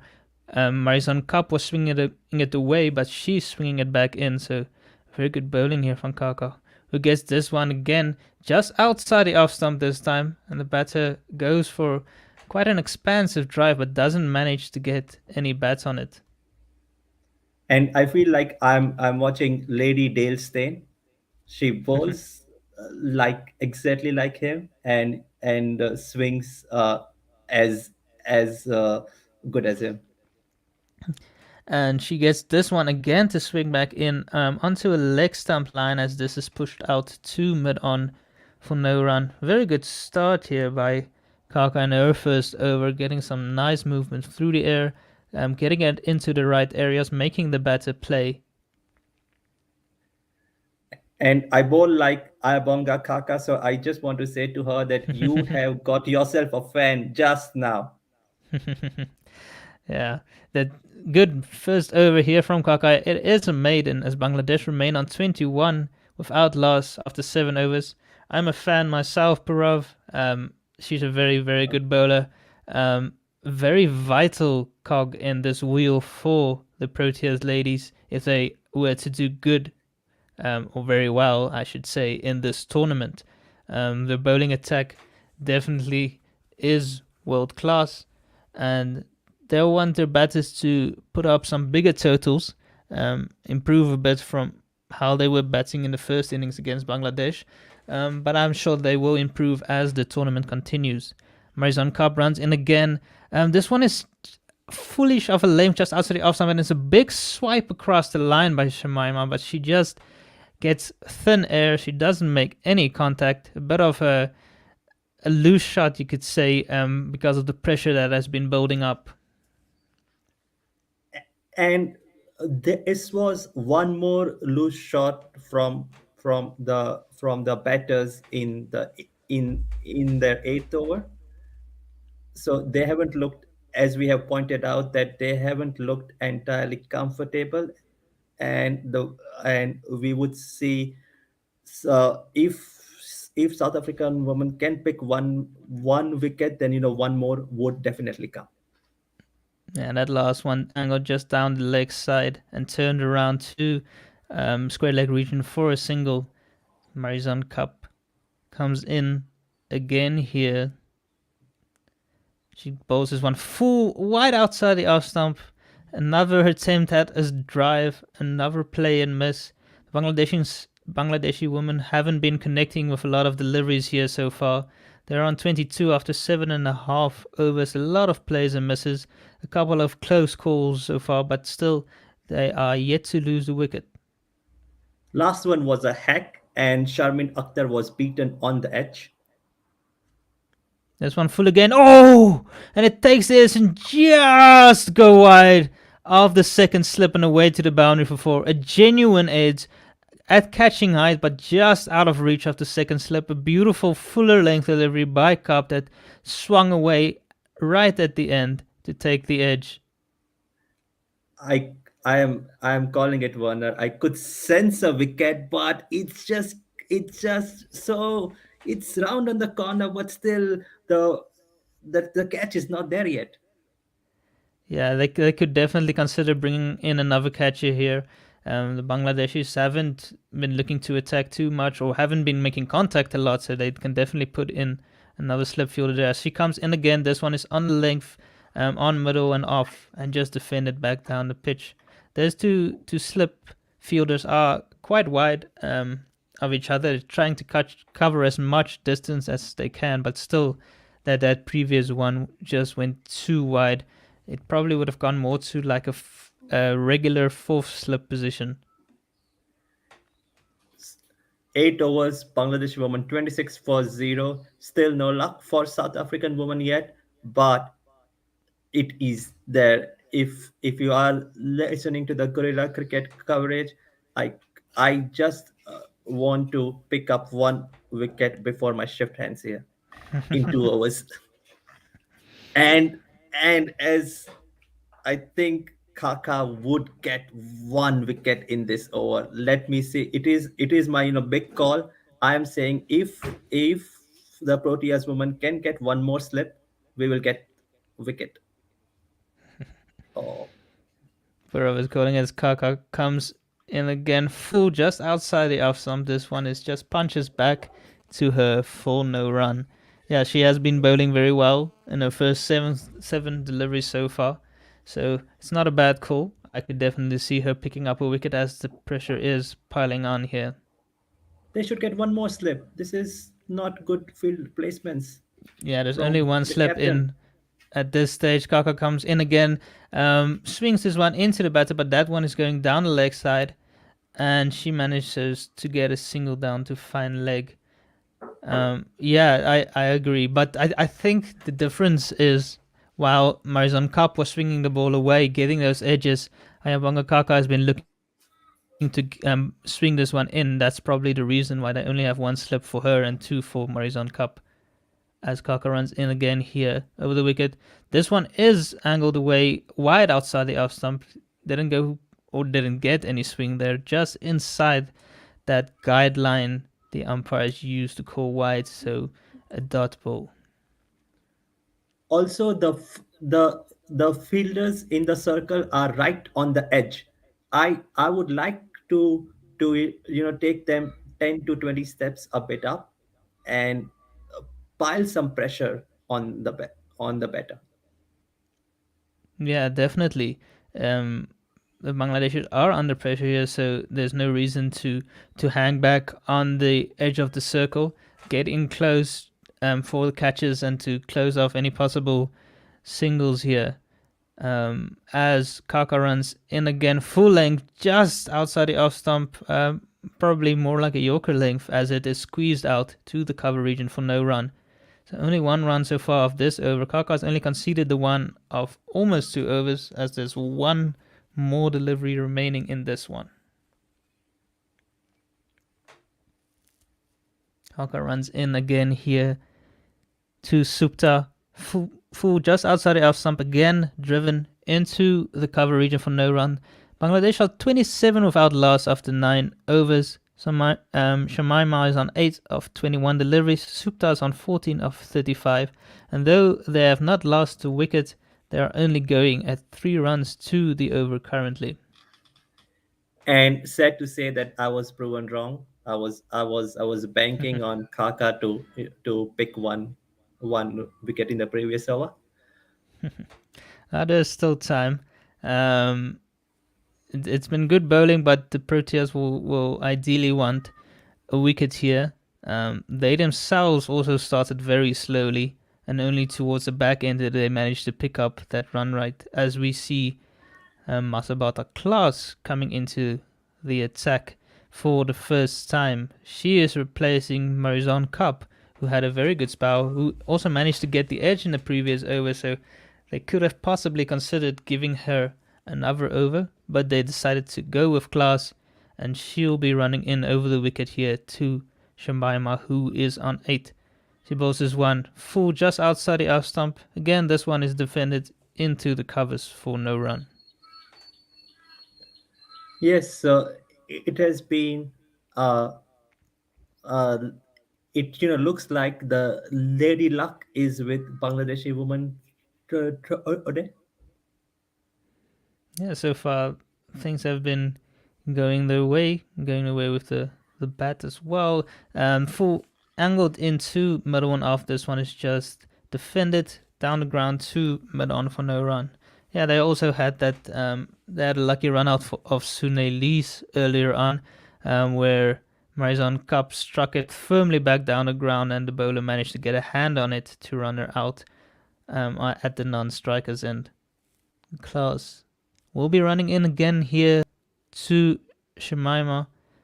This one is full just outside the off stump again, out into the cover region of the front foot for no run. The pressure has been building up in his last few overs. The Bangladeshi bowlers, similar to the Protea ladies, have been unable to rotate the strike on a regular basis and have been putting some pressure on themselves, and also very good bowling by the Proteas to keep that pressure on, not giving anything easy away here. As Klaus runs in again full, again punched out to the cover region for no run. So in the last 10 overs, there have been lots of forward pushes and nudge to the cover or poke to the point. Yeah, the Bangladeshis will have to look to rotate the strike a bit here, get those ones into the gaps, take some quick singles to put some pressure back on the Proteas here. This one is back angling on a good length into middle one off. Again, no run, and that's a fifth ball. I almost called the maiden there, but still one to go here from Klaus. Good start by her. This is also the last ball that will be coming up in the power play. Bangladesh are only on 27, but they haven't lost a wicket yet, so they'll be happy with that. So Klaus in again, just on a length, angling in, and defended for no run as they're 27 without loss after the 10 overs at the power play. And this was the second maiden in the 10 overs. Kaka has bowled one maiden, and Klaus have got the another one.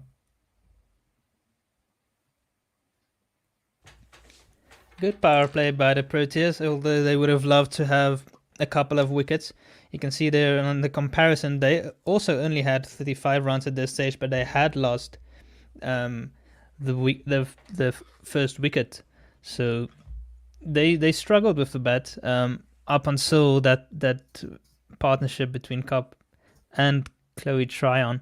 So comparatively, the Bangladeshis are still comfortably in this game, having not lost a wicket, and they'll look to capitalize on it as Kaka runs in again here over the wicket, full just outside the off stump. This one is pushed into the cover regions once again for no runs.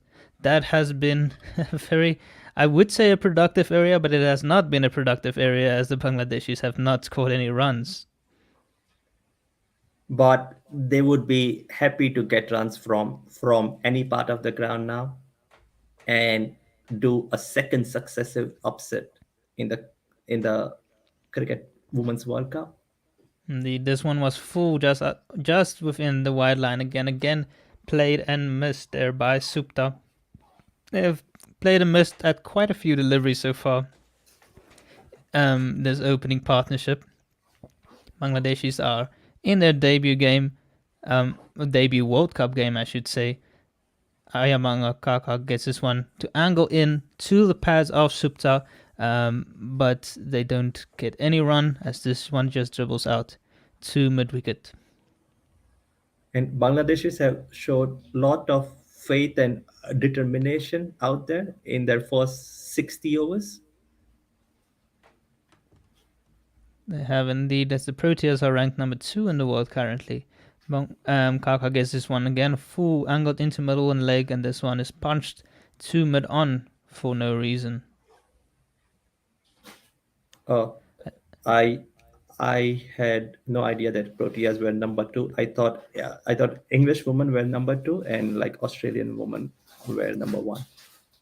Yeah, no, Proteas have really moved up in in the world in the last couple of years. They've played some very good cricket. So this one is angling down the leg side again, goes off the pad for a leg by. I see Ravi Nair correcting me, saying that she probably pronounces her name Shamima and not Shemima. So good to know. I will admit I haven't watched a lot of the Bangladeshi games, so it is possible that I have mispronounced some names so far, so please forgive me if that is the case.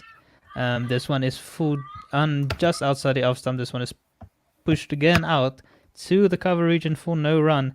Bangladesh only got the leg by in that over, moved up to 28 without loss after 11 overs. As we will hand over.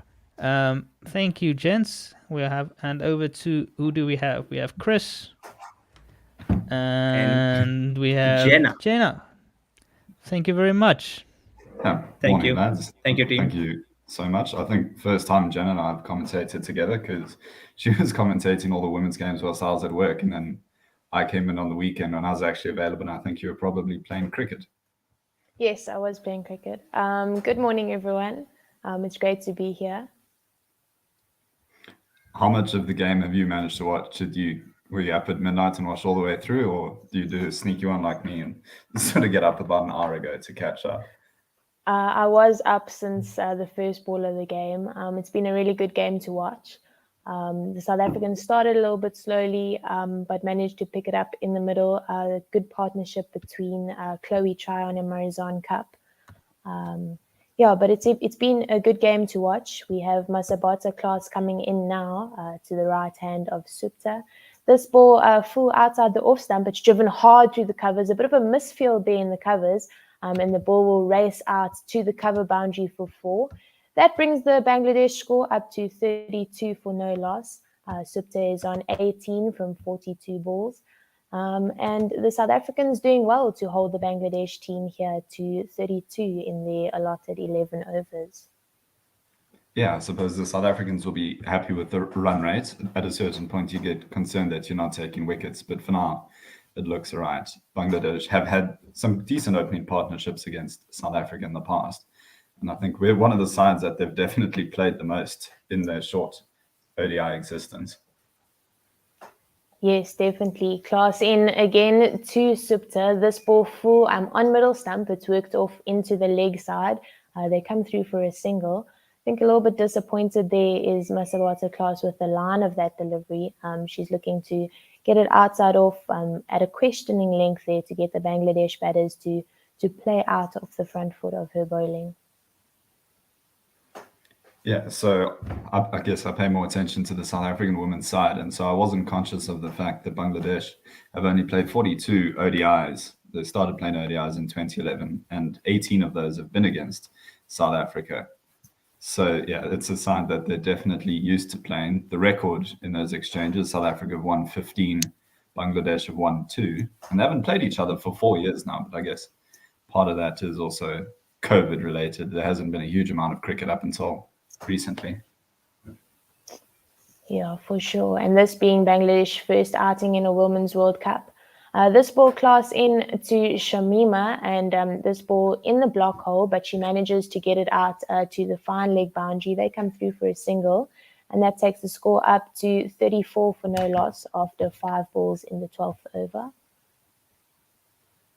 A very good delivery there, and the batter did quite well to keep that one out, and then especially to go through for the single. Yeah, it's been a very good over. A couple of tight ones that have just missed the stumps or just caught the inside edge so far in this class over. A last ball of the over here. Class goes full and straight once again, and this is worked out once again into the leg side to Ayabonga Kaka, who does the fielding there on the fine leg boundary, and they come through for a single. That brings us to the end of the 12th over. Bangladesh is on 35 without loss. We have Supta on 20 of 44 balls and Shamima on 9 of 30 balls. Ravi Nair, who's our most recent commenter on YouTube, says, meanwhile, Australia are doing their usual thing against England, basically beating them. And yeah, I think we're going to be seeing that exact sentence with different teams subbed out for England throughout this World Cup. Australia go into most World Cups as the team to beat, and it's definitely the case in this one. Yeah, they're definitely a team who's looking good to take the trophy here at the Women's World Cup. But I do think we're going to see a couple of upsets. We see Shibnam Ismail back into the attack here. She's bowling to the right hand of Supta. She bowls back over length outside the off stump, and she gets an inside edge that goes into the leg side. They come through for a single. It's interesting to see Shibnam Ismail back into the attack here. Captain Sunelus must be looking for the first wicket here of the Bangladesh team. Yeah, I think you're right there. That must be the thinking, wanting to break this opening partnership. It's also so nice to have a speed gun back, because watching Shibnam Ismail without knowing how fast she's bowling, it just feels like there's something missing. Anytime I see her bowl, I want to dart my eyes to the bottom right of the screen and see exactly how quick she's coming in. Yes, definitely. And that second ball of the over just flew outside the off stump, and it's driven into the covers for no run. Yeah, I don't know. Probably no one's listening who can do anything about it, but the fastest delivery she's bowled was, I think, for the Melbourne Stars in a Big Bash game a few years ago. And there's no footage of it available online, but it was definitely recorded and it definitely exists somewhere. So if you can get that delivery out, just so I can see her fastest delivery, I'd really appreciate that. Yeah, definitely. That would be interesting to watch. And the second ball of her over, she bowls full and wide, and the batter just throws her hands at that. The ball's airborne over the point fielder. This ball races away for 4. The South Africans make a valiant effort to chase the ball down, and Laura Wolfhard puts in a good dive, but is unable to stop the ball from going over the boundary. And that brings the score up by 4 extra runs. The score now 40 for no loss. Shibnam in for the 4th ball of her over. This one back over length outside the off stump, and it's guided down to the 3rd man region for a single. Yeah, been brought back on as probably the wicket-taking option, but the Bangladeshi batters have navigated it very well so far this over. Yeah, definitely. Just using the pace, getting bat on ball here and making sure they're beating the offside fielders. In here for the penultimate delivery of her over. This ball straight out. I think she's finding her length, her line a little bit here, back over length, just outside the off stump. And it's defended straight back to the bowler for no run. 117 kilometers an hour, that one, for everyone else who's concerned with that like I am. She's definitely bowling with a lot of gas here, which is great to see. She really is a pocket rocket, not a tall bowler, but she really does use her full body. This ball shorter on off stump, and it's defended once again straight back to the bowler. The batter a little bit cramped there, I think. Wasn't expecting the short delivery, but that brings us to the end of the 13th over, and Bangladesh are on 41 for 0. 6 runs came from that over, with Shibnam Ismail having figures of 20 for no wicket after 4 overs. And we see Supta on 21 after 47 balls, and Shamima on 14 of 33. You talk about Ismail being a pocket rocket. I suppose if you were to divide kilometers per hour over inches of height, she must be up there. Her and Fidel Edwards are the 2 properly quick short bowlers. Yes, definitely. Class in once again here to the right hand of Shamima. This ball is driven out to the offside field, and there's a run-out chance. Mignon Dupriya, who's the fielder here, she takes a shot at the non-striker's end, but she misses. I think the batter would have been safe in any case there, but it was a different chance there for the South Africans. The Bangladesh team wanting to rotate the strike here and taking a little bit of a risky single there. The second ball over Masabata Class, a good length, very full delivery there on middle stump. It's just defended out to the mid-on region for no run. She's really finding the block hole here of the Bangladesh batters, asking some very good questions. Is Masabata Class off the first 2 deliveries of her 3rd over here against the Bangladesh women? Also, maybe you should have mentioned, Ravi and I was talking about what Australia were doing to England. Right now, Australia 105 for 1 after 25 overs against England. Meg Lanning on 29, Rachel Haynes on 40 at the moment. Definitely a good start there for the Australian women. And the third ball from Masabata Class, back over length outside the off stump. Defended out to the offside for no run. The score still 42 for no loss.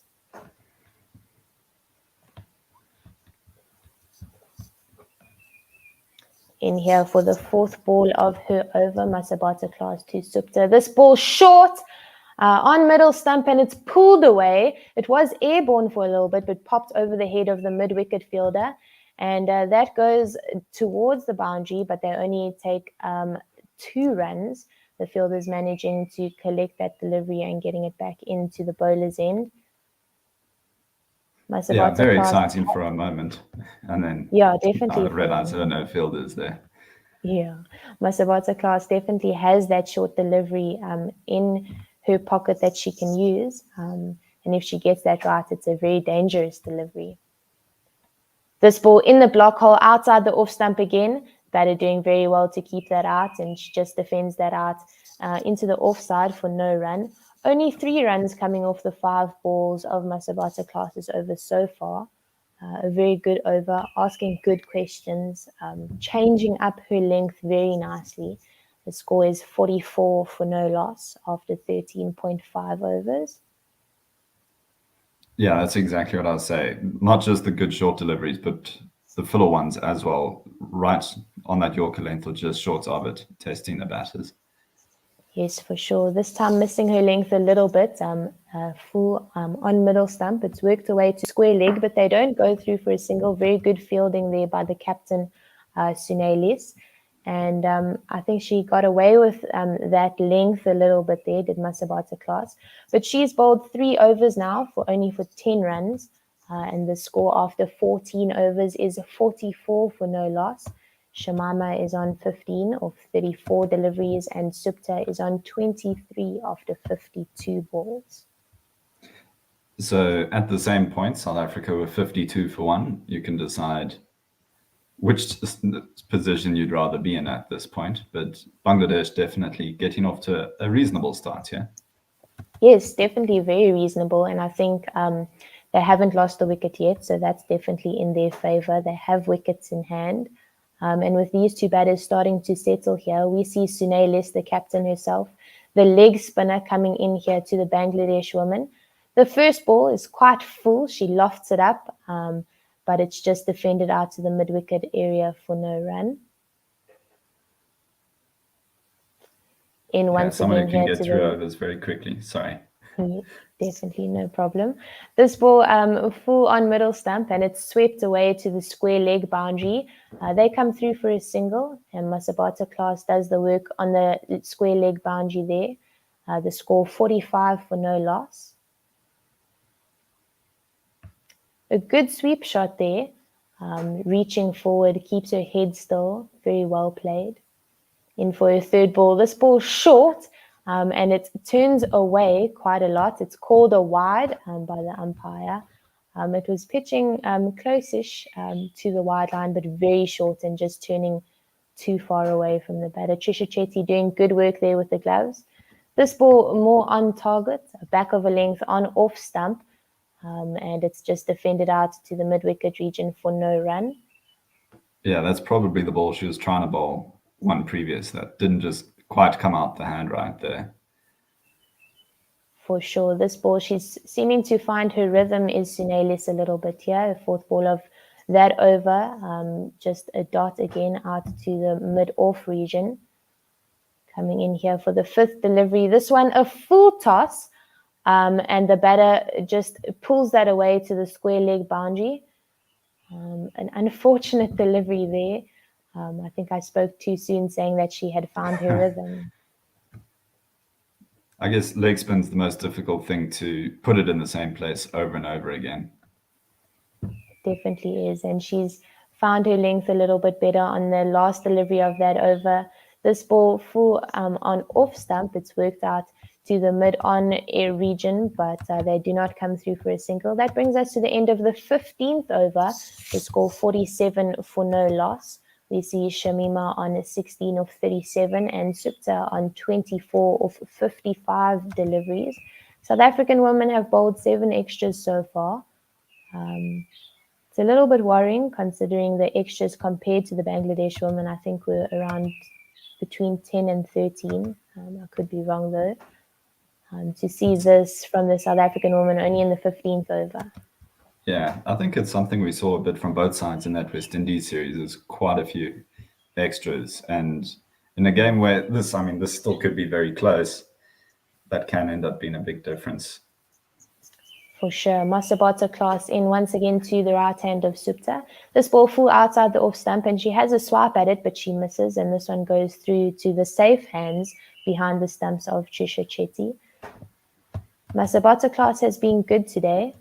She's changed up her length. She's asked good questions. She comes in here for the second ball of her over. Once again, full outside the off stump, and it's driven out to the fielder at cover, Mignon Dupré. She's a very good fielder, is Mignon, and they do not take a single there. The score is still 47 for no loss after 2 balls in the 16th over.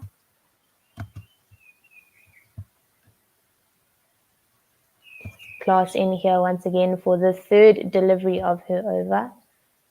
This ball back of a length on middle stump, and it's worked away to the leg side. Past the square leg fielder, the captain Sunelus, they come through for 2. And Ayabonga Kaka does good work from the fine leg boundary to get that ball in. Disappointing fielding, a little bit of a misfield there from Sunelus at square leg. But luckily, Ayabonga is there to cover up for her. Yeah, again, something we saw a little bit of in the West Indies series. We saw some spectacular fielding. I remember that Laura Walbart catch in the 4th match, but also, I guess, similarly to the West Indies in that match yesterday, quite a few drops and a bit of misfielding. Yeah, a little bit. The 4th ball of that over, full outside the off stump, and it's driven hard, but Mignon Dupré is there, and she saves that delivery. It's a dot. The score 49 for no loss. There are 2 balls left of the 16th over. Masabata class only 2 from her 4 balls of this over. This ball back of length on middle stump, and it's worked away to the fine leg fielder Ayabonga Kaka. They come through for a single, and that is the 50 partnership for the Bangladesh openers. A very controlled innings so far. They haven't given many chances. They've been calm, controlled. Yes, and the South African team have done well to restrict them, but I do think that they need to have a bit of a breakthrough to break this partnership up here. Only the 3rd ever 50 opening partnership for Bangladesh in an ODI. They've done it once against Ireland and now twice against South Africa. They've batted very well so far. The last ball of that delivery full on off stump, and it's worked out to the mid-on area, but they do not come through for a single. Very good over there from Masabata class, only going for 3. She's bowled 4 overs for 13 runs. Bangladesh, after 16 overs, are on 50 for no loss. We see Supta on 27 of 60 balls and Shamima on 16 of 38 deliveries. That partnership of 50 coming from 101 balls. The highest ever opening partnership for Bangladesh in an ODI, 113 by Sharman Akhtar and Shukra Rahman against Ireland in 2011. Great. Sunelus in here for her second over. The first ball is a dot. The second is tossed up. It's a full toss, but very good work from the fielder, Mignon Dupré, at extra cover. She's throwing her body around very nicely, and that brings 2 dots for the beginning of this 17th over here by Sunelus. This ball short outside the off stump, and it's pulled across into the corner region. The fielder there does hard work to get there, but unfortunately she's not fast enough. And the Bangladesh women get a 4 from that delivery. Sunelus really not finding her length at all here, but a good shot, a well-found gap by the Bangladesh women. Very good shot and a much-needed boundary here for the Bangladesh team. Sunelus in once again. This ball back over length outside the off stump, and they scamper through for a single. There is a chance for a run out, but the Bangladesh women are very quick between the wickets. They are complaining a little bit, it looks, about communication, but they do manage to come through for the single. Bangladesh 55 for no loss after the 4th ball in the 17th over. Sunelis in here for the 5th ball. This ball full on off stump and it's swept across. A very good shot here by Shamima, and it goes for a 1 bounce 4 to the square leg region.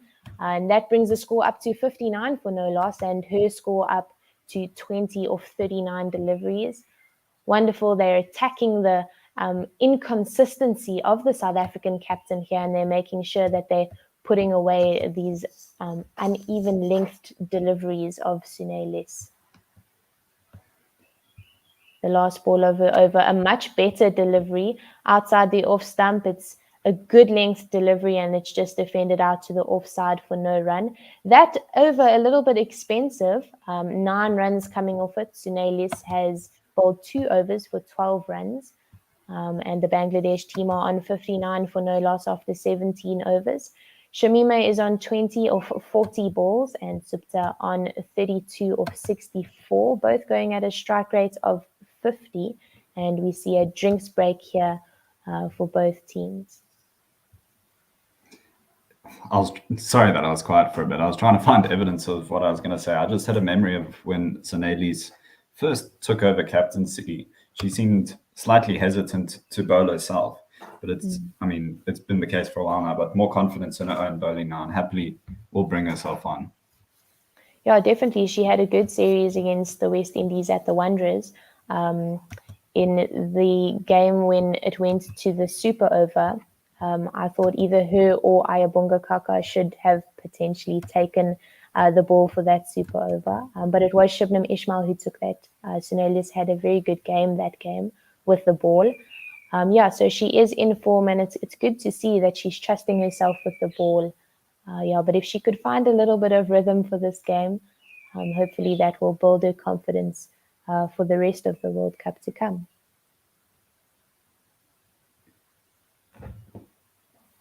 Yeah, I guess captains can go one of 2 ways, especially when it's a bowler and all-rounder takes a captaincy. Either they can overbowl themselves and back themselves all the time, or maybe they feel self-conscious about it and aren't always willing to put themselves in that position because maybe they feel that it looks selfish. But I think Sunelis has now found the perfect balance where she does bowl herself at the right times for the most part. Yes, I agree. And unfortunately, in the lineup that they've gone with today, she is the frontline spin bowler, I suppose you could say. Without Nonkululeko Mlaba in the starting 11, she's definitely the spinner to bring on first over Chloe Tryon, the left-arm orthodox spinner.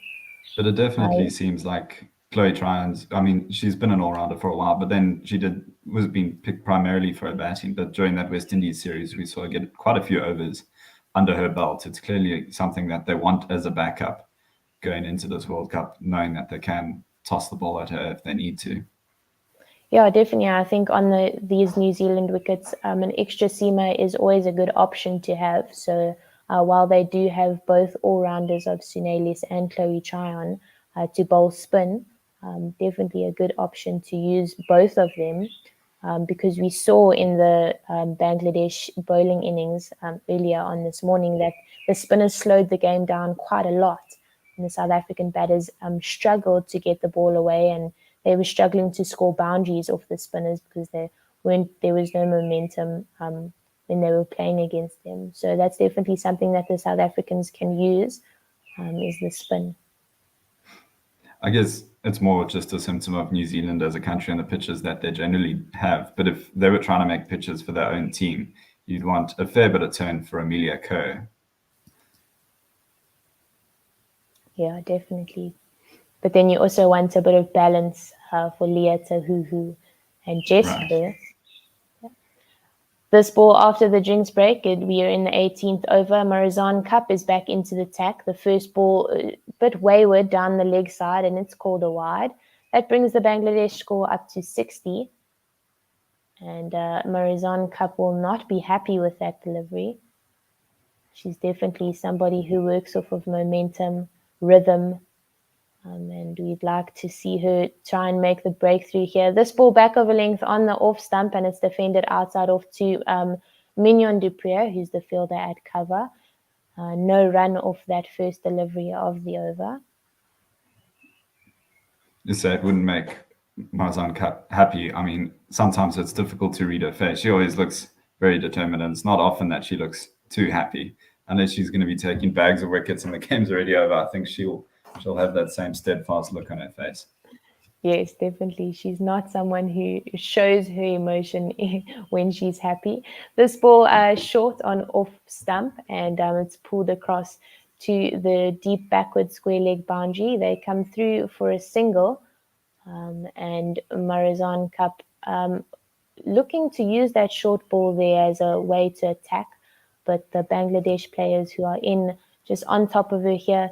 This ball back over length outside the off stump, and Shamima goes across the line there and pulls it. The fielder at mid-wicket makes a very good dive, gets a hand on it, but unfortunately it goes past her towards the boundary, but Laura Goodall does good work to collect the ball there. The batters come through for 2 runs.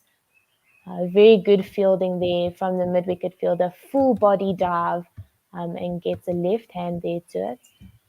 The score now 63 for no loss, as we see Marizan Cup coming in for the 4th ball of her over. In here to Shamima. This ball, a very good length outside the off stump, and it's defended out to the cover area for no run. Much better here from Marizan Cup.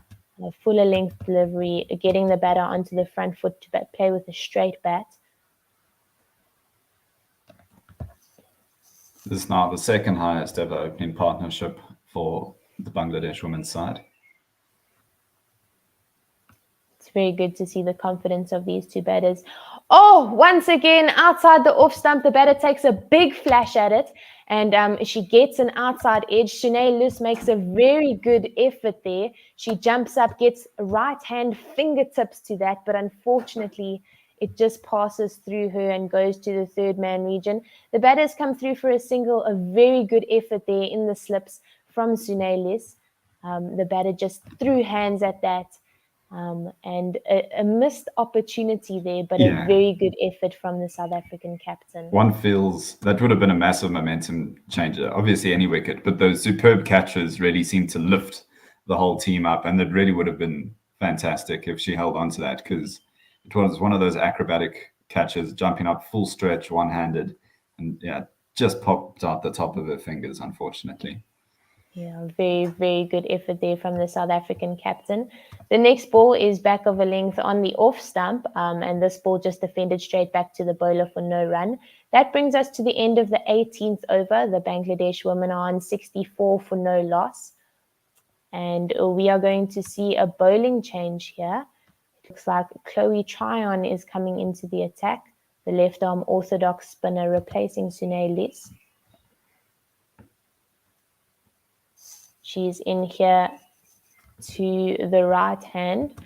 And this ball, a full outside the off stump by Shamima, and it's driven a little bit tentatively into the offside for no run. Chloe Tryon here from the northern end at Dunedin. This ball back over length outside the off stump.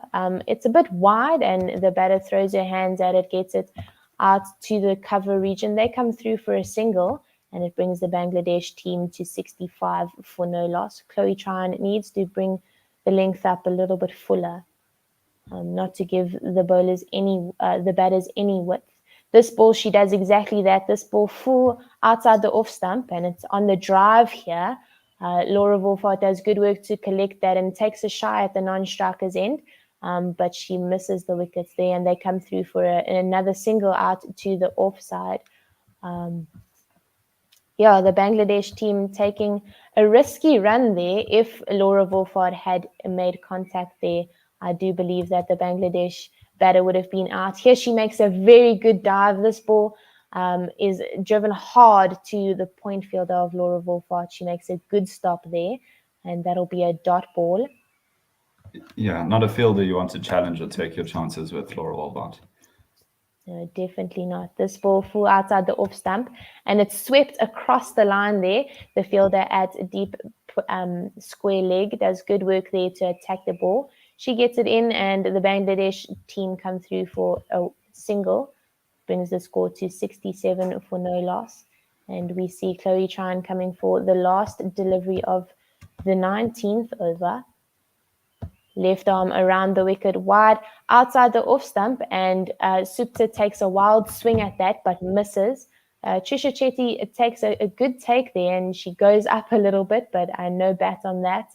And that was a good over there by Chloe Tryon, only 3 runs from her first over. The score now 67 for no loss after 19. Shamima is on 25 of 47 and Supta on 34 of 69 balls. Elsewhere in New Zealand in this Women's World Cup at the moment, Australia are 142 for 1 after 30.5 overs against England. Rachel Haynes still there on 49 and Meg Lanning on 52. Seems like Meg Lanning has caught up there to Rachel Haynes. At one point, Rachel Haynes was quite a few runs ahead of Meg Lanning. Bowling change here. Ayabonga Kaka, right arm over to the right hand of Shamima. This ball in the block hole on the off stump. She does very well to keep this delivery out. And it's just defended straight back to Ayabonga Kaka. A good option here in the 20th over of the South African bowling innings is Ayabonga Kaka. Looking to attack the stumps. This ball back of a length outside the off stump and it's taken across the line into the vacant onside of the field here at Dunedin. They come through for 2 runs. The score now 69 for no loss after 19.2. Yeah, Ayabonga Kaka in this game, but also just in recent matches, has been red hot form, taking quite a few wickets against the West Indies and then also against England and India in the warm-up matches. Yeah, she's a very good player, calm. Yes, and she gets the wicket. This ball, the same as the first. It's a Yorker on off stump and this time beats the bat of Shamima and she gets the first wicket of the Bangladesh team. She breaks this partnership of 69 runs. A very good delivery and Captain Sunil is turned to the right player here of Ayabonga Kaka. She is in form. She's bowling very well. There's a very good Yorker smashing into middle stump. And Ayabonga Kaka is the player for South Africa to make this breakthrough. Including this game, in her last 10 ODIs, she has a bowling average of 14.8, 17 wickets, an economy of 3.15. If anyone wants a deeper idea of the sort of form that we find Ayabonga Kaka in. She's an incredible human. I've played with her. I've played against her. She's calm. She's collected. And she's just a wonderful, wonderful human. And of those two, I can imagine it's more fun to play with her than against her. Yes, definitely. She's a very tricky bowler to face as a batter. She's hard to get away. She's very clever. She uses the seam. She uses variations very well. And she's very difficult to read. Very economical bowler. We see Fargana Hock. She goes by Pinky in at 3.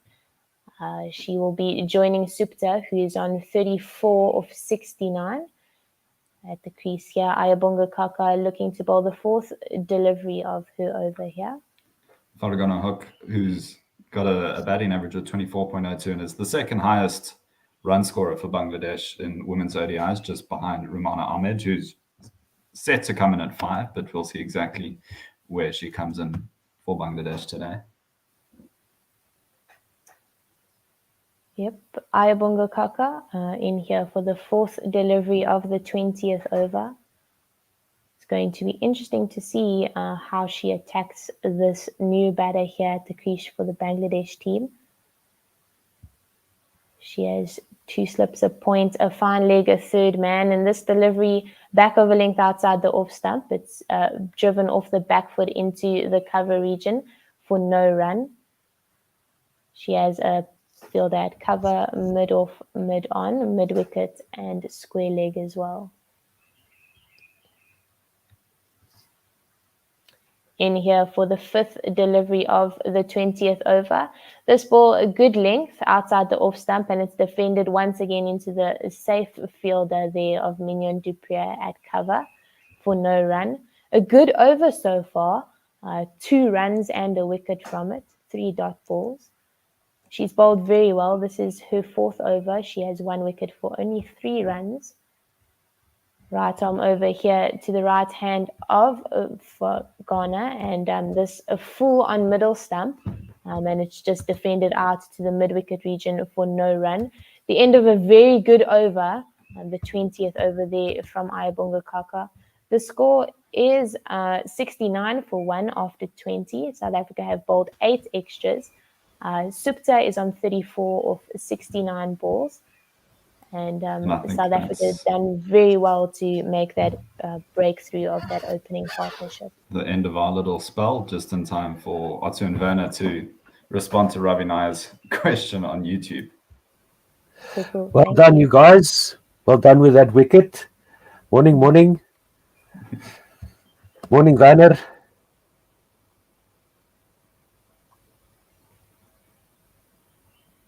I think you might be muted, Werner. How are you, Otto? I'm good, thanks, and you, man. First ball of the 21st over is bowled by Chloe Tryon, and there's no run there. This one is swept by Supta, but it just bobbles off to the leg side, and they don't take a single there. 69 for 1 is the score. Target is 208. As Tryon comes in again, left arm round the wicket to the right-handed Supta. This one pitches just outside off stump, defended into the covers for no run. And I'm as good, thanks. Jenna mentioned, are we going to answer Ravi's question after this ball? in a moment, it's a spinner bowling, so Tryon in again to Supta, and this one is swept to mid-wicket, straight to the fielder, no run. She's rushing through this Chloe over. Tryon yes, so we can answer it after the over. Yes, 2 balls to go here in her second over. Supta tries to drive this one wide outside off stump, but there's no run, straight to mid-off. It's a good over so far here by Chloe Tryon. She's only conceded 3 in the first 11 balls that she's bowled in this match. Supta still stuck on 34. Tryon in again. This one is on middle and off, and just gets a little bit of purchase off the surface and gets a outside edge, almost a leading edge back to the bowler. No run, maiden over. 21 overs gone, 69 for 1. Yes, what does Ravi want to know? All right, Ravi is asking, how much are South Africa missing Danae van Niekerk? I am missing her, but I don't count, he says. You do count, Ravi, and we are definitely missing her. Not only as captain, but also as a vital batter in that middle order, and her bowling as well. The all-round contribution that she usually makes is definitely dearly missed. Yeah, as Bonga Kaka continues, and this one is played down to the mid-wicket boundary by Pinky, and they go through for 3. It says her name is Pinky here on the score sheet on the TV. But it is Fargana Hook for Bangladesh, right-handed batter, and she played this one full on off stump down to mid-wicket for 3. And now it will be Kaka into the right-handed Sharmin Akhtar, and this one is just fended at outside off stump through to the keeper for no run. 2 balls gone in the 22nd over. Kaka's into a very good spell again here. Yeah, this one, it gets the outside edge through to the keeper this time by Ayabonga Kaka. She gets the second wicket. And in her 5th over, her figures now are 2 for 6. 3 runs off the first delivery of that over. And a dot ball followed by a wicket. What a performance here. She's getting the Protea ladies back into this match. Bangladesh were looking comfortable with that opening partnership. And now 2 wickets in 2 overs.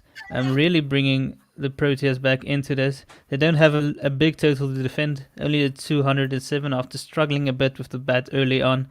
But these 2 wickets will definitely G them up. So that wicket was Sharmin Akhtar, caught by Trisha Chetty, bowled by Ayabonga Kaka for 34 of 77, and she was the other half of that opening partnership. And this partnership that was just broken by South Africa was only 3 runs. So a maiden over by Chloe Tryon, followed by another wicket for Ayabonga Kaka, and that brings Murshida to the crease. Let's get her full name and her details here for you quickly. She is looks like a left-handed batter, and Murshida Khatun is her name. She's 22 years old, left-handed batter rather. Average of 23, 161 runs in 10 innings, a strike rate of 62.6. So with a required run rate of only 4, that should be good enough for Bangladesh. Ayabonga Kaka goes across the left-hander with a very good length delivery, and Murshida just fishes at that one, hangs her bat out, but doesn't manage to edge the ball to Trisha Chetty. So there's no run. Kaka has been one of the leading wicket takers this year, and she's just showing her class again here. She's been not only been very tight, economical, but she's also now picked up both wickets, proving to be a class ahead of the other bowlers. It looks like another outside edge here for Ayabonga Kaka. Yes, it is. It's the second wicket of the over, the 5th delivery here of the 22nd over. Bangladesh are now 72 for 3, and all 3 wickets belong to Ayabonga Kaka. So no runs in that partnership for Bangladesh, and it is Murshida Khatun, caught by Trisha Chetty, bowled by Ayabonga Kaka for a second ball duck. Now it is who's going to hold the fort here for Bangladesh. They need to stay. They need 2 batters to just stay together for an over or 2, just to get over Ayabonga Kaka's spell. Yeah, Kaka she has turned this match on its head now. Bangladesh were looking very comfortable now. In 2 overs, she's picked up all 3 wickets. She's only conceded 6 runs and she only has the 1 delivery left in her 5th over. So going at the run, only 1 run to the over, also picking up 3 wickets, doing even more probably than the captain would have wanted from her, going above and beyond. No, that is phenomenal. So Sunay Lees would want to send Ayabonga Kaka off the field for a make-up session so that she can bowl another 10 overs if she's done with this session. But that brings Rumana Ahmed, 30-year-old right-hander, to the wicket. 43 matches, 893 runs in her ODI career at an average of 26.2 and a strike rate of 55. And she's got a best score of 75 with 5 50s. So Ayabonga is really getting greedy here. But we know how calm she is. She's just going to keep on keeping on here. She goes right arm over to the right-hander, who comes forward with a solid forward defensive shot to extra cover for no run. End of the 22nd over, 72 for 3. Ayabonga Kaka, 5 overs, 3 wickets for 6 runs. With figures like that, you have to mention which ones are the wickets and which ones are the runs. You might get confused.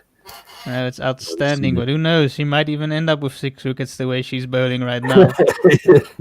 really getting the balls in great areas, getting that last one just full on a length outside the off stump, poking away at it was the batsman. She gets that edge through. The new batter is in Rumana. I heard Chris saying earlier that Bangladesh have only played like a total of 43 matches in ODI cricket in total, and she has played that amount. That means she's been playing from the first match that Bangladesh have played in this format. Interesting. Chloe Tryon continues now, left arm around the wicket.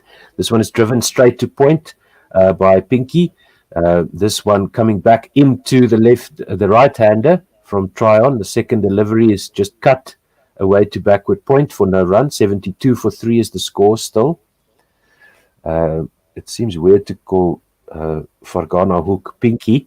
And she's driving this one straight back to Chloe Tryon. It was full on the middle and off stump. Driven back down the pitch. Chloe Tryon continues now, left arm around the wicket. And this one is a solid defensive shot coming forward. To this one is Fargana Hook. And there's no run. She's got 3 now of 8 balls. 72 for 3. 2 balls to go in the 23rd. As Tryon comes round the wicket full and flighted. Nicely driven just straight to mid-on. No run. She gets to the pitch of that ball quite nicely. Using her feet a little bit there. Fargana Hook. I don't know if she prefers to be called Pinky. But it says I think so. so. That's the name on her back. So. Okay, well, there you go. Pinky plays a late cut down to a third man area, and they come back for the second. She moves on to 5, and she pushes Bangladesh's score up to 74 for 3 after 23 overs. Chloe Tryon 3 overs, 0 for 5. Yeah, she's really rushing through her overs. It almost feels like Ravindra Jadeja is bowling so quickly. It's going. You can hardly get a word in. Yes, that's true. She does get through them rather nicely. Ravi Nair says, I will confess I've never rated Kaka, but today she's proved me wrong. Yes, indeed. Now you write off Ayabonga Kaka at your own peril. And Yeah, she just she look has at that. come Leading along wicket quite takers. nicely. She has come Leading along wicket quite taker nicely. since 2017. Ayabonga Kaka right at top with 54 and Ismail right behind her on 53. So Ravi, you might not have been rating her, but then you haven't looked very closely at how Kaka has been bowling. This one was on leg stump and just helped on its way down to mid-wicket for a single there by, it's not Pinky, it was Rumana Ahmed. Pinky now facing Ayabonga Kaka full on off stump, and that gets defended back to the bowler for no run, 75 for 3. Yeah, good Yes, comeback here by the Proteas, especially with Kaka taking those 3 wickets. There's-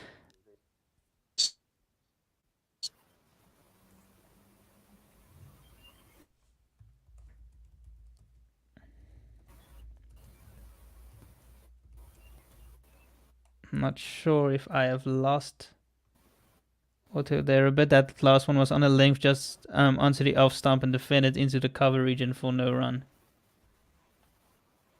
You still there, Otto? Simon, can you hear me? You're breaking up a bit there. Hanging in the- This one, full on middle stump, just worked away to the square leg region. Fine leg runs around to cut that one off, but they come back for 2.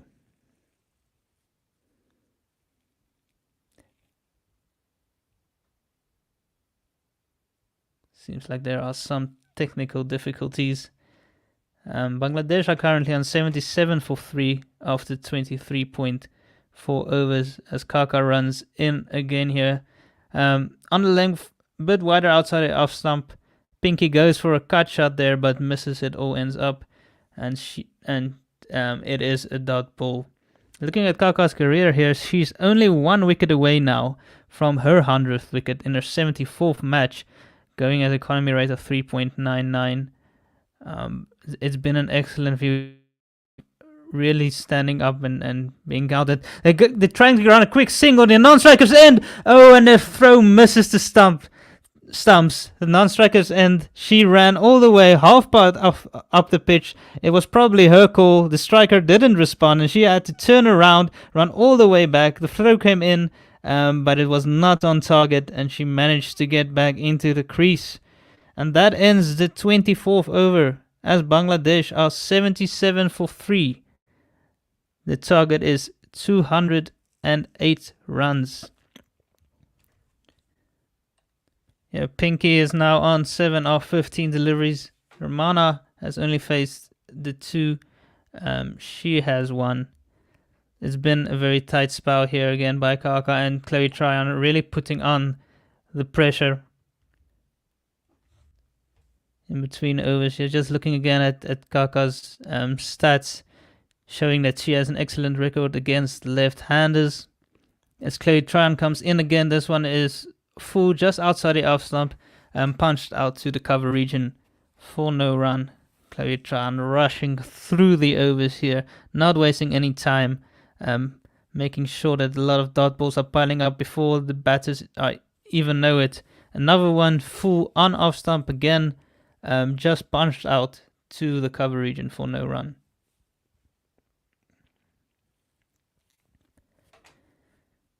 Chloe around the wicket, full, bit wider outside the off stump, slightly shorter. Romana goes back to late cut this one, but it goes straight at 45 on the offside, and there is no run. Chloe Tryon in again, full, floated, given a nice bit of air onto middle and off stump on a full length and just defended back to her for no run. She's in around the wicket. Short, outside the off stump, cut, but straight to point, where Laura Wolfhard fields that one, and it is no run. Romana will feel a bit bemused with herself not putting that one away. Again, full, again outside the off stump, cut, and it lands just in front of 45 on the off stump, and they do manage to go through for a single, as that brings up the end of the 25th over. The Bangladeshis are 78 for 3 and are stalling a bit here after those 3 quick wickets by Kaka. And that one just fell in front of 45.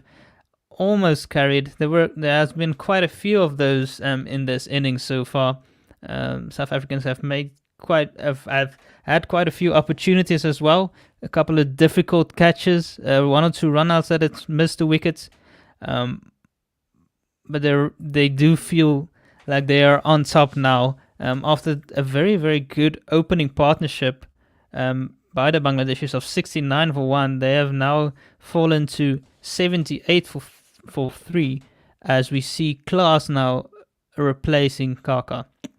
She comes in over the wicket on a length outside off stump. This one is driven through the offside, through the cover region, and this one goes all the way to the boundary for 4. Very beautiful shot there by Romana, finally managing to find the gap after being stuck for a couple of overs. Welcome back, Otto. Sorry, man. I should have restarted my browser before I came on air, but all good to go in a moment. No Just problem. waiting for my stream to open. Yeah, no. As I said, Klaas is back into the attack. Her first delivery goes for a boundary, releasing a bit of the pressure that has been building up over the last couple of overs. She runs in again, full angling into the stumps. This one is worked to the mid-wicket region for no run. Bangladesh are 82 for 3 after 25.3 overs, as we see some Bangladesh supporters in the crowd with their tigers there to support the ladies. Good to see. Was a bit of a release shot there indeed. Klaasen in again, this one short just outside the off stump, angling into off stump, and they scamper through for a quick single as this one is just blocked out into the offside. Good running there to try and get some momentum going again here for the Bangladeshis. As I said, they started off well. Then they have now stalled a bit with those wickets. The required rate has now gone up to 5.1. Not out of hand, but a bit more than where it started at around the 4 mark. Yes, they just need 2 batters to stay together for just an over or 2, just to rebuild. And then they've got to keep it on that runner ball for the rest of the innings. That'll win the game for them. But if they lose any more momentum, any more wickets, it just makes it that much more difficult. Yeah, that last one was angled down the leg side. Just worked to the fine leg region for a single. Klaas has now bowled 4 balls in this over. Already gone for 6 runs. He'll want to end this over a bit more tightly or in better areas to try and limit the runs here. This one is full on off stump, and this one is driven to extra cover for no run. Now straight to the fielder there, but solid looking shot. So these two for Bangladesh don't have the greatest strike rates that you've ever seen, but they are doing the job here. This is what Bangladesh need at the moment. So they'll need to bat a little bit above the average strike rates that they've got in their career so far. Yeah, Bangladesh are still fairly new to international cricket, and this is their debut World Cup match. As Klaas runs in, this one on a length, just angling down the leg side, as Rumana manages to get some bats on it, and they take a single through this one. It was worked to fine leg, and that the score moves up to 85 for 3 after 26 overs. Pinky is on 8 of 16 deliveries. Rumana is on 8 of 13. Klaas has now bowled 5 overs. She hasn't picked up a wicket yet and has gone for 20 runs. Partnership now 13 runs off 4.1 overs with a run rate of 3.1. And Bangladesh require 123 runs from 24 overs. So the required rate now 5.12, and the last 5 overs saw a run rate of 3.2. This one is outside off stump of Chloe Tryon, driven. They take a quick single, throw comes in, and it is a direct hit by Masabata Klaas from mid-off, I think it was. Rumana coming through for the single, and I think this is going to find her a bit short. It's definitely short. That one was 245 on the offside, or short third man, whatever you'd like to call that position. Yeah. And she ran around and got in a good throw and a full length dive, but I don't think it's going to be enough. She seemed to be well short of a crease there. Yeah, sorry about that. It was just off the outside edge, and Masabata Klaas standing at that 45 on the offside behind square, getting the throw straight onto the stump. Trisha Chetty didn't have to do a thing, and they get the 4th wicket, 86 for 4 at the start of the 27th over. Yeah, direct hits in this game is so crucial. Those extra couple of seconds you save by getting the direct hit often makes the difference between being out or being not out. The 4th wicket, 85 for 4. South Africa have really come back into the game after the 69 opening partnership. Bangladesh just crumbling a bit here after both openers falling, and Kaka was the main what will we say, destroyer in chief. Yes, with their 3 wickets. Yes, Good indeed. fielding to back it up. Yeah, it was Ayabonga Kaka that started this mess that Bangladesh find themselves in now. Last 5 overs, 16 for 3 at a run rate of 3.2. So it's not been great, and it's those 16 runs that they've scored since the opening partnership, and they've lost 4 wickets. So the required rate keeps on creeping up, almost 5.2 now. Nigar Sultana Jyoti is on at the wicket now. She's going to be standing at the striker's end because that's where the run out was affected. The run out of Pinky. Chloe Tryon flights this one nicely outside off stump and just driven straight to straight to cover for no run. Where are my fielding positions today? Chloe Tryon left arm round the wicket. This is Rumana going onto the back foot and playing it straight to extra cover for no run, 85 for 4. Tryon left arm round the wicket, and this one is just solidly defended by Jyoti to the bowler for no run. So Jyoti is still on strike. It wasn't Rumana that faced that previous ball.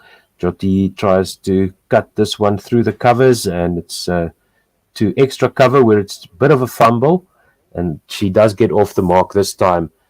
Does Jyoti? She's on 1. Rumana is on 8 or 14. Score now 86. It was a good for diving 4. stop there. Yes, it was a good back foot drive there by Jyoti and stopped at extra cover. This one is wide outside off stump 2, Rumana, and goes out to the sweeper on the cover boundary for a single.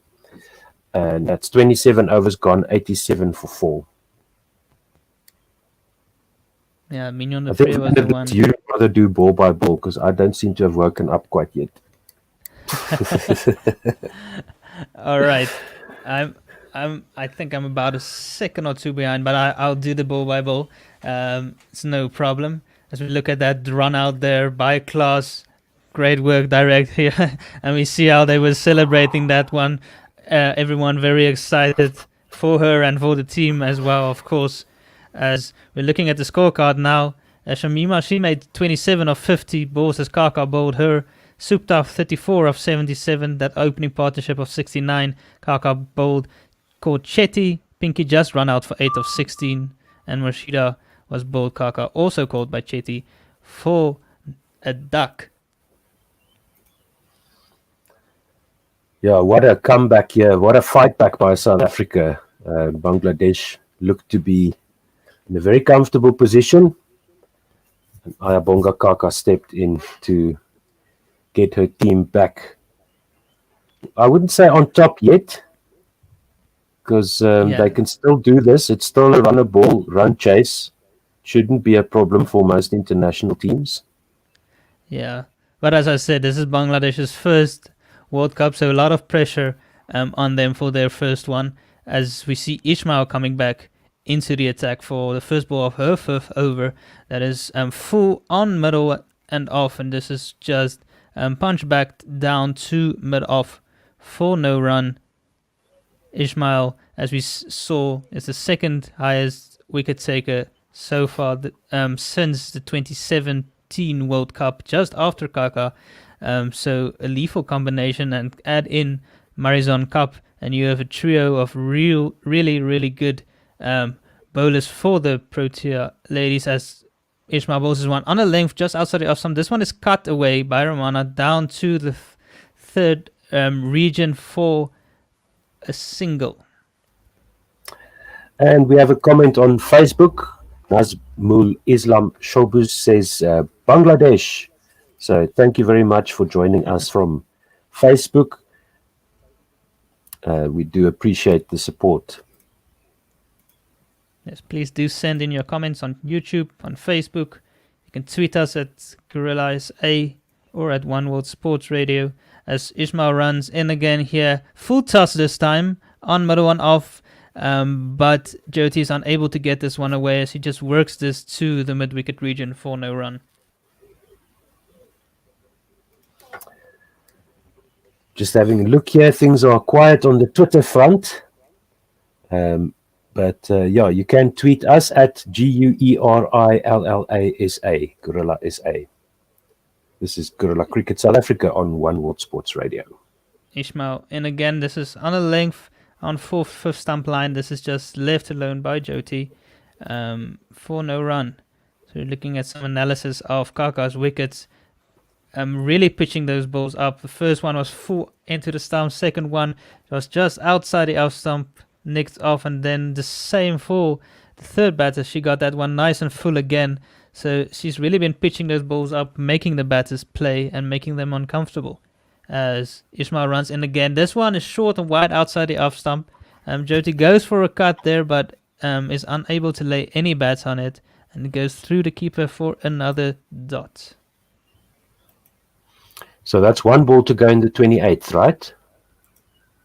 Indeed, one ball to go. 88 for 4. Ismail coming in again over the wicket to Jyoti. She bowls this one short. It's pulled away nicely to between fine leg and deep square leg. They think about going for a second run, but it is cut off and well fielded there by Kaka to prevent the second. they only go through for the run. 28 overs gone, 2 overs to go in our commentary stint, and Ismail has now bowled 5 overs for 22, 2 runs off that last over of hers. And Bangladesh now require 119 runs from 22 overs. Excuse me, and that requires a run rate of 5.4. Current achieved run rate 3.1. Yeah, 119 still required from 132. This one is just on the length outside the off stump, angling into the batter as she defends this one out to 45 on the off stump, offside for no run. Klein not going to give us any time to talk in between as she rushes in again for a second delivery. This one full wider outside the off stump. This one is punched into the coverage. They decide to not go for a run. The fielders are on the edge of the ring there, so there are possibly a couple of quick singles they could take there. Try on in again around the wicket. She's giving it some nice air here, getting some nice drift into the right-handers. Good to see Tryon bowling again this year.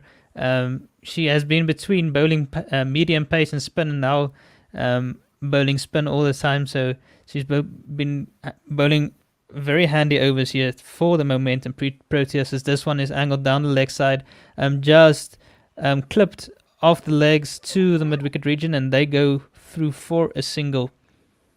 She's almost done with 6 overs. She's bowled 5.4. She's only gone for the 9 runs, and she's also bowled them very quickly, so there will be no problem with the over rate. Try on in again here. This one is very wide outside the off stump. Sort of a play leave in between shot there. Not quite sure what the shot ended up being, but it was a dot delivery, not called a wide, that one. Try on in again. Floated wide outside the off stump. This one is defended again. Out 2 point for no run. Only a single of the over. Tryon has now bowled 6 overs and only conceded the 9 runs. Really piling on the pressure on this end, while some wickets have been taken at the other end. Yes, indeed. Tryon is just ramping things up here, pushing that required run rate up. It's now up to 5.6, and the last 5 overs have yielded only 13 runs with the loss of 1 wicket at a run rate of 2.6. So Jyoti and Rumana, a little bit of a small rebuild here, so looking good. They are looking good indeed. Ismail in just on a length, angling into the stumps for no run. But yeah, they will need to start looking to rotate the strike a bit more. There's no use just staying in at the crease. They really need to look to get this target, to get their campaign off to a very good start, to get an upset, I would say, over the momentum Proteas. As it stands, the Proteas are really getting a stranglehold on the Bangladeshis. So Ismail runs in here on a length, and it's a big swipe across the line, a pull shot here from Jyoti, but she misses the ball completely, and it goes through to Chetty for no run. 2 dot balls so far in the 30th over. So this will be the last over of our scheduled commentary stint. 90 for 4 is the score.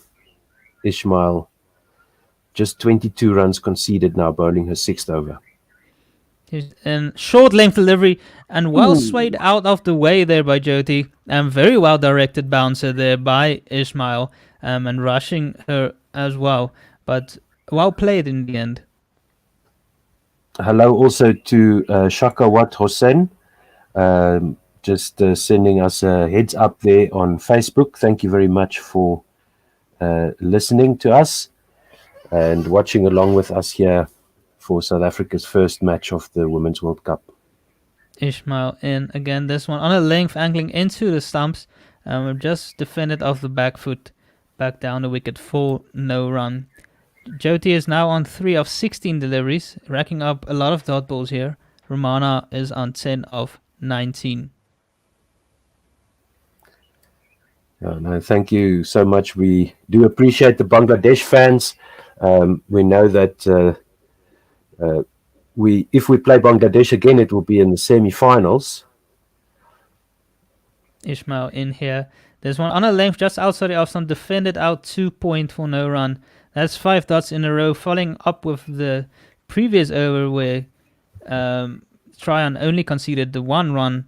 So a lot of dot balls piling up here on the Bangladeshis, and they'll feel like they need to start hitting some shots here to release the pressure. Yes, so the only reason I say that is because we've got some Bangladesh fans listening to us today, and we do appreciate that. We will only be broadcasting the Proteas women matches officially so far, according to our schedule anyway.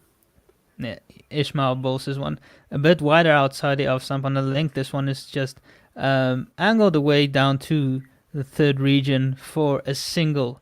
That ends the 30th over. Bangladesh on a 91 for 4. Ishmael has bowled 6 overs, has got 0 for 23, as Jyoti is 4 of 18 deliveries. Romana is 10 of 19. As I see, we are joined by Jenna. Welcome, welcome. Good morning, gentlemen. Good day. So how have you enjoyed the commentary from home, Jenna? I prefer it when we're at the stadium. Indeed, as do we all. Yeah. Chloe in here. This one is full just outside the leg stump. This one is clipped to the fine leg region, and they will come back for a second run. Just getting a line wrong a bit there. But Chloe has been doing a very good job keeping things tight, rushing through overs. She's only conceded the 11 runs of 6.1 overs as she's coming in again around the wicket. This one is full, almost a Yorker length on middle and leg. This one is punched out to mid-off for no run as she's already ready for another delivery. She comes in around the wicket. Now a full one floated nicely, given good air outside the off stump. This one is punched to the covers and well fielded there by Mignon de Priya, who is a very good fielder. She gets this one in quickly to the bowler, but they do manage to get through for a run.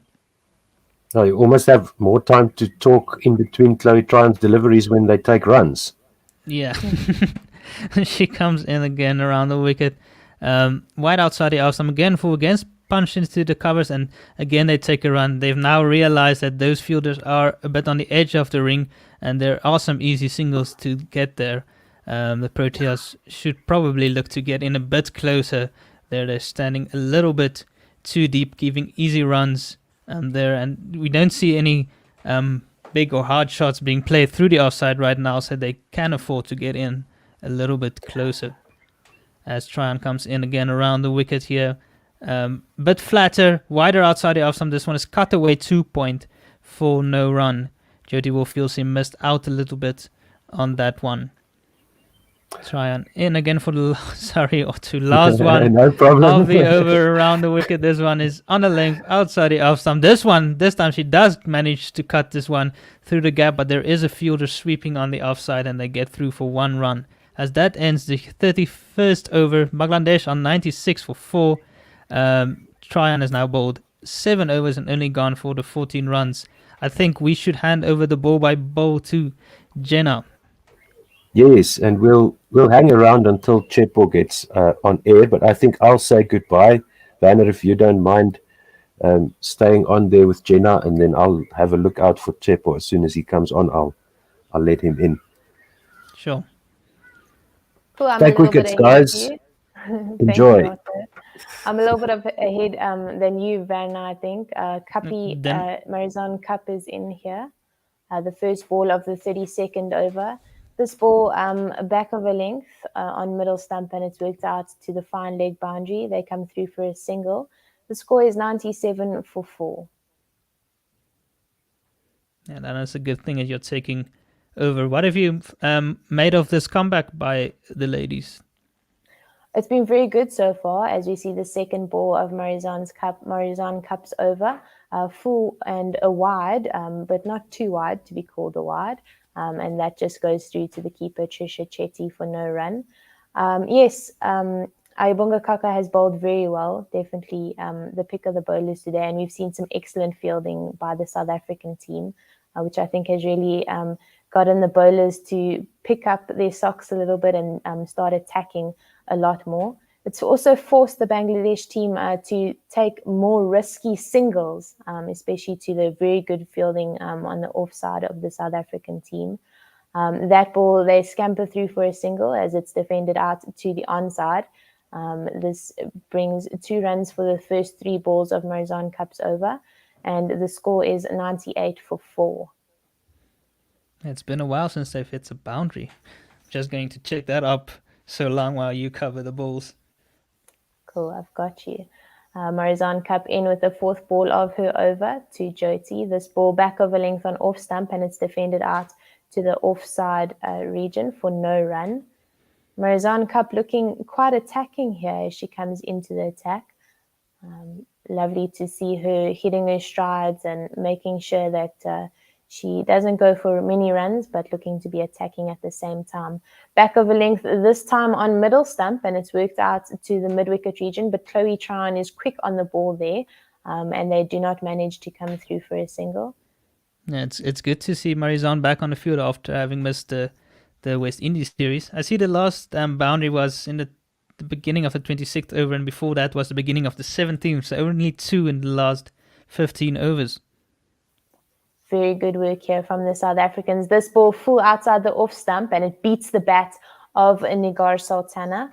And that brings us to the end of the 32nd over. The score is 98 for 4. Marizanne Cup comes through there with a very good over. Interesting. We're looking here at what they're saying about Marizanne Cup. They have this little profiles for every player, and they're saying her sporting hero is Serena Williams. Interesting, because I saw earlier that Laura Wolfart also has 2 tennis players as her heroes. So interesting, all the cricket players having the tennis players as their heroes.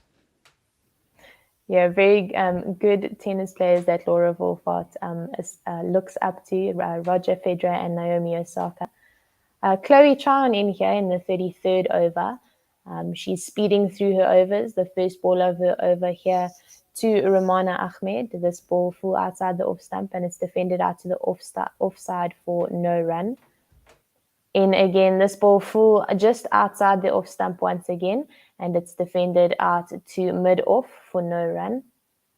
She's going through her overs so quickly. She's in her 8th over. She's only gone for 14 runs. A vital part here of the South African bowling attack. This ball full on off stump again, and it's swept away, pulled across the line, and the fielders on the leg side boundary do some very good work, good effort there by Tasman Brits, but it is given 4, and the Bangladesh score goes up to 102 for 4. And Chloe Tryon, they're conceding the first boundary that we've seen in a little while. Just as we were talking about it. A very good effort there from Tasman, but she does get a hand to it, but is unable to save the boundary. But it's really great to see the South African team putting the effort in, both in the inner ring and on the boundary, to make sure that they're being as tight for their bowlers as possible. The 4th ball of Chloe Tryon over here, full, wide outside the off stump, but Romana gets bat on that and is defended out into the offside for no run. Into the 5th ball of her over. This ball back over length outside the off stump, and a big swing there. She gets a top edge, and it goes past the fielder at short third man. And Masabata Klaas chases that hard and puts in the dive. But this ball going for another boundary, the 2nd in this over. A bit of a flashy shot there from the Bangladesh batter. But it definitely did bring the runs there for them. A much needed boundary there. For the Bangladesh team. Yeah, this is just the over they needed to kind of kickstart things again. A couple of boundaries after not having one in quite a few overs. I hope Klaas hasn't injured herself there. And the last ball of Chloe Tryon's over is defended out to the point fielder Laura Wolfart, who does good work in cleaning that up. And it ends with a dot ball there. That is 33 overs gone. The Bangladesh team are 106 for 4. And Bangladesh need 102 runs to win from 102 balls. Yeah, Nigar Sultana is now on, and you please correct me if I do mispronounce the names. She's on 9 of 27 balls. Romana Ahmed is on 20 of 28 deliveries. And that was by far Chloe Tryon's most expensive over. Yes, 8 going from that over. We see Marizan Cup back into the attack here, and she's bowling to the right hand of Nigar Sultana. This ball full on off stump, and it's driven straight down the ground. The fielder at mid-on does good work, but the batters do manage to come through for a single. And that brings the score up to 107 for 4. Marizan Cup is in her 7th over, and she's gone for 20 runs with no wickets. And the required rate is now at 6 runs to the over. So they need to get some more runs consistently here. Yes, for sure. Cup this time into Romana Ahmed. This ball back over length outside the off stump. She gets a little bit of seam off the wicket into the right-handed batter. This ball just defended straight back to the bowler for no run. Each dot ball here will only add the pressure as the Bangladeshis have a set target, and they'll see then getting further and further behind. The third ball of Marizan Cup's over. This ball pitching full outside the off stump and nipping back into the pads of the Bangladesh batter, but no run conceded. I think she got a bit of an inside edge into the pads there, and these 2 dot balls here from Marizan Cup are definitely helping the South African team. The 4th ball of this 34th over. This time pitching on middle stump and swinging in. She manages to dot this out into the leg side. Chloe Tryon gets to the ball quickly, but the Bangladesh team manages to get through for a single. Chloe Tryon takes a shy at the striker's end, but misses the wickets, and Trisha Chetty is the one who cleans up there behind the stumps. The score now 108 for 4. Just thinking Chloe Tryon's 8 overs have been so vital after Sunay Lee's didn't have any control in her first 2 overs. Yeah, Sunay really didn't find any rhythm in those 12 balls that she bowled. And Marizan Cup finds another dot ball here as it's driven straight to the fielder at mid-on for no run. Looking at the win predictor here on the screen, South Africa looking at 85% to win and Bangladesh at 15%. Marizan Cup in for the last ball of her over, and this ball full outside the off stump, seaming into the right-handed batter, and it's defended out to the extra cover fielder for no run. The score is 108 for 4 after 34 overs. And we see a drinks break here for both teams. I can quickly update the listeners on the other game going on, Australia versus England. Australia, not surprisingly, dominating. They're 226 for 1 after 42 overs, with Rachel Haynes, the opener, on 96 not out of 110 balls. The only wicket having gone down, Elisa Healy, for 28 of 35 deliveries. She was bowled by Shiver, caught by Brunt. And the other is Meg Lanning, who's currently in also on 84 of 107 deliveries. Massive partnership by those two now, coming up to close to the 200 run mark.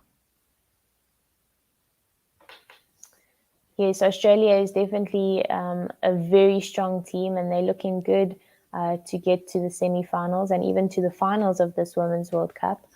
They have a very strong batting lineup, and their batters are definitely in form. So it's really wonderful to see that they're putting on the runs, that they're building the partnerships, and that they're batting very well as a team. They definitely are. A clear run also through the South African scorecard. When we were batting, we made 207 all out in the end, dismissed of, I think it was the second last delivery. Lara Wolfhard made 41 of 52 deliveries. She was bowled by Ritu Moni. Tasman Brits struggled to get going. She made 8 of 24 deliveries. Lara Goodall made 12 of 43. Also got stuck, wasn't able to rotate the strike. Sunay Loose and Mignon de Priya then started to form quite a good partnership before Sunay was run out, unfortunately, as one was struck back fiercely and took the bowler's hand and just deflected onto the stumps. She was out for 25 of 46. Mignon de Priya made 18 of 26 before a vital partnership between Marizanne Kapp and Chloe Tryon. Marizanne Kapp made 42 of 45. Chloe Tryon made 39 of 40. And then the rest, not a lot of runs to speak of. Chetty went for 1 of 3 deliveries. Ismail, 3 of 9. And Kaka went for 2 of 4. It's a top wicket taker for the Bangladeshis were Faria Trishna with her 3 for 35, the young 19-year-old left-hander who was able to get swing throughout the innings. Yes, she bowled very well. She was very economical and definitely a great wicket-taking option there for the Bangladesh team. Yeah, and the great thing, being so young, she has so much time ahead of her. She'll probably play quite a number of World Cups for Bangladesh and will likely be a banker for them going forward.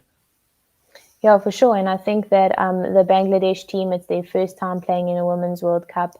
They're probably looking to learn as much as they can. And having a young bowler like that perform is definitely something that they can use as momentum going forward into seasons to come. Yeah, there's been a lot of positives in this match for the Bangladeshis. They bowled very well to restrict South Africa only to 207. They kept the pressure on throughout. They didn't make it easy at all. And they started off very well with the bat as well, that 69-run opening partnership. And now they're starting to form a partnership again here. We see Ayabonga Kaka into the attack again. And the first ball after the drinks break is a wicket.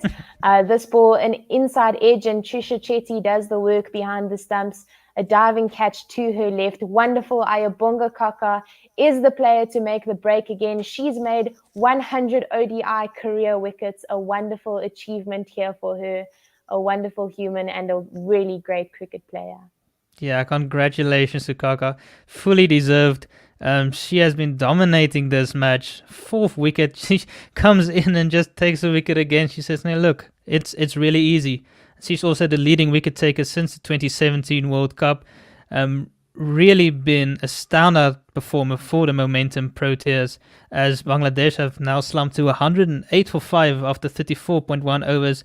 Rumana Ahmed out for 21 of 32 deliveries. And yeah, immediately first ball back into the spell, and Kaka strikes again. She is definitely a bowler in form, and when the skipper Sunelis needs something to happen, she just needs to toss the ball to Ayabonga Kaka, and Aya will do the work here for the South African Momentum Proteas. Yeah, I could almost hear her say, "Aya, captain, aye."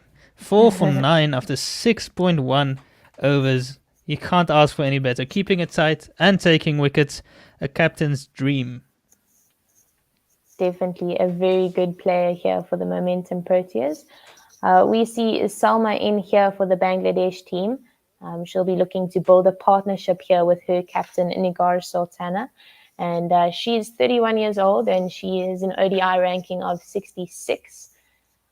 She has played 38 matches of an average of 13.6.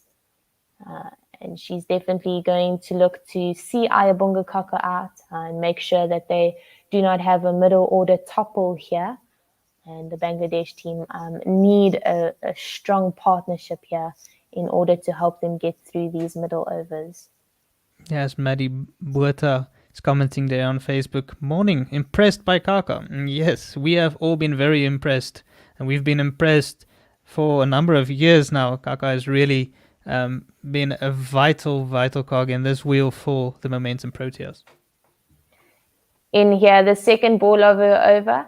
Unfortunately, this one is called a wide.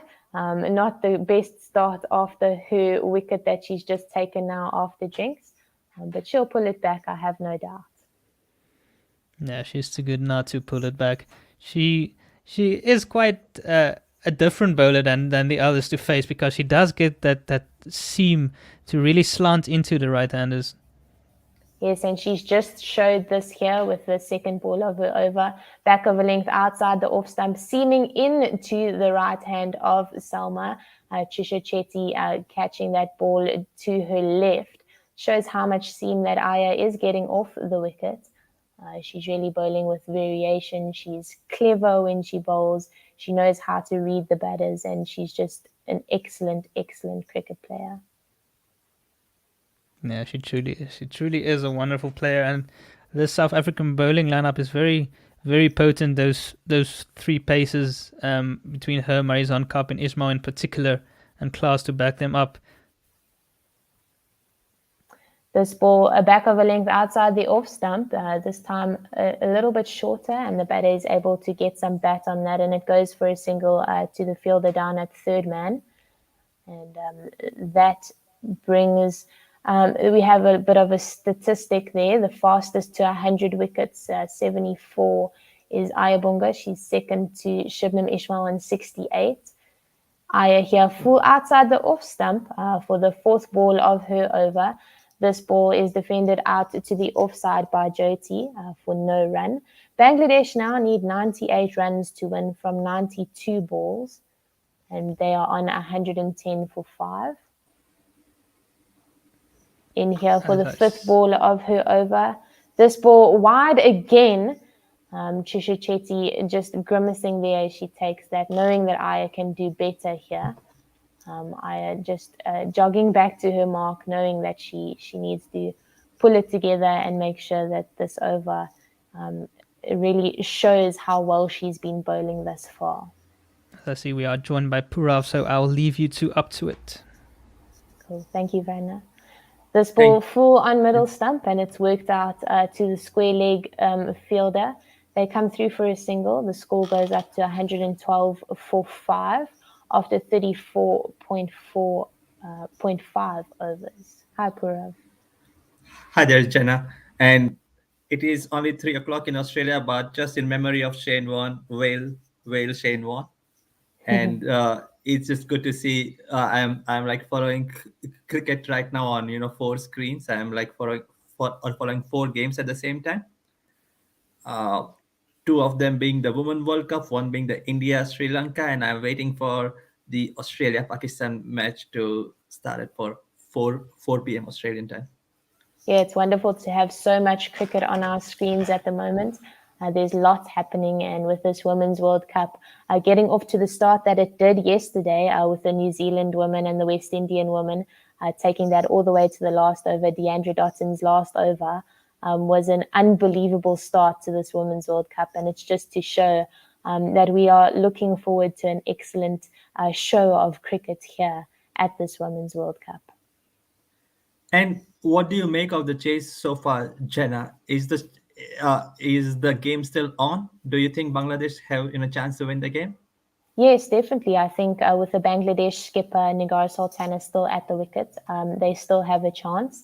But with the South African team and Ayabunga Kaka bowling the way that she is, anything can happen. We see Masabata class in here into the attack. This ball flew outside the off stump, and it's worked to the mid-on fielder Shibnam Ismail. But good fielding there. No run off the first ball of Masabata classes over here. The score is 113 for 5 after 35.1 overs.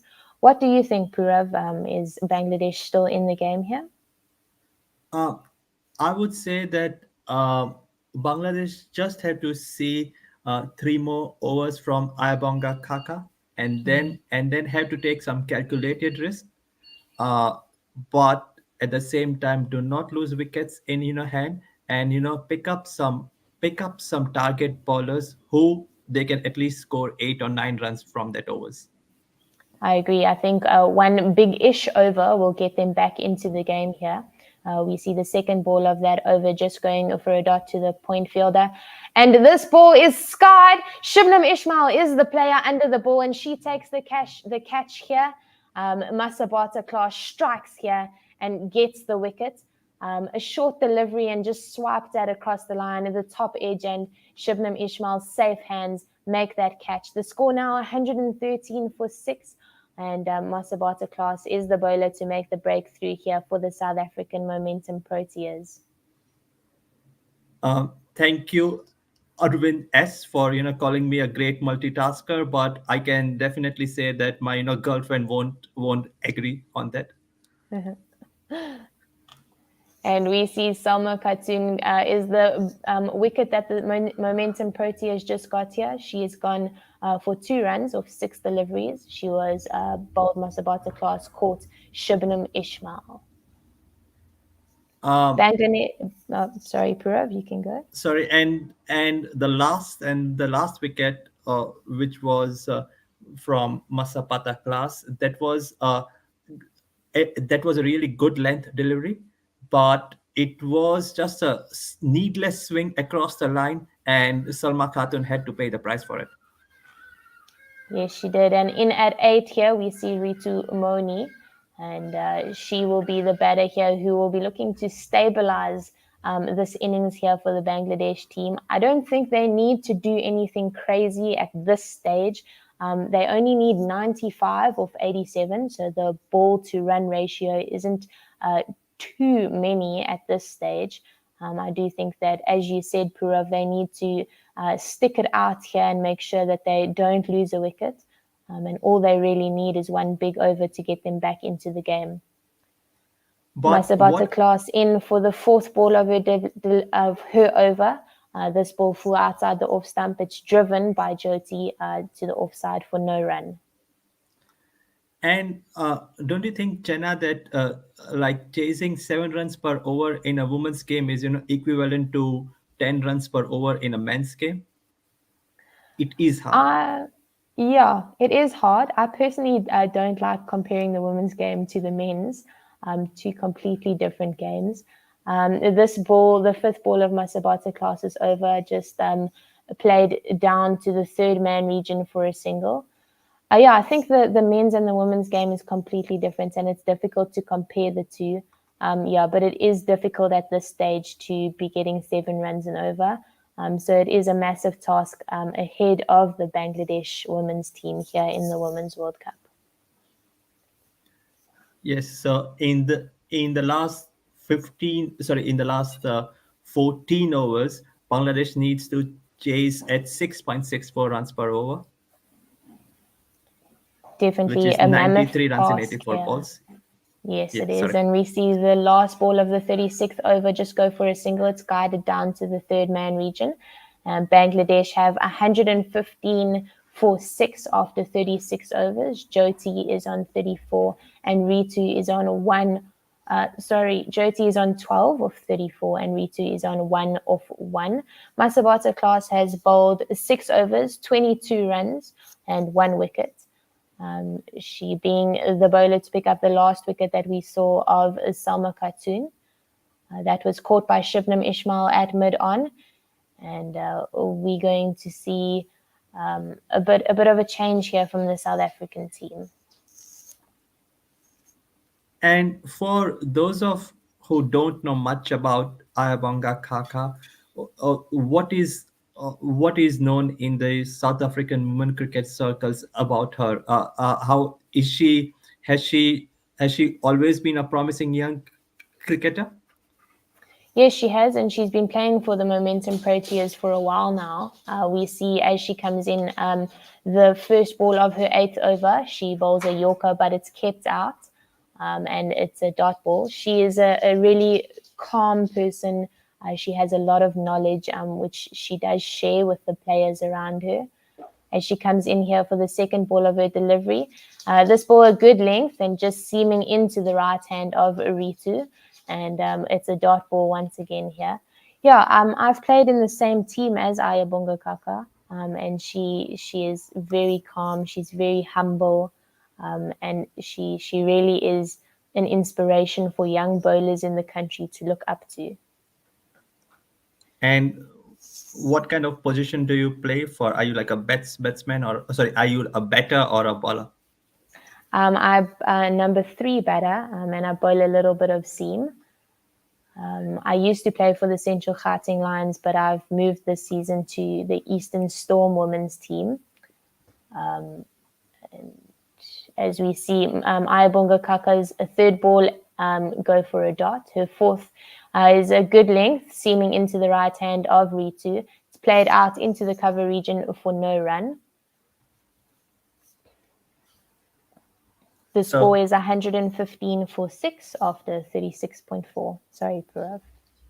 Yep, and I always say that number 3 batter has the best prospect of being the future captain. Yeah, it's definitely a role that needs to be treated with a lot of responsibility. A number 3 batter is often in women's cricket, in all cricket really, needed to hold the innings together, but at the same time make sure that we're going at a good strike rate. And that brings up the maiden of Ayabonga Kaka's 8th over. Her figures are 14 runs for 4 wickets in 8 overs. Those are excellent figures. That brings us to the end of the 37th over. The score is 115 for 6. Nigar Sultana on 12 of 34 and Ritu on 1 of 7 deliveries. And last over was the third maiden by Ayabonga Kaka. Her figures are 8 overs, 3 maidens, 14 runs and 4 wickets at an economy of 1.75 runs per over. That's unbelievable. And her partner in crime has been Masapata Class. Also a very attacking bowler here. We see when she plays at home, which is Northwest in Potchefstroom, she uses the bouncer really well with the new ball. And she is in here once again in her 7th over to the right hand of Nigar Sultana. This ball straying a little bit down the leg side. It is called wide. Trisha Chetty just shaking her head, knowing that Masabata Class needs to bring it back here after that wayward delivery. And the score is 116 for 6. Bangladesh need 92 from 78 balls. I have fond memory of Potchefstroom, if I'm pronouncing it right, because Sachin Tendulkar years back scored 100 on that ground, and that is how I came to know about that place. Oh, that's wonderful. Yeah, Sachin Tendulkar was a legend of the game. As we see, this ball by Masabata Class is over-pitched outside the off stump, and it's driven beautifully by Nigar Sultana through the cover fielders. But some excellent fielding there from Mignon Duprier and Sunelis. Very good work to chase that down, putting the dive in and saving the boundary. Mignon Duprier did excellent work, and they went through for 2 runs. The score goes up to 118 for 6. Masabata Class will need to look to bring the ball back a little bit and look to bowl that questioning length, that good length, getting the ball to seam off the wicket. In here for the second delivery of her over, this ball a better length on the off stump, and it's driven out to the mid-off fielder for no run. And meanwhile, in another Women's World Cup game, Australia women are 266 for 2 after 46.1 overs. Rachel Haynes is not out on 111 runs, and Meg Lanning has scored 86 runs. Excellent. Thank you for that update, Purav. The fourth ball of the over here, good length outside the off stump, and it's just defended out to the off stump for no run. The Australian team doing very well there against England with the bat. Rachel Haynes really showing lots of class as she made her century there. Have you played against any international teams or like international club teams? Yes, I actually traveled with a touring team to India in 2019, where we played a couple of club teams there. We were in Mumbai and in Kolkata. It was a wonderful experience, and we learned a lot about the conditions there. And yeah, it was a great experience. Oh, that is a wonderful story, Chena, and I feel proud that I am commentating with an experience with an experienced club cricketer, or Thank you. and who has potential to represent South Africa one day. Thank you, Purav. We see the fifth ball of Masabata class is over, go for a single, and the Bangladesh women go up to 120 for 6. Masabata class has one more ball left in this 38th over, and the Bangladesh women need 88 from 73 balls to win here against the Momentum Proteas. Masabata class, a good length delivery outside the off stump, the ball seaming into the right hand of Nigar Sultana. But she just defends that out to the mid-wicket region. Bit of an inside edge there, actually, for no run. Masabata finishes her 7th over with 1 wicket for 27 runs. And South Africa have used 6 bowlers so far. Ayabonga Kaka has 2 overs left, and Masapata Klasa has 3, while their pace bowlers, Subnim Ismail has 4 and Madison Cap has 3. So it is not all easy overs left for Bangladesh to pick up their run to pick up their pace. Yeah, definitely. South Africa still have a lot of weapons that they can use. And we have Tepo Tayela joining us. Hi, Tepo. Hello, how are you guys doing? All good, thank you. Shubnam Ismail into the attack here to Ritu. This ball is short outside the off stump and it's just guided out to the third man region. They come through for a single, and Shubnam Ismail seems to have some trouble with her shoe. She's on the floor. The shoe is off. Maybe her big toe is a little bit sore. Yep, that's exactly what it looks like. We often see pace bowlers having troubles with their big toes, especially with the bowling action that they have and the landing that they do. Yeah, fast bowling is definitely not a natural thing for the human body to do. It puts the body under a lot of stress. But with the strength and conditioning that we have nowadays in cricket, bowlers' bodies are definitely conditioned better than they were back in the day, and less or fewer injuries happen to the fast bowlers of most countries. Shabnam Ismail has picked up 164 wickets in her women's ODI career so far in 115 games at a strike rate of 34. She's definitely a pocket rocket, and she manages to get a lot of pace on her ball as we just break so that she can fix what's going on in her left boot. We see Ayabonga Kaka and Chloe Tran having a very animated conversation, just talking probably about line and length. Probably talking about wickets, as Ayabonga Kaka got to her 100th one-day international wicket today. And she's really been pretty exciting. We saw her in the SA versus West Indies Women's Series, and she was definitely a revelation with the ball there. Glad to see she's continuing her form here. Tepo, would you like to take over ball by ball? I'm actually quite far behind, but yes, sure thing. I would be happy to do so. Right now, I'm still looking at the animated Chloe Tryon and Ayabonga Kaka conversation. Purav, great to be on commentary here with you today. First time that the two of us are commentating. Yep, together. And greetings from Australia. Greetings indeed.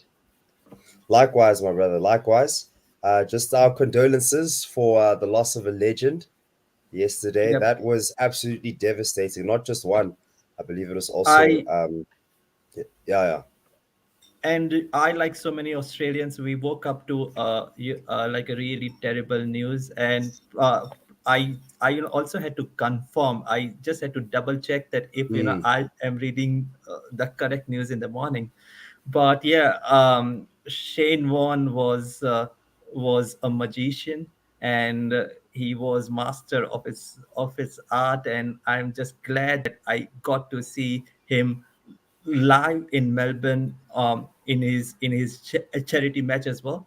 So yeah, it was a career to remember. Shubnam Ismail, this ball pitched full outside the off stump and just blocked square of the wickets to points. Jonty still on 13.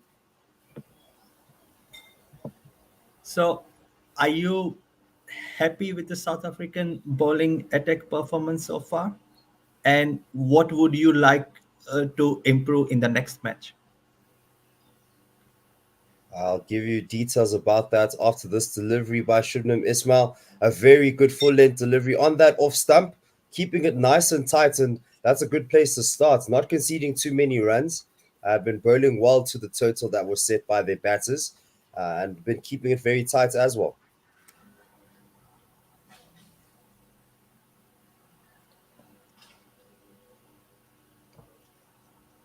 Also happy with the balance of the team as well. Looking at the squad, you saw the 4 pace bowlers at the bottom of the order, and then Sune Luce and Chloe Trion did the rest. As this back of a length delivery, it was a slower ball as well, just beating the bat, going to the keeper. No run there, so that's 3 dot balls in the over. So my question to Jenna, while you do ball by ball, would be just to understand and know more about women's cricket in South Africa in general, and what what is the future prospect from here? Because I came to know that South African women are number 2 team in the world, so which is good. So take away, Jenna. Sure. Tepo, if you just want to finish ball by ball. Sorry, my live stream has literally just bugged out. I missed 2 deliveries that were both singles. The score now 123 for 6. Sorry about that. Technical difficulties with the streaming service. No stress. So just to touch a little bit on women's cricket in South Africa, we have 6 provincial teams in the top 6 league, and we all compete.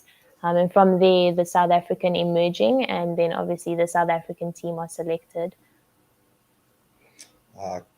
Class into the attack. This one, a perfectly pitched delivery, good line, good length, just full of a good length, and driven through to the offside straight to cover for no run.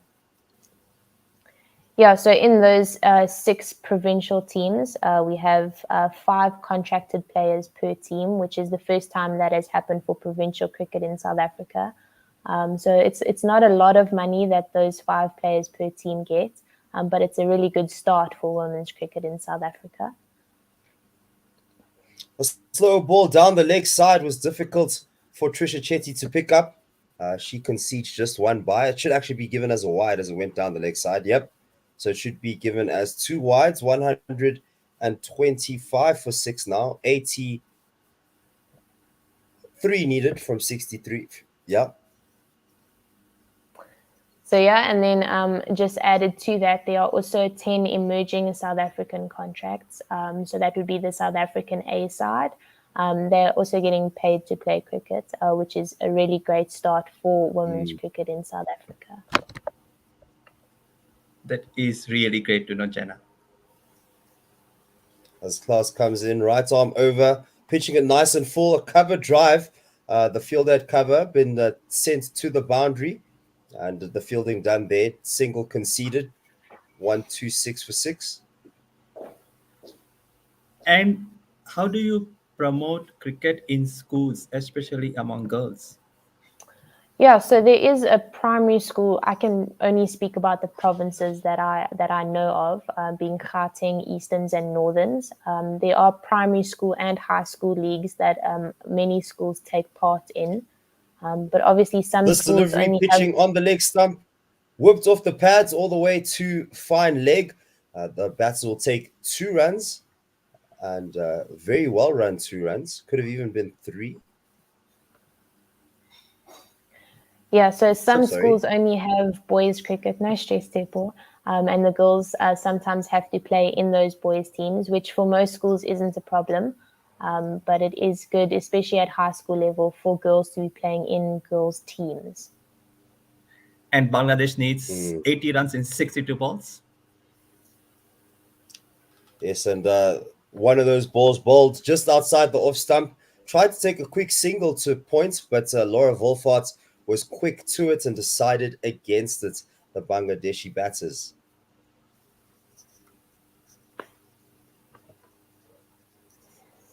Just going to the conversation you guys are having about development of women's cricket, especially in schools. It's good to see that women or girls have been very keen. I know I had a girl that I used to play cricket with, as this ball full on the off stump, tried to take a quick single, decided against it to end the over. 128 for 6 now, 10 overs left, and 80 runs to get. But yes, going on to the conversation, I had a girl that I used to play cricket with in primary school. But yeah, eventually she turned out to be a proper umpire. It was Lauren Achenbach. So yeah, as long as it was good that the space was given for girls to be allowed to play cricket with the boys, because they eventually developed into some the international cricketers and the people in the system we see today. Great stories from Shepo and Jenna. Meanwhile, this partnership has scored 15 runs in last 4.4 overs. That's not too good for Bangladesh here. They need to try to find a way to up the run rates. Just lost too many wickets the top end of the innings. And would there be a power play in your last 10 overs? Sorry about that. This delivery full straight. A Yorker. Love to see a Yorker blocked out. No run there. So the power play would probably already have been taken at 34 overs. I could be incorrect. But at the moment, the South African team are probably allowed 4 fielders outside the inner ring. Ismail right on. We're going for that Yorker length again. Squeezed out to the offside. Cover does the fielding. No run. Shabnam Ismail is bowling at 115 kilometers per hour or 71 miles per hour, which is really quick.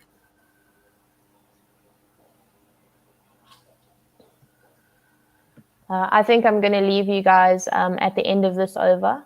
And if you're okay with that, then you two can finish up the last 10 overs of this game here. Trajik, we'll miss you. Jenna, as this one guided down to the fielder at third. Open the face of the bat, 129 for 6. I think Bangladeshi women would need Jenna's advice on how to score up the rate. Oh, very good fielding by Masabata class there on the boundary. Puts in the dive at third man. The South African fielders have been very good at throwing themselves around this morning here. They've really put in the effort and shown what they're made of. Yes, indeed. As in cricketing circles, we know that South African teams have always been a good fielding side. Just seeing that dive now, she did also well to keep that ball in the boundary at third as well. But yeah, no, South Africa have historically been a good fielding side, good fielding coaches, and it's good to see that it continues here. And did it all probably started with Jonty Rhodes? Possibly, yes. You're asking two youngins here, so we don't know anything before that. I'm not gonna. But Jonty Rhodes was definitely the poster boy for good fielding. This delivery outside off stump, square drive, no run. Because I am 31 and I grew up watching cricket in 90s and I could not take eyes off Jonty Rhodes. Okay, cool. Well, I'm going to step out. You guys have a good 10 overs here. yeah, whatever happens, happens. Personally, I'm hoping that South Africa can pull through. But if the Bangladesh women's team can get something here with the bat and just take it as far as possible, that would be a great cricket to watch. And this, thank you, Jenna. It was lovely having you.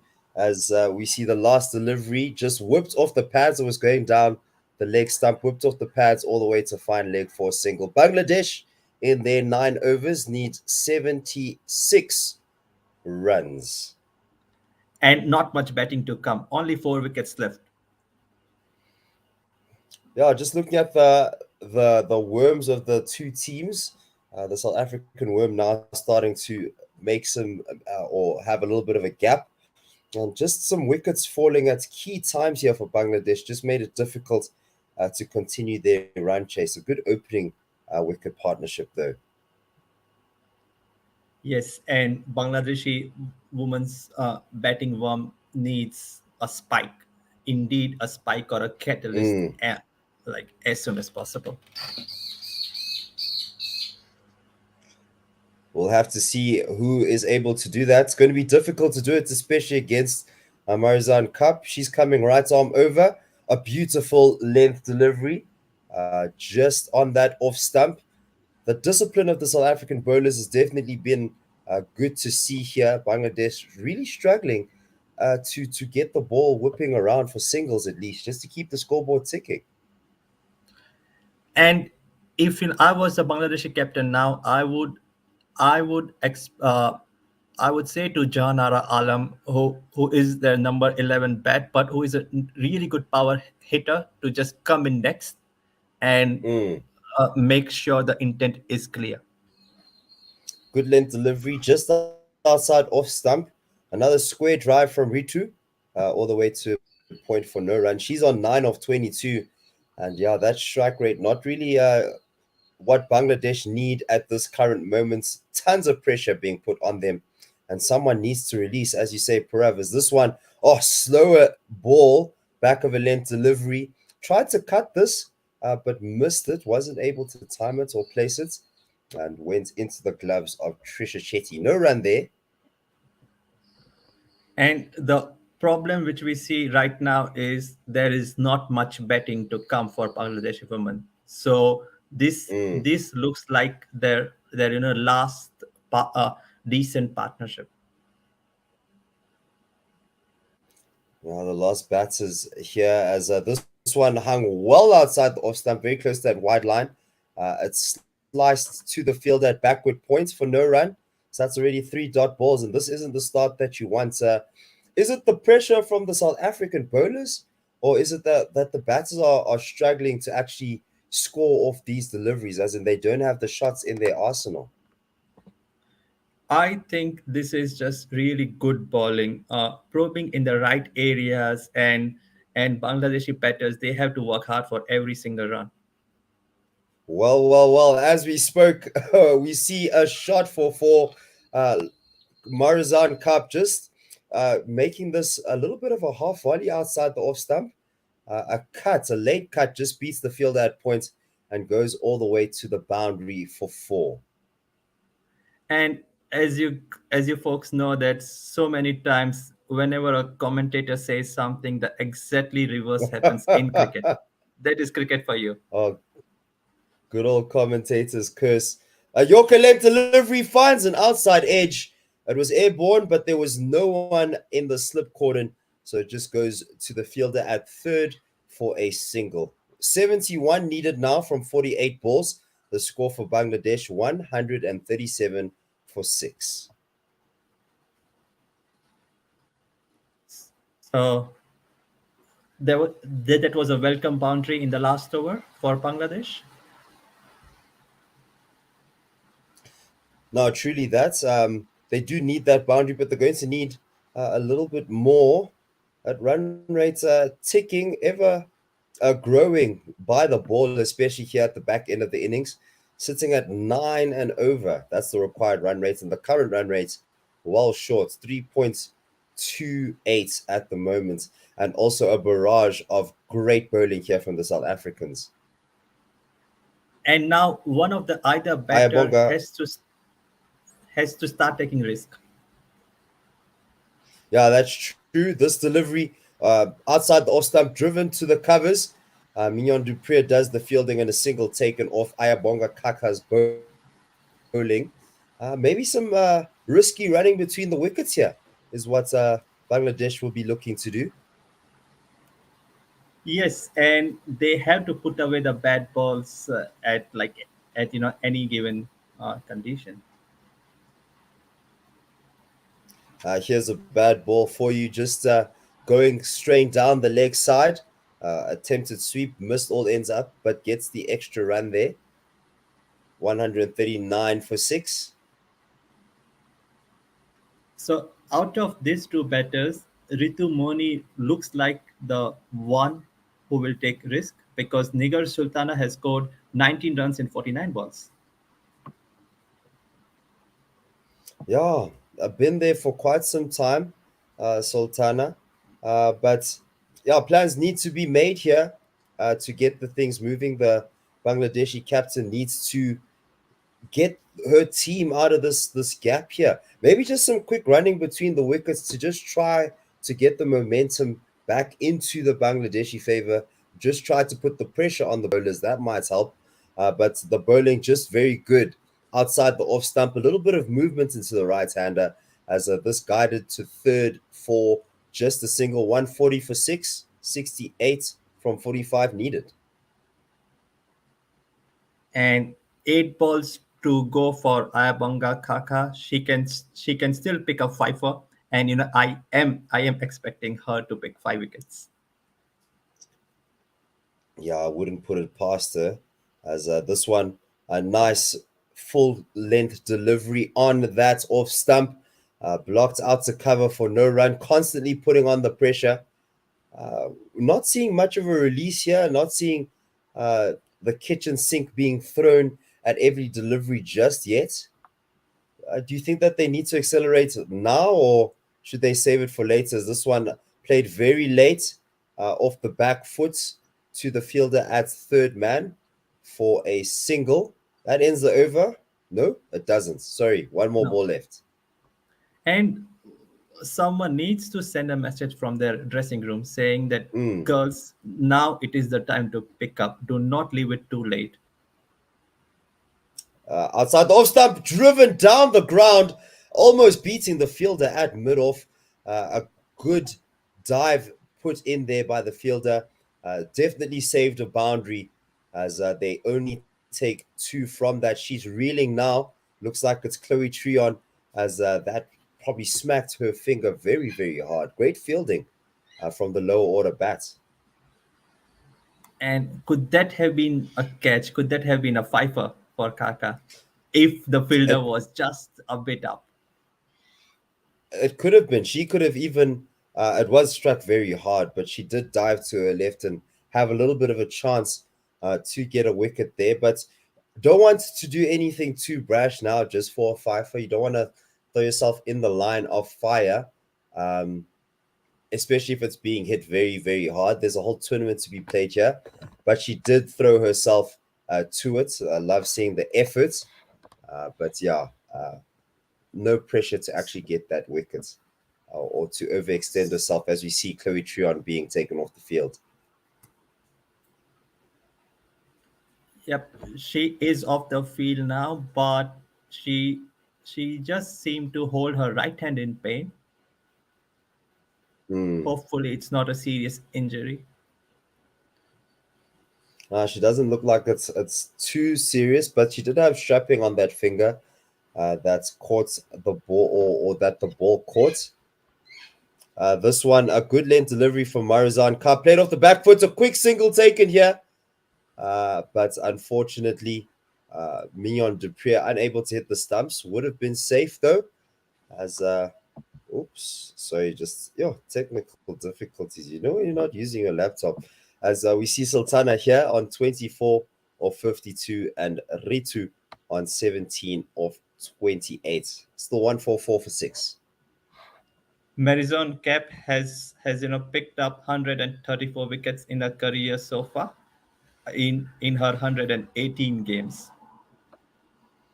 Definitely an average of experienced player. 23.8. This one, a full length delivery, just played straight to the fielder at point. My stream has frozen, so I am literally left in suspense. Was it a catch? It was not a four? catch. Let me take it on from here. It was in the cover for 2 more runs, and Bangladesh are 146 for 6 in 43.2 overs.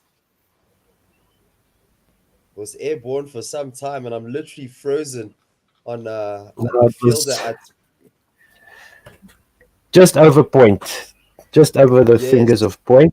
And the next one on the offside played out for a single as Ritu faces Marizan Cup, right arm over the wicket to the right hander on off stump, defended to cover, and they do take a risky single once again. Ritu going for it there, Ritu and Jyoti. And 148 for 6 is the score. This went to a short extra cover position, and it looked like it was the captain, Sunay Lees, who couldn't hit the stumps. The batter would have been well short there. We saw Chloe crying off the field there in the previous over. Looks like she injured her finger, so she's off the field. Jyoti now facing Marizan Cup, wide outside off stump, cut down to third man. They take a single. 149 now for 6. Marizan Cup has 1 ball to go in her 9th over. She's gone for 32 so far. 6 runs off the over so far, but it's not enough for Bangladesh. They need 10s and 11s now. So it looks like Nigar Sultana is starting to pick up pace and trying to hit away the bad balls. Off the back foot, cut past backward point. Good shot there by Ritu, and it goes to the boundary for 4. And that's 10 runs off the over. Good work there for Bangladesh. They move to 153 for 6. They need 55 from the last 6 overs. Ritu on 22 of 30. And with her is Nigar Sultana. Nigar Sultana. And she's on 26 or 54. So that was a much needed boundary for Bangladesh. Sorry, go on, Shepa. No, please. No, you're right. Much needed boundary. I just wanted to ask, why does it say Jyoti on the back of Nigar Sultana's back? Is that like her nickname?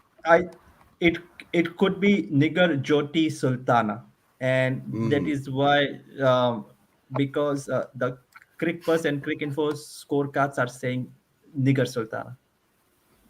So that one was cut off the back foot to 45 on the offside. Back go through for a single. They would have been safe that time. And it's Ritu now facing. The Bangladesh women seem to be preferring these shorter versions of their names, or their shorter names on the backs of their shirts. So we'll stick with that for now. It is a little bit confusing, I know, but it's Aibonga Kaka bowling her last over. So that was the single off the first one. She goes now to Ritu. This one comes into the right-hander on just outside off stump, and it's played late, cut down to third man. And they take another single, and it's 155 for 6. So Jyoti is Nigar Sultana, and Ritu Moni is with her there at the crease. There we go. Kaka in over the wicket, wide outside off stump and left alone. It beats Trisha Chetty as well. It's going to go down to the backstop boundary, and it goes onto the ropes for 4. So 4 buys there, I think, will be the signal from the umpire. So very fine down to third man. It would be in total 5 wides. 5 wides, yeah. Yeah, 5 wides. That's right. So Bangladesh reach 160. South African bowlers just letting go of the run rates now just a little bit. Yeah, it's going all the way down to 8. So a few unnecessary extras. Full toss on middle and leg, and it's swiped down to fine square leg for a single. That was almost a no ball for height by Ayabonga Kaka, but seems the umpires have judged that to be okay. 161 for 6. Is this the pressure? Is this what South Africa would not have expected to do in the last 5 overs? Kaka in outside off stump cut by Ritu down to the backward point boundary for 4. Good shot there. Bangladesh are fighting back. They are not going to go down without a fight. It looked like the game was over as a contest, but these two, with the help of the South African bowlers, it has to be said, they are cashing in here at the death. And with that 4, the partnership has... And with that 4, the partnership has moved to 52 runs in 9.2 overs. Yeah, that's exactly what the doctor ordered. Kaka over the wicket. This one is full on, middle and off. And Ritu manages to keep it out. She stays on 27. And Jyoti at the other end, 27 as well. A good partnership here for Bangladesh. 165 for 6. 1 ball to go in the 45th. Yeah, initially I thought that the Bangladeshis would need to really get pedal to the metal nice and early, but looks like they timed it just right with 5 overs left after this delivery. Full outside off, just driven out to extra cover, straight to the fielder, no run, powerfully struck. So Kaka ends her spell, ends her match, 10 overs, 4 for 32.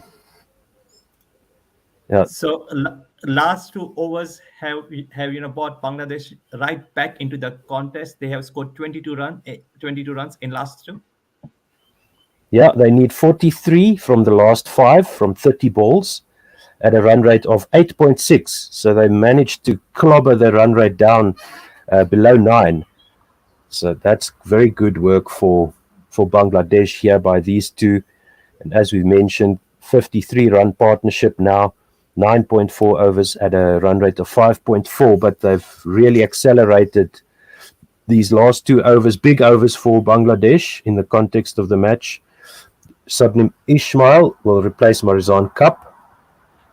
She will bowl her 9th over to Jyoti, who's on 27, 165 for 6. There was a little bit of a discussion by the South African fielders and bowlers as Ismail goes over the wicket to the right-hander on leg stump, full flicked to backward square leg, and they're going to take a single.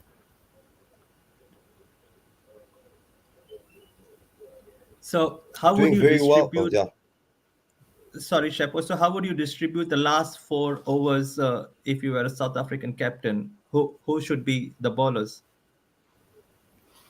Well, it's going to be 2 for Ismail. Tsepo? Yeah, no, definitely agree with that. 2 for Ismail. This one's full on leg stump, full enough to stop the batter from getting underneath it and getting some runs, and goes to long on for no run, 166 for 6. 42 to get from 28 for Bangladesh. You'd expect that it would be Masabata Class, Marizan Cup and Shubnam Ismail. Cup has 1 over left, Class has 2, and Shubnam after this over has 1. She goes now over the wicket, another one full on middle and leg, and just defended by Ritu out to extra cover for no run. So good first half of the over here by Shabnim Ismail, only 1 run, and she's running her fingers over the ball there, getting the scrambled seam going, bowling it full at the stumps, attacking the stumps. But Ritu there were on 27. There were a couple of full balls which could have been dispatched. Yeah, we've just seen the protection there on the leg side for Ismail. This one again, full on middle and leg. As Ritu goes back outside her leg stump, trying to give herself room. But Shabnim Ismail just follows her, gets the ball onto her toes, making an awkward shot. And they've got a square leg and a fine leg on the boundary. So there is protection there. So if they want to attack that line, they're going to have to go past mid-on, between mid-on and square leg into that deep mid-wicket area. Ritu facing Ismail again over the wicket. And this one takes out the leg stump. Shabnim Ismail strikes full on middle and leg. And Ritu steps back, tries to swat this over the offside and pays the price. South Africa get their 7th wicket, 166 for 7. Phew. A sigh of relief there, Otto, as a South African. and just when you think that the partnership was starting to get dangerous. Yeah, Ritu Moni bowled by Ismail for 27 of 38. She scored 3 fours at a strike rate of 71. And that brings the second biggest partnership, I would venture to guess, to an end. You can just check that for us. But yes, Otto, this was a 53-run partnership, and the first wicket was 69-run partnership between Shamima Sultana and Sharmin Akhtar. Bangladesh fighting back, and it is the most experienced Bangladesh player, or one of their star players, Jahanara Alam, coming to the crease now. She will be facing the last ball of Shabnim Ismail's 9th over. She's played 41 matches, has Jahanara Alam, 152 runs at an average of only 6, strike rate of 38.1. Best of 23. And Jahanara Alam bats like a bit like Mashrafe Mortaza. So she is known as a hitter of the ball, like a big hitter of the ball. This one by Shabnim Ismail also attacking that leg stump. And there was an appeal for LBW, but the umpire wasn't interested. Sunay Lees, however, is very interested, and she sends this one upstairs. So it pitched, might be going down leg, very full. Umpire's call is not out, so that needs to hit the leg stump full on. If it just shaves the leg stump, it's not going to be a wicket.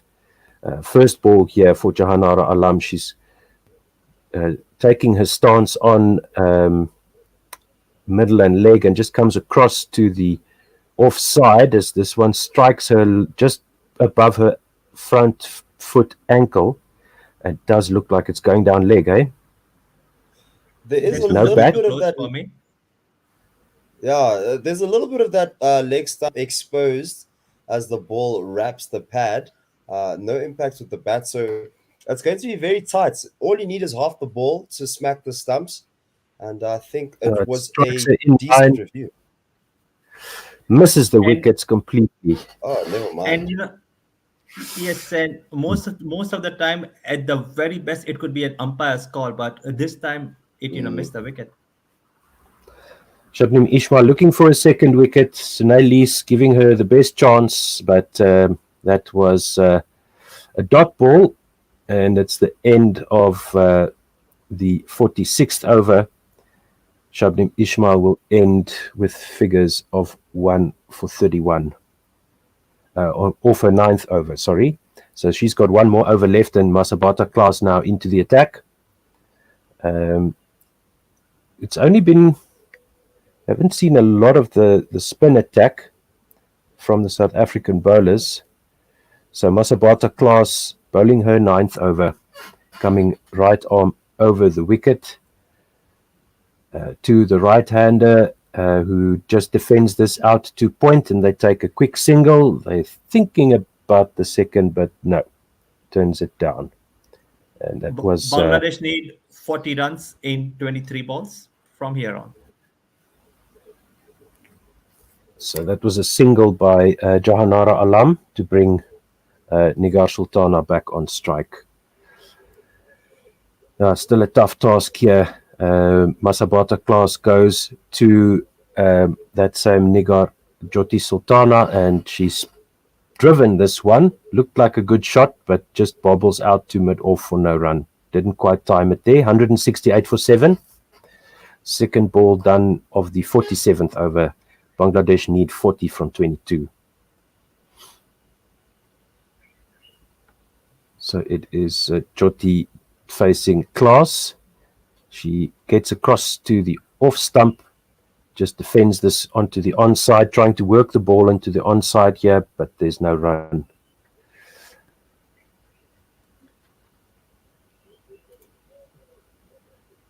and Bangladesh now have to target the short boundaries. Now there's still some protection there on the leg side. Masabata Class gets this one wide outside off stump and full, and it is a swat by Jyoti there. It takes a top edge down to third man, but it falls safely. It's backward point running back, and third man running in couldn't get there, and they take a single. I think it was a little bit of confusion in the field there. Ball skied up in the air, yes. Third man running back was Laura Wolford, and it's a drop catch. Difficult chance over her shoulder, coming over her head, running back, but it's dropped there. Jahanara on strike to Class. She tries a booming drive outside off stump, and it beats everything through to the keeper for no run. 169 for 7. Could that be costly, Shepo? Yeah, we'll have to see. The wickets could be falling, could have been falling from time to time. Opportunity missed, but to be said, it is quite tight here at the back end.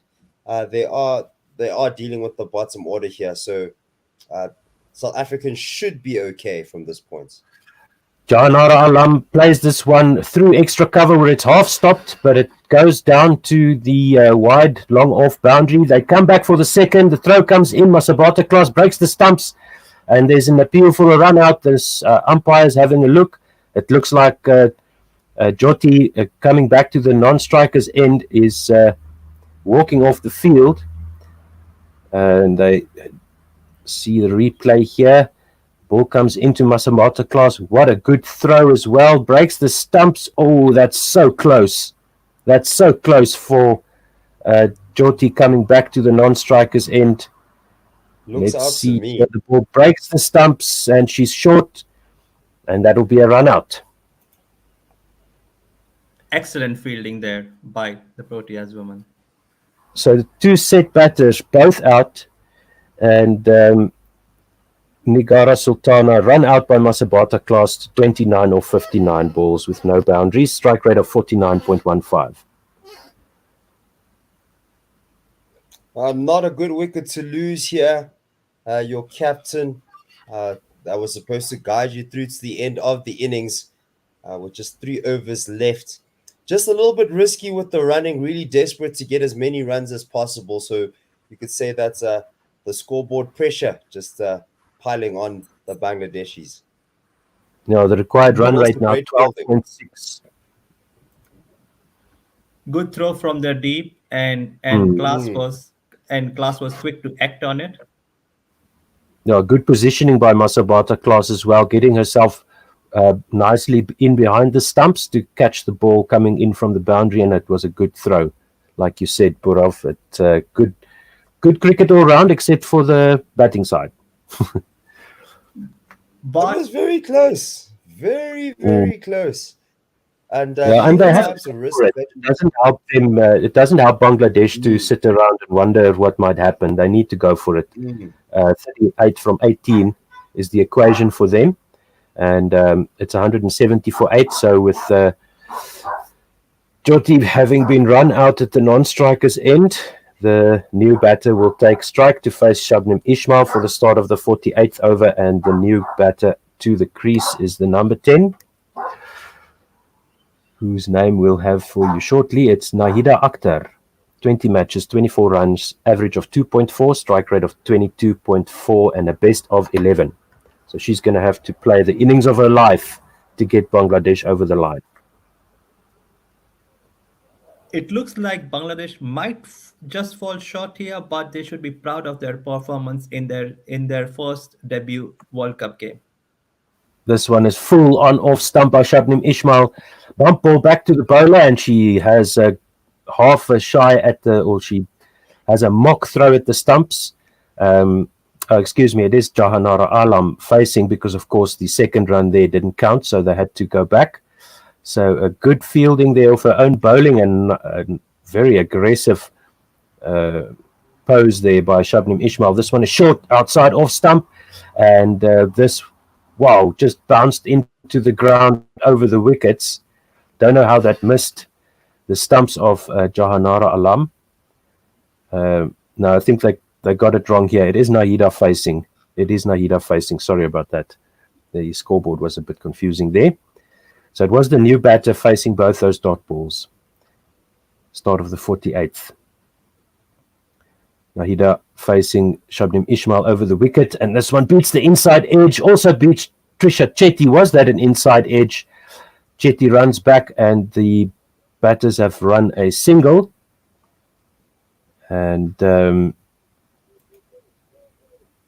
score now will be,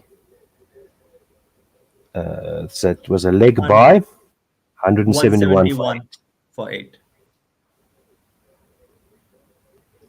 I'm not sure I agree that was a leg by, but seeing the replay there, we'll trust the scorers at the ground. Jahanara Alam facing Shabnim Ismail. They need 37 from 15 balls. Ismail past the umpire. This one is wide, down the leg side. Trisha Chetty collects, and another run goes to the score, 172 for 8. In 47.3 overs. Yep. So it is Jahanara Alam facing. As they took that single, she faced the wide delivery, Shabnim Ismail. 3 balls to go in her 10 overs. This one is full, outside off stump and driven straight to extra cover. No run.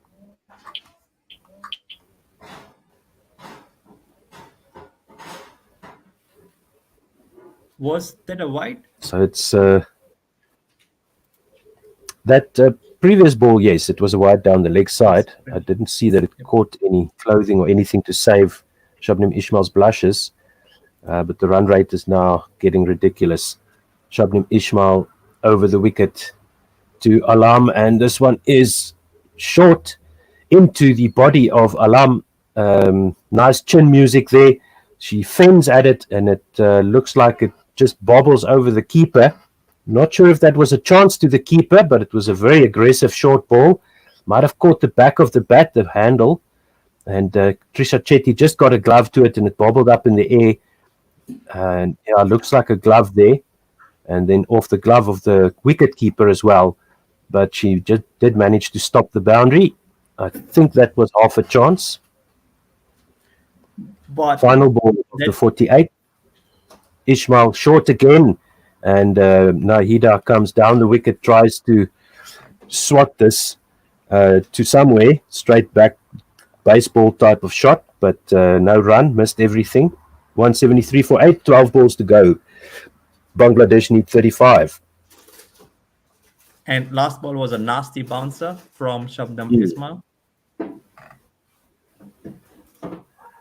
Yes, no, she peppered the last 2 into the Bangladeshis and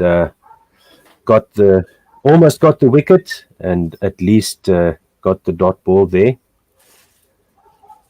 Yeah, so Purav, cheers. Have one for my sake as well. I'm drinking water and coffee because it's 7 o'clock in the morning here. So cheers to Shane Warne. Rest in peace. Cheers. Well, Shane Warne. Class into Jahanara Alam, full outside off, and manages to squeeze it out to mid on for no run. Yes, I've been watching Shane Warne's coverage since morning, and then I thought, yeah, it is time to have one in his memory. No, definitely, and it's the appropriate time of day as well. Masabata class full outside off stump, driven by Alam out to the sweeper on the point boundary, and they'll take just a single. Yes, so no, it's a very, very sad day, and it's a terrible shock to the system when somebody passes on like that. No, I lost my dad to a heart attack as well, and it's and he was 57. So it was a big shock on both occasions. This one by Masabata class is just short of a length, and it was a wild swipe across the line. And did Did that get an edge? Trisha Chetty is celebrating. Masabata Class is celebrating as well. Trisha Chetty leapt into the air, I should say.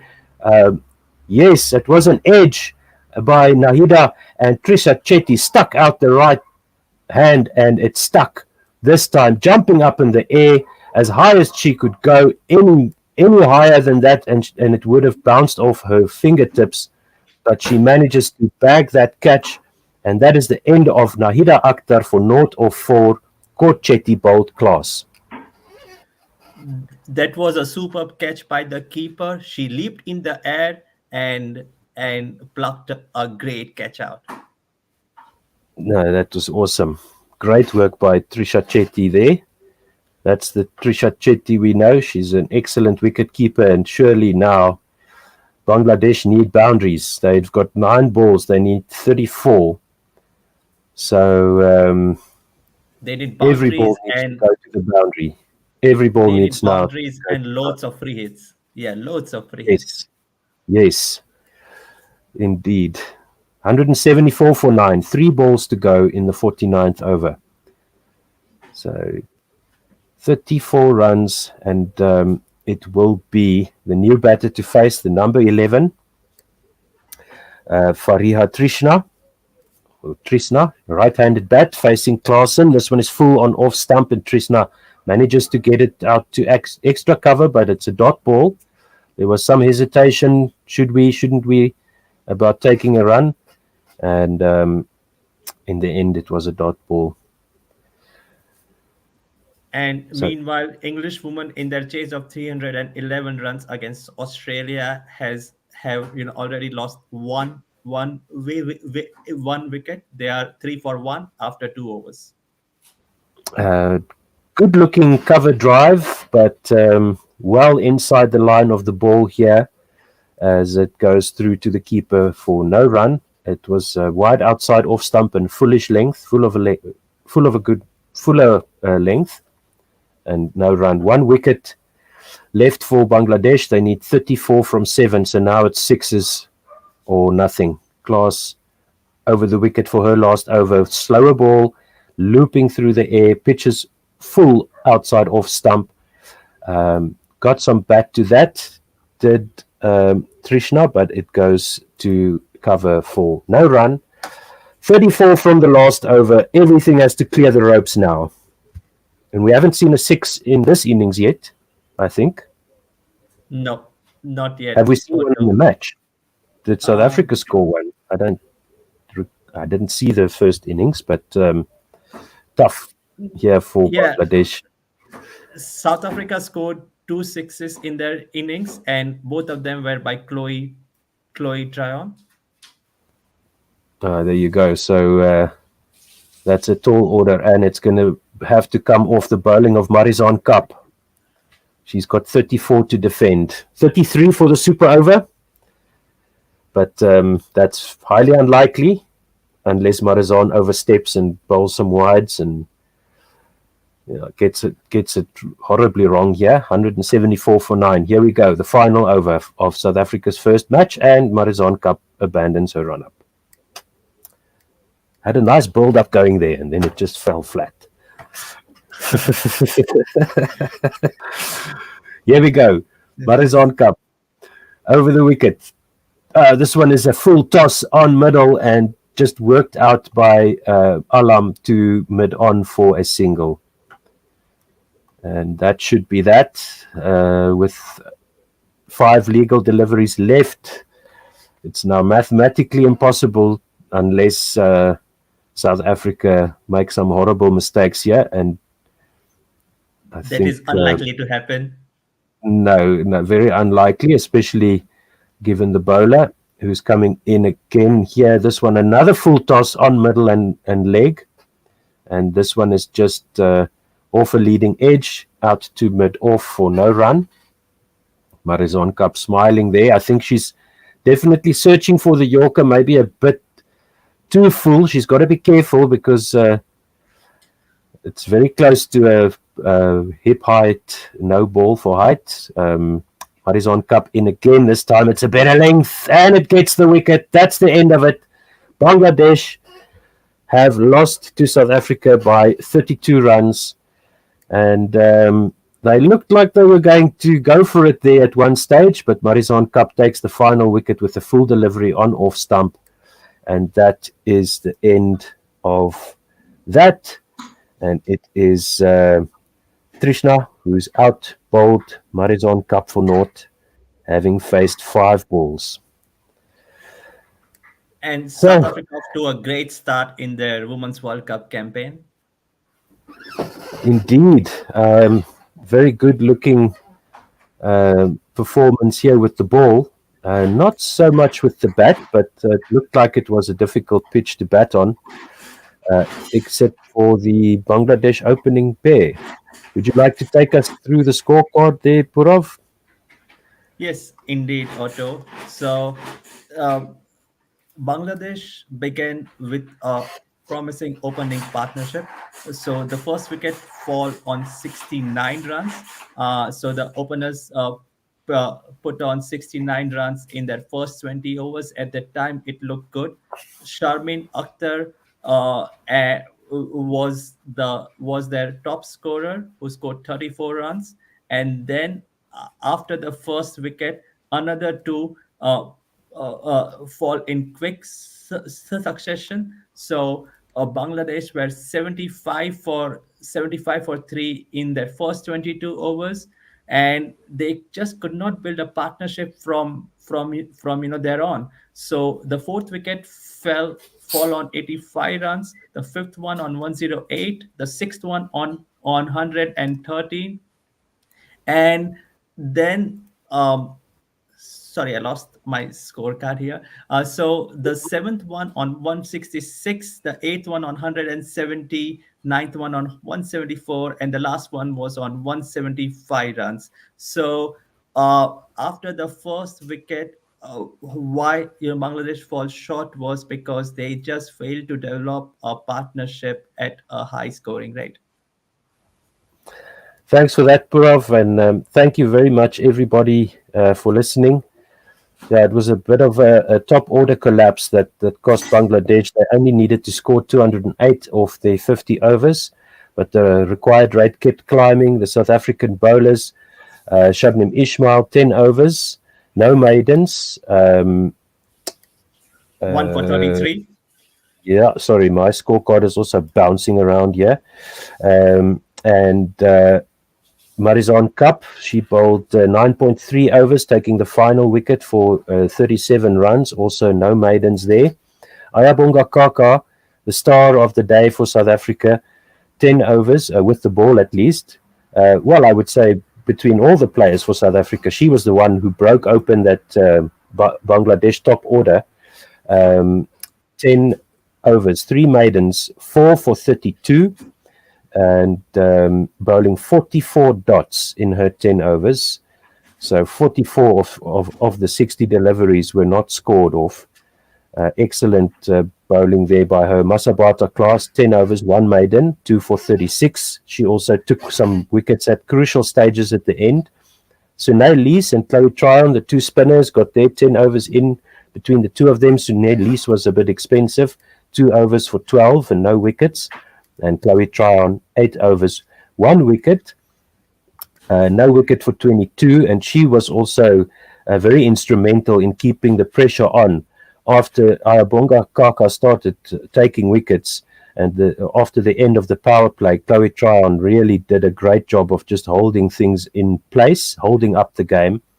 And that means that South Africa start their campaign with a 32-run win over Bangladesh.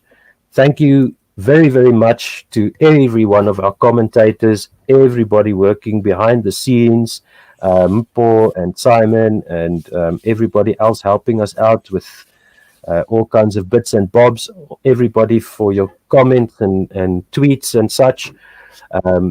Do join us for the next match. Let me just double check here before I say something that's not true. I think South Africa's next match will be. Give me a second. But meanwhile, Ayabonga Kaka has been declared their player of the match. and just a bit from their bowling scorecard is they just gave away 17 wides and 2 no balls. So probably they would like to work on that for the next game. Yes, that's very true. So I'm still searching here for the fixture list. Do apologize for the delay here. Anyway, keep an eye on our Twitter feed. Go to our website, 1wsr.com. You can find our schedule there. And the best way to keep track of what we're doing is to follow us on, subscribe to our YouTube channel, which is One World Sports Radio, and ding that notification bell so that you know when we are going on air with our podcasts or our live broadcasts. Thank you, Purav, for bringing us the Aussie side of things there. I'm sorry, just to let everyone know, the next game is on Friday, the 11th of March.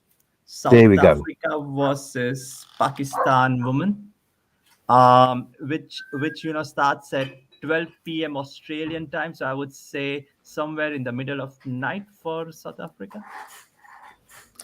Yes, we'll confirm that time as well, but it'll be a day game. But yeah, just keep an eye on that YouTube channel notification bell. That's the best way to know when we're doing anything. We are thinking about doing some of the other games, but we're not thinking about it very hard at this point. We're still trying to sort out some additional help here to get that done, but we'll let you know as soon as we have some movement on that front. So from all of us here at Guerilla Cricket South Africa on One World Sports Radio, have a good day further. Rest in peace, Shane Warne. Thank you, everybody. Bye-bye. Thank you, team. See ya. Bye-bye. Bye.